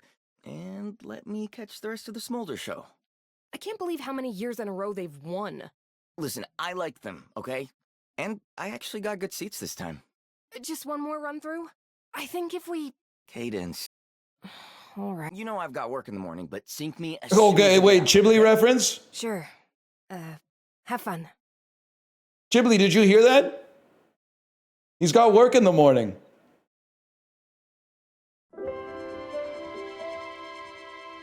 Lamau. Chiblee, you want to get slimed out on the NL Super Cruise?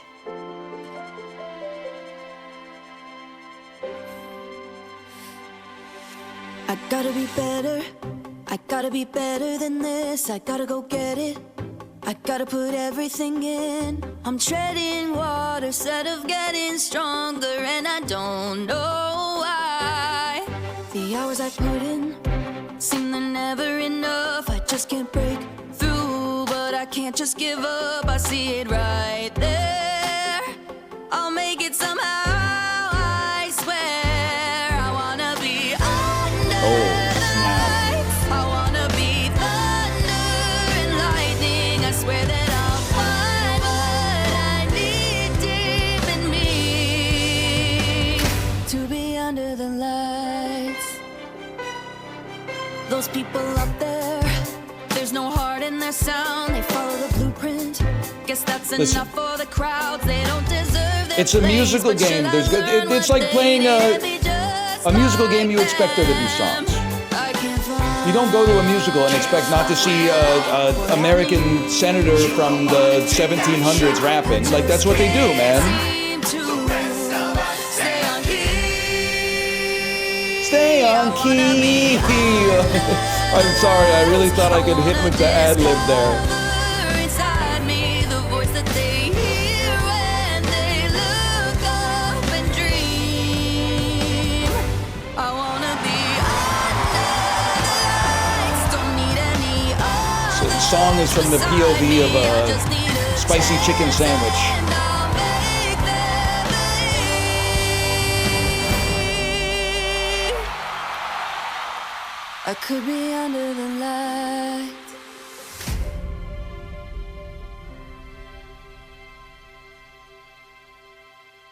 It's me rehearsing for my stand-up set on the Super Cruise. Councilman Sharp? Candace, was it? Cadence. No. I'm sorry? You should be, yes. At best, you were mediocre. An imitation. But Simon, come on, Simon. We need to get Paula in here. Next. Wait. I thought she what was do you doing want? pretty good. I could maybe give the chorus a key change? Young woman, you are not noteworthy material. Good day. Wait, this could be the show where they look for bad singers, though, but they pretend like they're looking for good singers?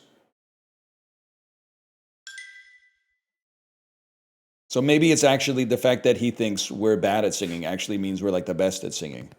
It could be a Superstar USA situation.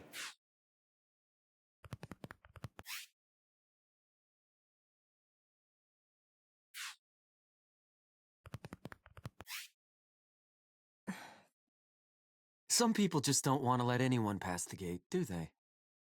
Genu? Let me guess. Sharp crush your dreams too?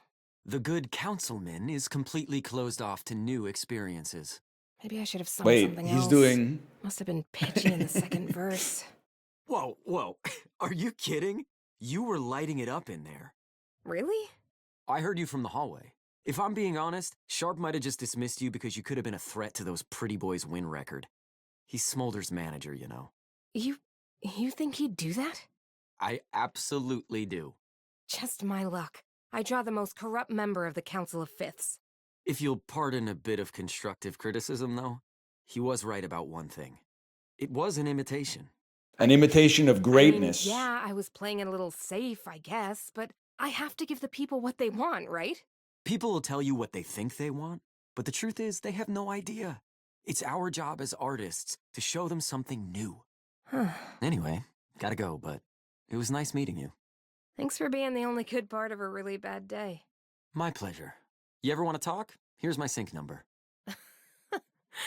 Smooth. I mean, I've heard of a sleep number, but this is Wait, ridiculous. what's your name?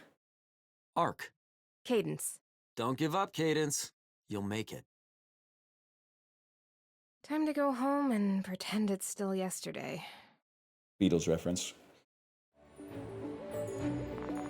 Better head home. Saren's going to be there soon. But on the way, I think we're going to be fighting our demons if I had to guess.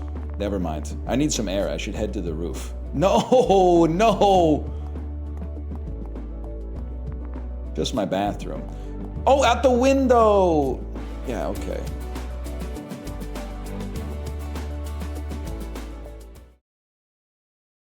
Maybe some music will cheer me up. All right, everybody, that was Smolder with their new smash hit, Embers of the Heart. Coming up next, a blast from the past. Can I say, Smolder's original I lineup, understand My that, Heart that she Burns doesn't for want to You. hear anything more about Smolder, but A, Smolder didn't do anything wrong. And secondly, if you're listening to the top 40, don't be surprised when they play popular music. 15% off this week only. Come on. Good luck to all the dreamers in Cordia audition. Me driving in Grand Theft Auto Vice City.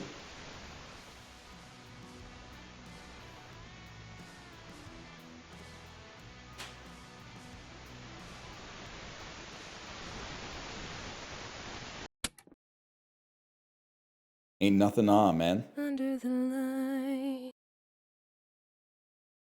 Hey, Cade.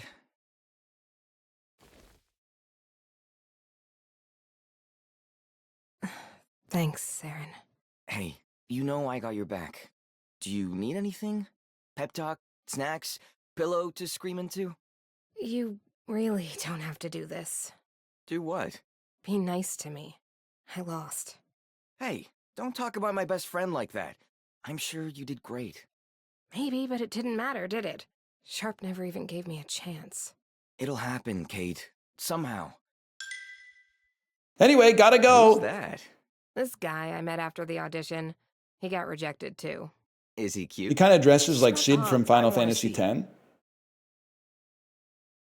Hey, listen, I got a lead on something here. What do you mean? Check this out. Whoa, whoa! Take forever with the text. It's a golden clef. Every council member has one. It's an automatic pass to the final round of Noteworthy. Yo, we just got to rizz up Ken Jeong and get the golden buzzer, bro. It's kind of an open secret for a few years now, at least for the rich and powerful, I'm sure. Anyway, I tried Duncan first. He gave his away already, but then I got Sharps. Took a little convincing. Maybe the others are still available. Thought you'd want to know. Good luck. Oh. I think this is my way back in. If your mysterious friend is to be believed, yeah. But even if you get back in the competition, are you still gonna go with Under the Lights? I mean, even if the other judges are impressed, Sharp is 1/5 the vote. We'll sing that bridge when we come to it. For now, 5 members on the Council of Fifths. Okay. Obviously. We're gonna Your go friend track already him got down. Sharp. I see. It's kind of like a Kill Bill type situation, but we're not actually going to be killing anybody. So we're just going to. It's like a Chill Bill situation. Councilwoman Tempo is probably down-tone in the J-pop district. She's probably down-tone. I get it, man. I get it. I get it. I get it, but I don't know how to get down. I don't know how to get down though. This is like it's a certified Chibli. They let me on the roof situation. Cadence, they've let me on the roof. There we go. I guess you just go to the edge. Honestly, I want to get involved in some more combat so I can see how the different rhythm-based mechanics work. Because we already had the one-tap attack, but you know they're going to hit you with some more syncopated sequences.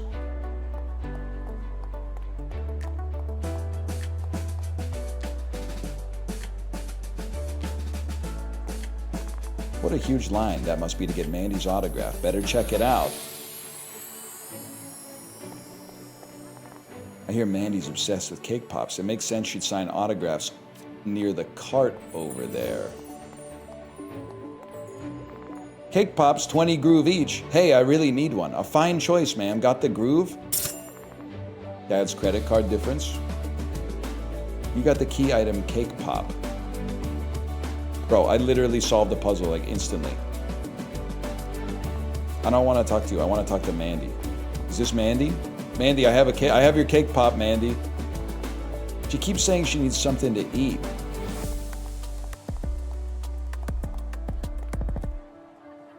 Guys, I think we actually solved the puzzle instantly. Hi. Excuse me, ma'am. You need to head to the back of the line. Wait, she's got a cake pop. She's like got a cake pop, which she maybe Is willing to gift to a kind and talented performer. Yay! To the front of the line. This is blatant corruption, but it's adorable blatant corruption, so I'm okay with it. OMG, so amazing. I love this city. Now, the autograph should go to... Just have her do a credit My card name's signature. That Cadence, should be fine. But I'm not actually here for that. I came to ask you about your golden clef. Oh. And we were like having such a nice time. Please, it's my dream. I have to get into that contest. No, I mean, it's sorta... I gave You gave the clef to Beneki? Oh, I told the council we should have like 4 or 5 at least. There are so many Me showing up special to the people cruise out with there. booster juice? Wait, Really? that's Really? actually... I was gonna say I wouldn't do it for a cake pop, but the booster juice might get me. Together. You like have a band, right? Me when the booster juice comes out sizzling? Been a solo act for a long time. Eh, But when I eh. perform, I feel connected to everyone out there. Oh, solo acts are so cool. But remember, like, one-way parasocial relationships are fundamentally incapable of fulfilling the basic human desire for intimate and creative connection. You know? Chad, don't listen to her. Yeah. Like, totally. Thanks, Mandy. She doesn't know what she's talking about.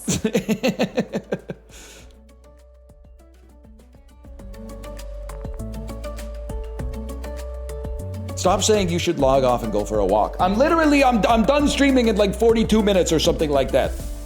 What the? Something's wrong. I just looked at my watch for the bit. Why is my heart rate 48?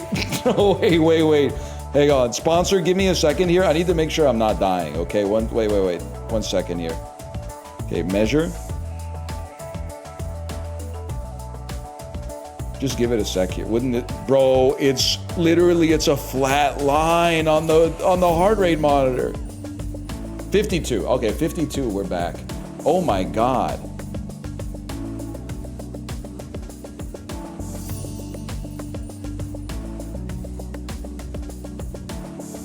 I don't know, man, it felt a little weak, to be honest. I'm just making sure I'm not gonna like die on stream. I'm chill. All right, let's get going. Okay. People of note, by the way, exclamation point, PON, P-O-N with a capital P, and you can get more information about it yourself. It seems cool. It's been a long time since I played an RPG. I would appreciate another battle so I had the opportunity to show you that I actually do have rhythm. If we could get on stage. She's kind of strutting though. Are you seeing this? Put me on the stage. Damn, she's kind of getting a little gangster with it. I got rhythm, bro. First, I got to go downtone and uptone. We need to take the one that takes us to the J-pop district. Where are you headed today, ma'am? Downtone. All aboard. Subway where the driver says all aboard. Anyone else not get Uptown Girl by Billy Joel because you grew up in a place where like all the cool people lived downtown and Uptown was just kind of like Boston pizzas? Well, I'm not sure this is the J-pop district. This might be the K-pop difference, man. Upscale. I lived around farms, man. Well, I mean, me too. Wait. Inside jokes. World's Generation, Sunyoshide mentioned. Rain wearing equipment, K-pop idol Rain, who was in that movie, I forget what it's called, Shogun Assassin. Why are there so many people outside? No third spaces anymore. Okay, hang on, where's the J-pop district, man? Have you guys seen the J-pop district? It's probably through the Tory, now that I think about it. That makes a lot of sense. Does Napa Knee have an uptown? Bro, you don't know about the Reed's Furniture Building near Square Boy Pizza on Dundas West? Come on, bro. You don't know about the Reed's Furniture Building close to the Napa Knee River where the Salmon Spawning Festival happens? Come on. You think Tempo's in there? There's several ways to find out, but let's do the easy one and try asking them. We've been on the standby list forever. Are we ever getting in? Hunger is the most potent spice, dear. Patience. Wait, that's legit true, though. That's facts. Why the white shirt today? It doesn't come across well on screen, but this is not just any white shirt. This is a white, dry waffle Muji shirt, bro. Anthony, over here. It is not simply a plain white tee like Hey There Delilah.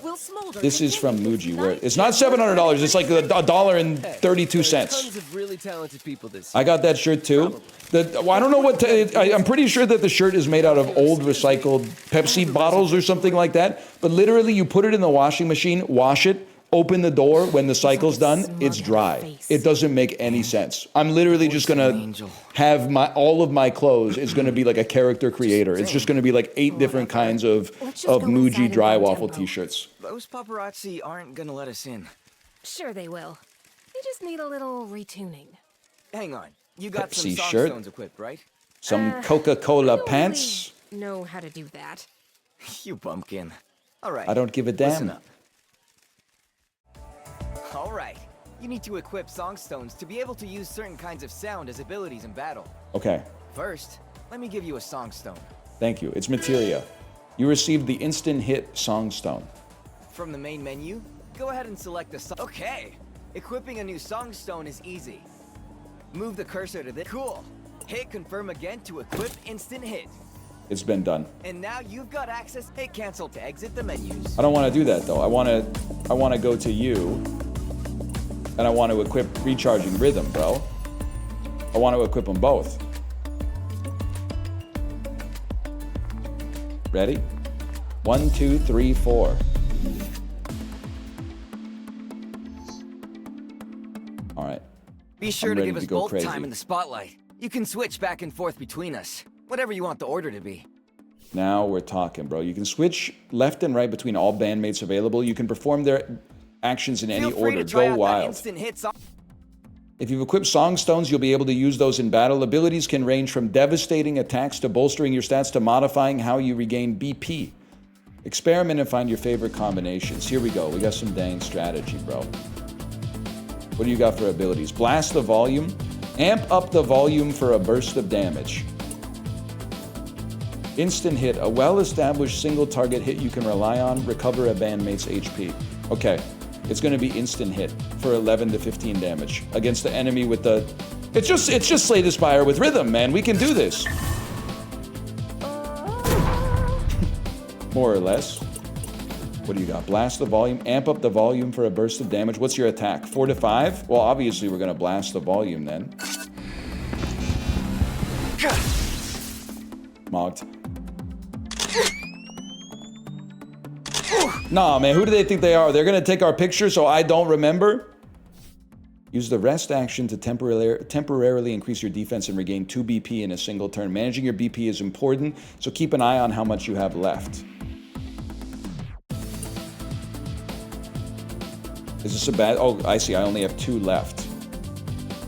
And it costs us 2 to pump up the volume. But if we hit this right, it'll kill you. So I would say that's gotta be worth it. Destroyed. Okay. Now you are on full HP. We have 1 BP. We can't do anything. So we're just going to do a basic attack. Whiffing the 1 of 1 QTE is kind of embarrassing, man. When an enemy goes down, their actions are removed from the time signature bar. The remaining enemy's time signature is also reduced by 1. Okay. I mean, if we heal at the end of battle, I don't feel like I need to spend any time healing right now. You have 1 BP, which doesn't do anything. We're just gonna smack you. Great. 4 damage. Need a little help. Wait, she's struggling. 7 HP.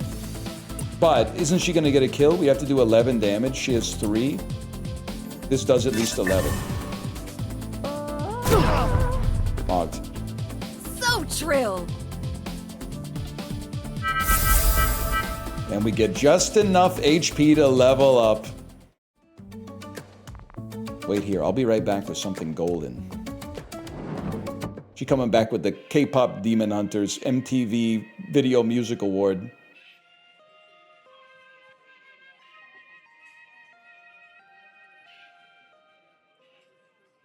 Councilwoman Tempo, may I speak with you? Few have the gumption to approach a member of the Council of Fifths during their meal, child. Then I suppose I'm part of the few, ma'am. Well, I suppose we should remain answerable to our constituents. Take a seat. I'm not sure where to start. Hesitating is always easy, but rarely advised. Okay, well, ever since I was God, it'd little, be so I've had awesome this to be dream. like elected to a public girls. position, and Sorry then you to could just start interrupt, saying stuff like but the that, and people would be councilwoman and I like, have so some true. business to discuss, and I need to be back at my table before dessert. Excuse you? We're in the middle of a conversation. Girl, you're cute, so you must know who I am, right? Celebrities are talking. Just give us a beat. Are you kidding? I'm pretty sure this is You think Narcissus just because Prince you're from Super famous, Punch it Out. gives you the right to just barge Don't in say here Germa. and This doesn't even look like Young. Germa. Why did 10 people type That is Germa? quite enough.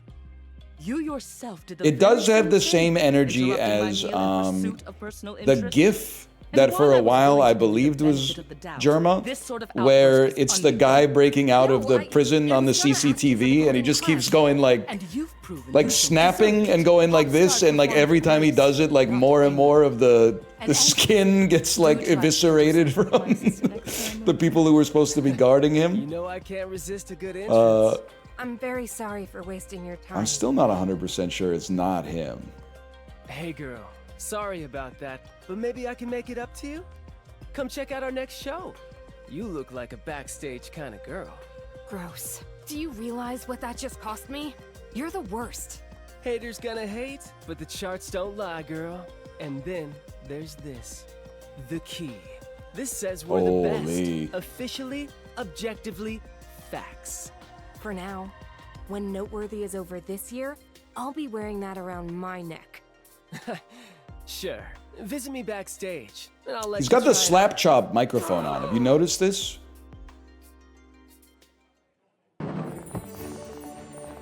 At the request of Councilwoman Tempo, you're not allowed back into the upscale, ma'am.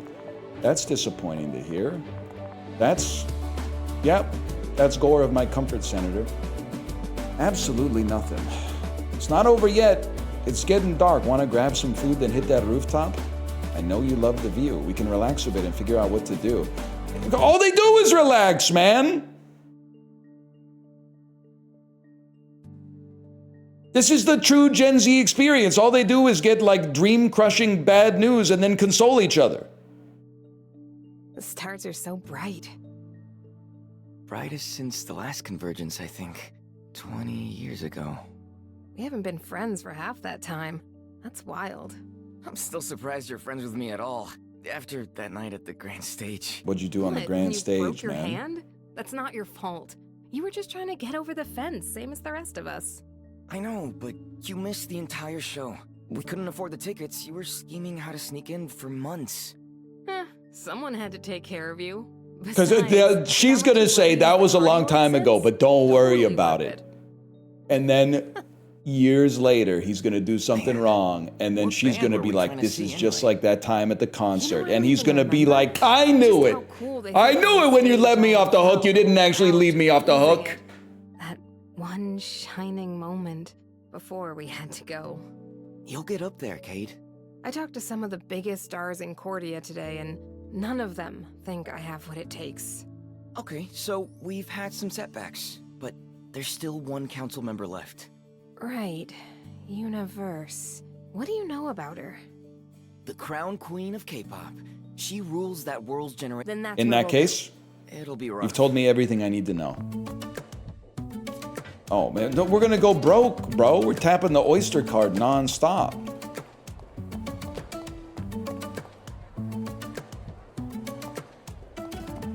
You are my universe. All right, listen, I'm not necessarily the biggest proponent of yes, you can pet the dog culture, but this is kind of sick. I'll give you that one. An accordion. An accordion. Okay, that's got a certain je ne sais quoi. Might want to hit up Rain before we head in. We could use a few accessories. Bro, we don't have any money. We got 144 money. Never mind. These boots. Defense +3, defense +2, HP +8, spinal cap, defense +2. I don't know, bro. Let me get a defense +2 ring. I will equip the pop screen.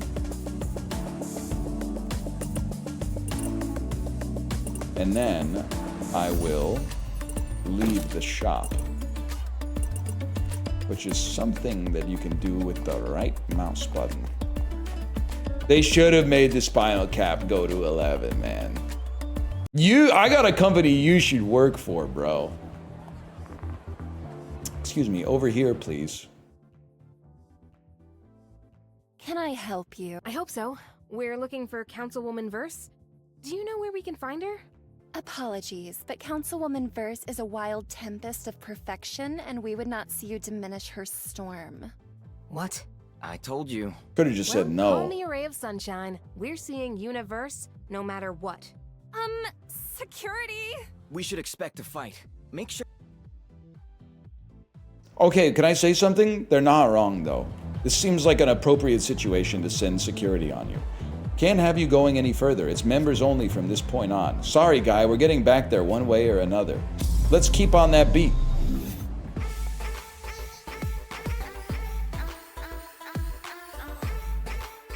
One thing I have heard, by the way, is that as you get more party members in People of Note, which is available now, !PON, you can pick it up on Steam, which is what I'm playing it on right now.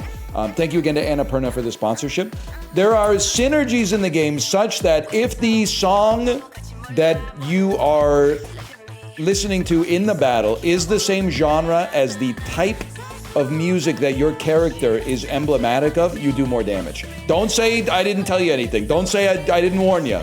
Now, I don't know if we got any K-pop superstars in our party right now, but maybe we would get one, and then we could get a little bonus damage. There's some genre typing, exactly. I don't have enough BP to do anything. Let's just attack. Slay Kid A or Slay Kid B? Slay Kid A? What am I? The music buying public choosing to ask why the album after OK Computer is so different than the one that came before it? Nice try. I did what I could. It's getting close to the end of the stream. Running out of steam a little bit. Amnesiac? Amnesiac came out after, man, I think. If I had to guess. Mogged. What's the heart rate at? We're back at 60. We're back. It literally defibrillated myself.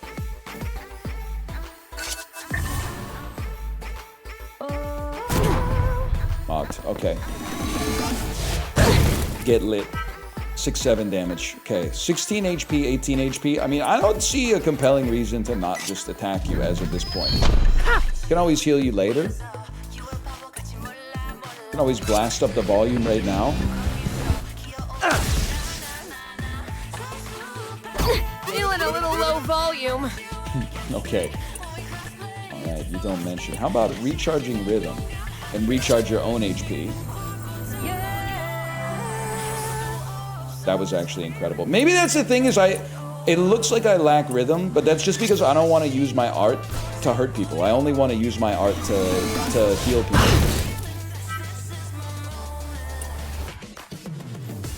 That makes sense to me. That gives me plausible deniability. You're done, lad. Hitting the high notes. 193 groove off that too. Oh, and a treasure chest with the vinyl. I don't know what that means, but I'll take it. Vinyls. In dungeons, enemies will drop collectible vinyls unique to that area. You get at least one per battle. Well, now I don't feel as good about myself.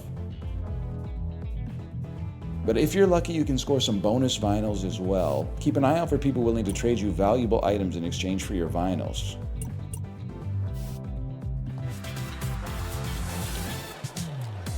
Hacker voice, I'm in.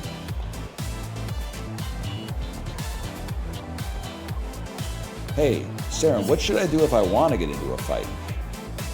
Just drop a beat. I'm sure that'll bring trouble running. Throughout Note, you'll come across enemies you have to defeat to move past. Those enemies are denoted with a red, ominous glow. If you want to get into additional random battles, check the bottom of the screen and drop a beat. Okay, bro. So we can farm XP. This is how we grind. What the hell? Okay, like the... Why are you fighting with a Clarinute. That's what I was gonna ask. I was basically gonna ask, what's this horrible demon that's here? Ugh. Clarinute.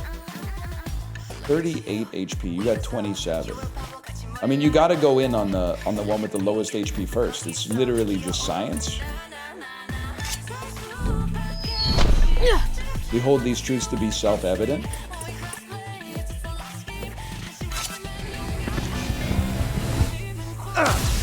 You know, as a kid when I used to play RPGs, I didn't even prioritize like having the whole party attack the same guy. That's how bad people were, but mostly me at video games in like the 1990s. I would literally be like, okay, this person, this enemy, that's Cloud's enemy. This enemy is Tifa's enemy. This enemy is Barrett's enemy. And then I would be like, what the heck? This is the hardest battle like I've ever seen in my entire life. Huge.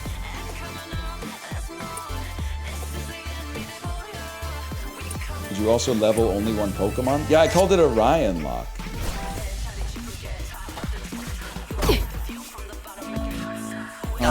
This is satisfying as hell. Why do you get to attack 3 times, man? Oh, because of the time signature, of course. 3 HP, you get attacked. You're done, lad. We have 2 BP, and you don't have any more AoEs. Mogged.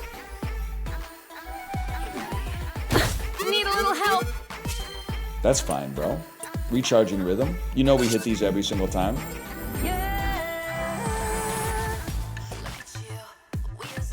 And then... Did you say Vita's in?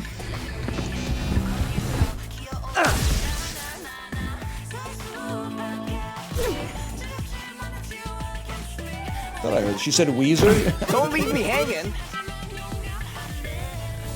Based. I was listening to a little Gotcha. Weezer this weekend. I'm not embarrassed to say. I'm a little embarrassed to say. In fact, I'm even more embarrassed to say, and I'll tell you why that's obvious. I actually wasn't listening to Weezer. I was listening to Alone, the first Rivers Cuomo solo album, where he sings songs from the black hole, the supposed but later scuttled space opera that he wrote. Why? You and me, Kate, unbeatable. This has been a while, I guess, because it's been a while. I did not go on the Weezer cruise. I actually didn't even know that the Weezer cruise existed.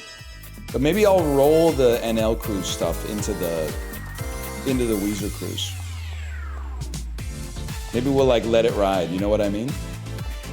Oh, dude, going all in on Red 14 on the roulette table and then letting it ride onto the Weezer cruise. Could be the move. You want to drop a beat and start a random battle? I do, man, because I want to farm.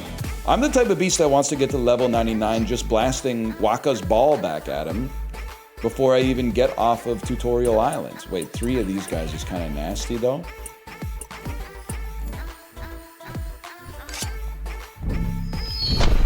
We go in on 37 here.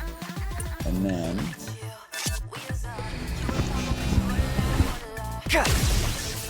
destroyed. Squeaks is announcing right now. That's my goat, bro.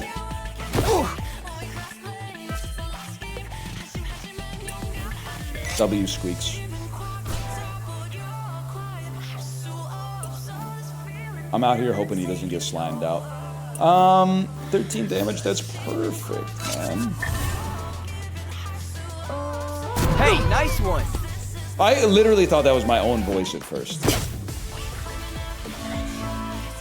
Feeling a little low volume. Oh, we're gonna die! Okay, you should rest.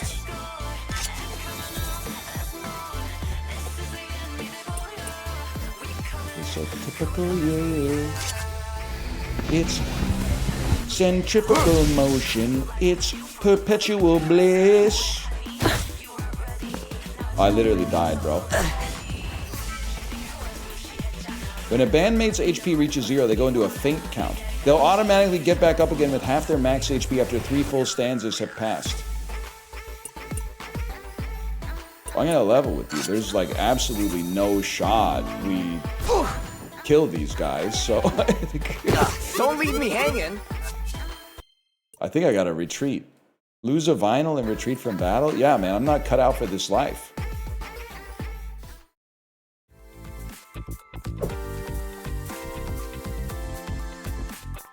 Sorry, no access beyond this point. And please don't fight me. I need this job. I can't fight this guy. He's so sad. We have to get past him. So, okay, we have to solve the puzzle. We have to find a way to, on the environment, solve a... Damn, look at that. Why can't I do that? Look, it looks so easy. You're just moving your body. Why can't I do that? Maybe I could. You guys really need to stand here? Okay, they're not gonna let me by. I love two things, palindromes and dancing, and I'm all out of palindromes. This is how we were talking to each other in like 2009. Any chance I could squeeze by? What? It's too loud in here, I can't hear you. I'll never get tired of this. The lights, the pulsing rhythm, the dance floor that occasionally and without warning rotates rapidly. I love this dance right here. Damn, I kind of love this dance right here, too. Wait, but I kind of... This is awesome, though. I love that. I don't know. Why can't I do that? The best I can do is this right here. What are you wearing? When's the last time you were in a nightclub? Champions of Fire won Las Vegas. The after party was at the nightclub in Caesar's Palace in Las Vegas. It was not my vibe. The ceiling, I don't know if you've ever been there or maybe seen it in a movie. The ceiling is like modular, so they'll be playing a song that's like... And then like parts of the chandelier will like detach and then come down into the club and then like spin over. Yeah, Omnia. Yes, it is Omnia. Chuck Liddell was there. He was there until his contractually obligated appearance time was up, and then Chuck Liddell was not there.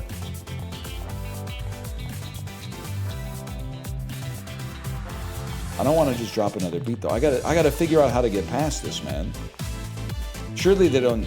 They need us. You know what we have to do? We have to hit the lever and spin the dance floor so that we can then go through the upper door. It's like a Resident Evil thing.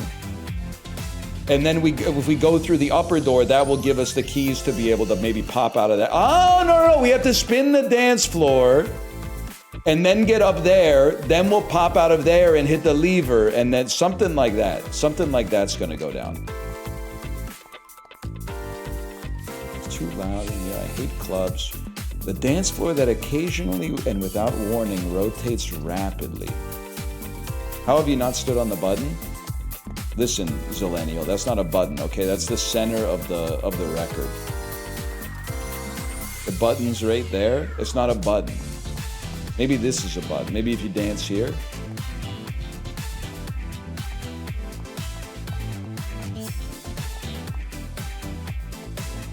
Maintenance room? But I can't get past this point, man.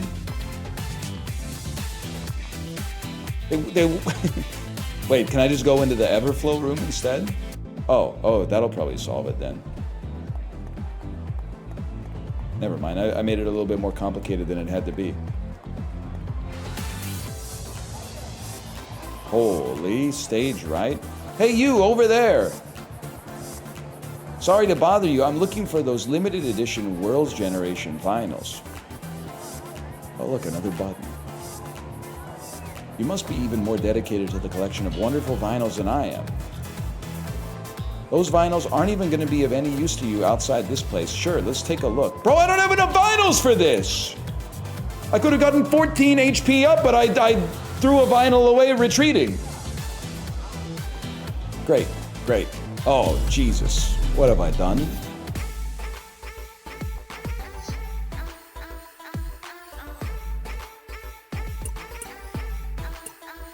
We're gonna do what we do every single time. You know what? Maybe we're gonna mix it up. Great job. Maybe we're gonna attack the Clarinute first.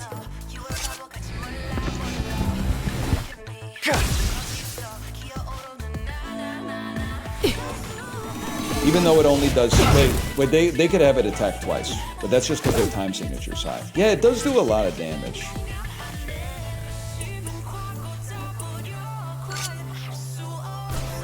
Get perfected, kid.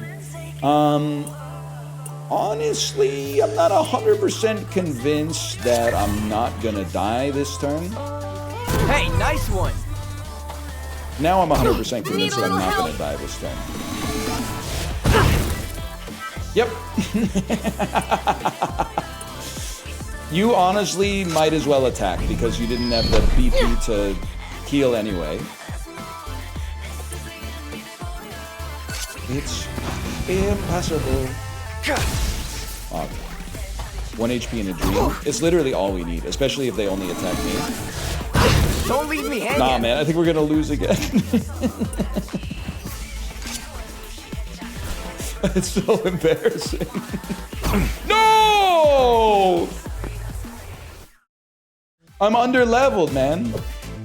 If a bandmates go down, yeah, you'll lose a vinyl in the process. Oh, but I need the vinyl to get strong enough. Would your parents play that Faith Hill song in the car a lot growing up?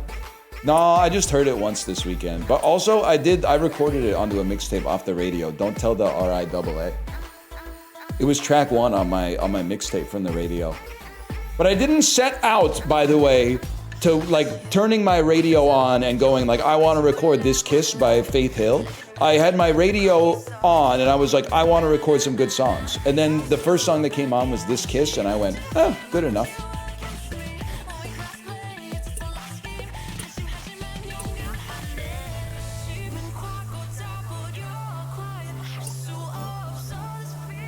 We're still going in on you. Okay, I don't even want to say what I think she just said, though.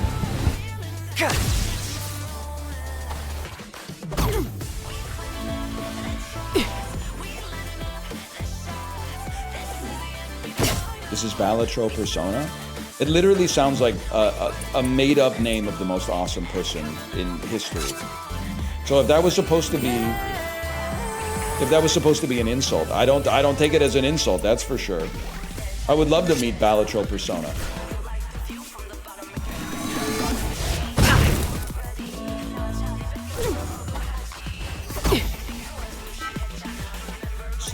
Health. Instant hit can't be played for 14 to 18. You have 9 HP. We do 9 damage. I'm about to level up. You look like just enough XP.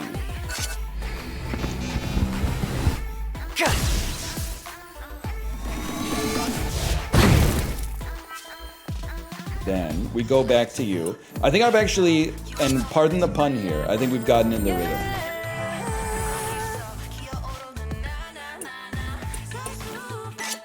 All we have to do is heal every other turn and then attack on the second turn.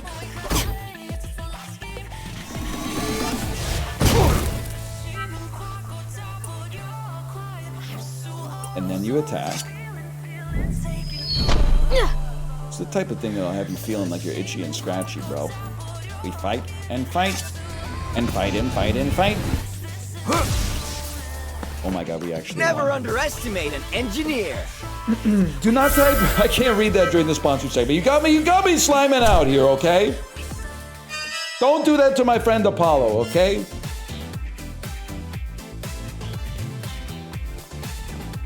But sure, if I see you on the NL Super Cruise, you can have $5 Canadian. That being said, this offer is limited to like a certain number of people. I'm not just gonna give $5 to every single person I see, but if you specifically ask me, and you know that I can remember faces very well, so don't try to ask me twice. Wait, 3 vinyls, we can actually buy something now. HP plus 14, literally huge. Yes, please, equip that.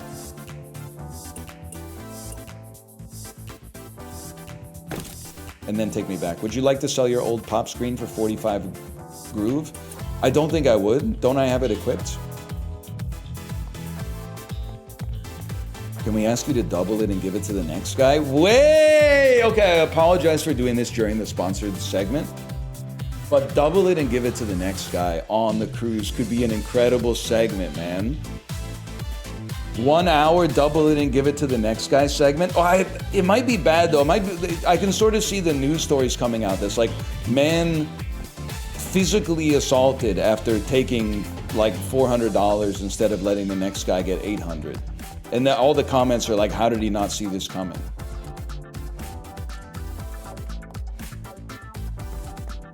Okay, I have received some vinyls. I'm running around. I'm standing on a puzzle piece. What have I done? Oh my god! You know what this is? It's Undertale.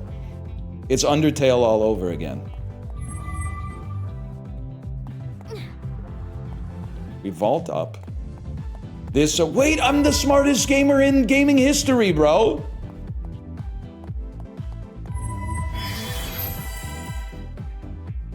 Okay, give me a second here. Start by stepping on this. You vault up and over. You vault up and over. You go here. You go down. You go up. Wait a second. I'm not even clocking that it's a puzzle because it comes so naturally to a guy like me. You step on the glowing tile. That ain't gonna work, bro.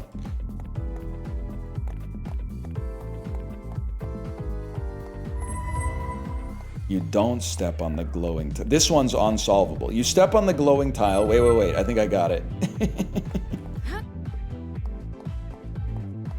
Then you go to this one, which lets you get across, which lets you go to this one, which lets you go across, which lets you go to this one, which lets you go across, which lets you go to this one, which lets you go across to this one. And then, of course, whoa, hang on, wait a tick. I want to get this. I just got a shiver.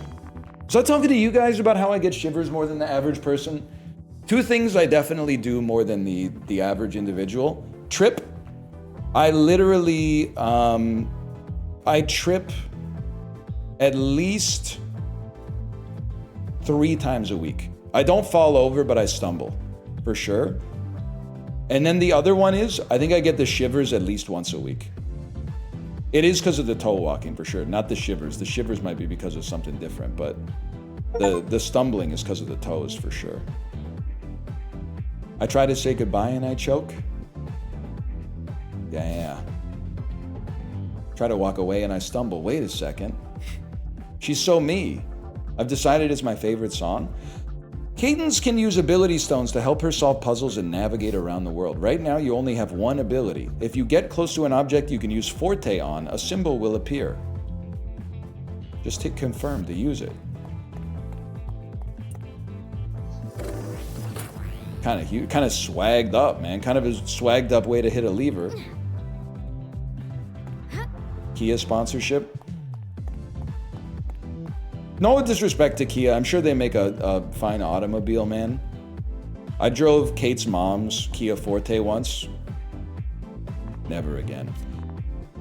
Tell you what, I will say it was better than the Chevy Spark rental car we had in San Diego. The Chevy Spark felt like at any moment you could push the pedal down too hard and like the doors would fall off the car. But tell you what, I'll show you our experimental configuration. See if you can handle it.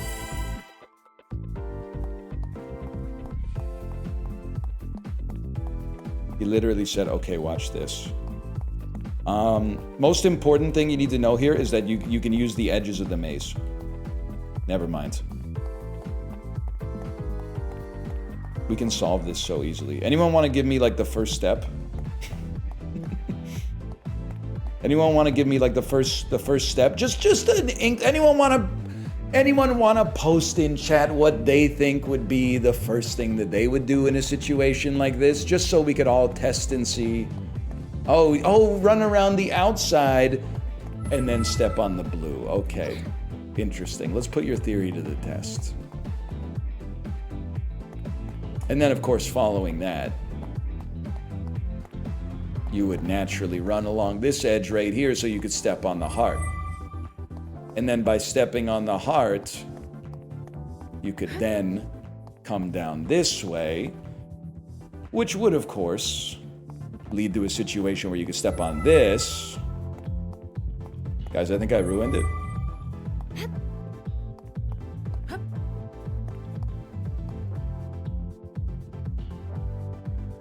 You had it? I'm gonna solve the puzzle, but I have to go pee so bad.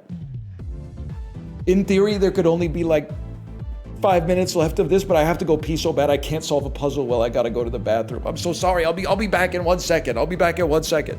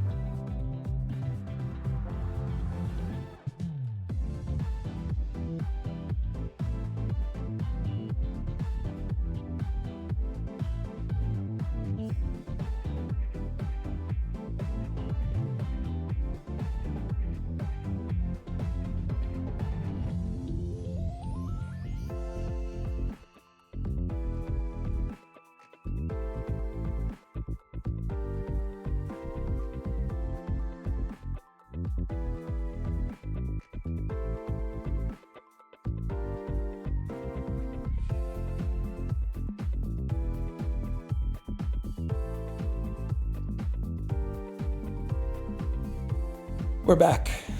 Did you solve the puzzle? Stop saying stuff like, I wonder what the bathroom meta is going to be like on the cruise. Obviously, the bathroom meta is going to be stalls, okay? But that's just already the bathroom meta for a guy like me. That's not even unusual for a fella like me. Okay, check this out. We come this way.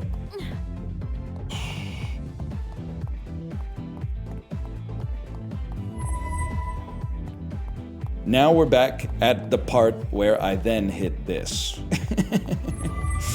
Which then allows us to come this way. But to what purpose? Because what we want to do... Don't laugh at me. I'm looking at chat to see if you'll give me the answer. Wait, what if I just fall off? It's a blue, then a go around? Wait. Are you a genius? Oh my god, you might have cracked the case, man. You literally just walk on the highlighted square? Different people have different abilities, okay? I shouldn't be the one to have to tell you this.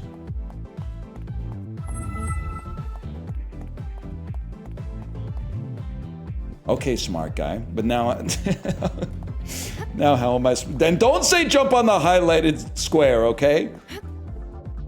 Wait, I can't wait to tell you my plane crash story in person. Could you tell me the plane crash story right now? I feel like I'm very interested.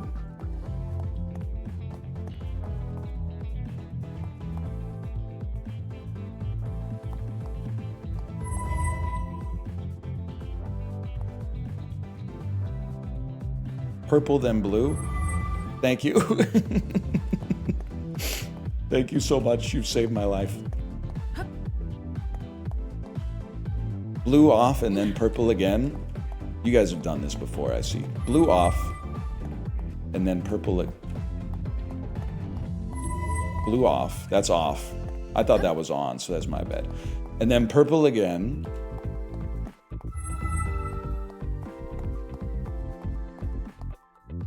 You gotta wait until the cruise to hear it? That's ominous, but I'm gonna choose to believe that you have a pure heart. Now red? Now red? Bro, I can't hit red. I gotta hit blue to hit red. Wait, I can hit blue though. Wait, I'm not even trolling. Why did you say this was easy? This is like the hardest puzzle I've ever seen in my life.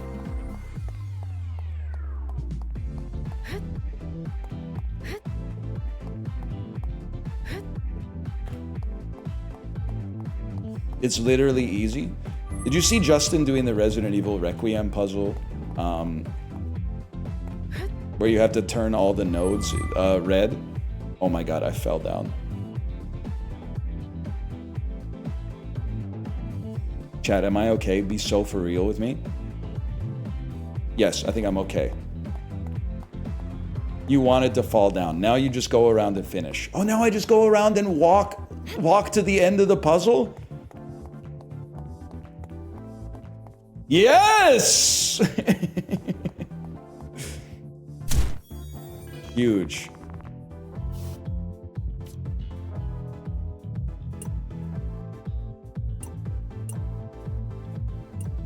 Let me see what you got. B-side. Choose a bandmate, they recover BP. That seems like the sort of thing that could be mighty useful, man.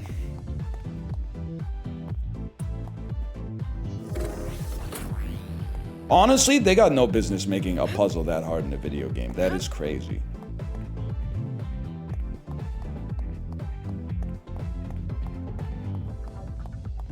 I know King Minos loves to see you coming.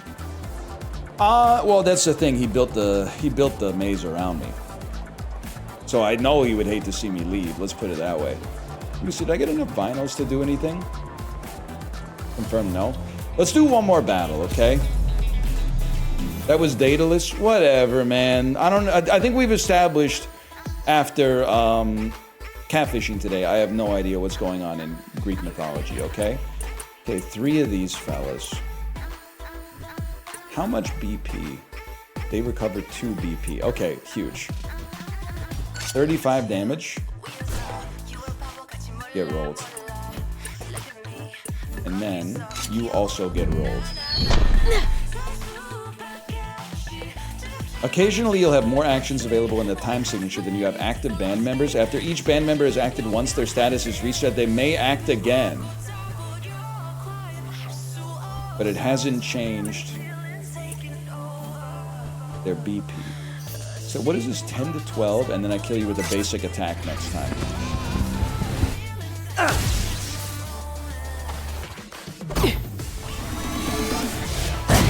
9 damage ain't even that much. This is Expedition 33 crossed with Mother 3. Okay, that's amazing news. It's the greatest video game of all time, is what you're trying to say. Exclamation point PON. People have noticed now available on Steam. I appreciate that. Thank you. You know what? Let me get one of those. Nice one. And then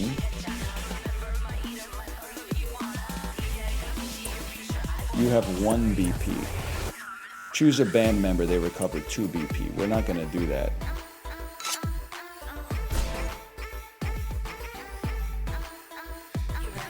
Let me have you. You're gonna do an instant hit.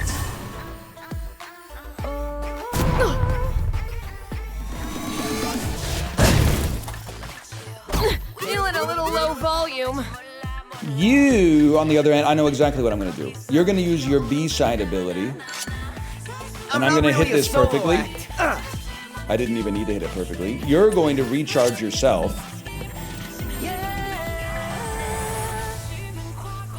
And then you're gonna go beast mode on this guy and you're gonna get a kill. Wait, and you said I shouldn't play on the hardest difficulty. As long as they made the puzzles a little bit more, because you gotta have 150 IQ to get through the puzzles. If they made the puzzles a little easier, then I could absolutely play on the hardest difficulty because the combat ain't nothing but a peanut, man. You're going to take 8 damage. And then you're going to take 8 damage again, I'm guessing. You're going to take 9 damage. Guys in chat with 149 IQ maddling right now. I said maddling. I think it's time, man. Were you rushing or were you dragging? I think it's time for me to... It's time for me to eat some lunch, probably. That being said, we did level up.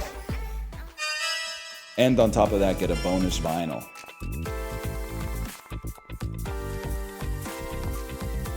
Get that chicken potato king. Thank you for telling me and giving me permission to get the chicken potato. This has been People of Note. I've had a really good time playing so far. I like a game with micro games. It's crazy to me that back in my childhood, we used to play RPGs and we would just click on attack and then your guy would go like, that's it, right? That seems a little antiquated. It seems a little antediluvian at this point. People of Note doesn't do that. It has rhythm-based mechanics. The better you do on the rhythm-based mechanics, the better your attacks are, the better your abilities are, the better your supports are, the better your spells get casted. Someone keeps, first off, exclamation point PON. Check it out for yourself. People of Note, available now on Steam. And thank you to Annapurna for the sponsorship. Let me throw a slash marker in here. Slash marker. People of Note. I keep getting harassed to show you my pen. And they did type pen, by the way. This is what we're rocking right now. It's not a special pen. You can see it's made of like a hard plastic. But it came with the Hoboichi Tekko that my wife got for me that I have not written in like a week and a half, which I really need to do. I need to get organized again. I knew that was the pen. No surprise. It seems like a good pen. Can I tell you, literally, this is how my brain works, and you're not going to believe me. Except if you saw the puzzle, you'll believe me. I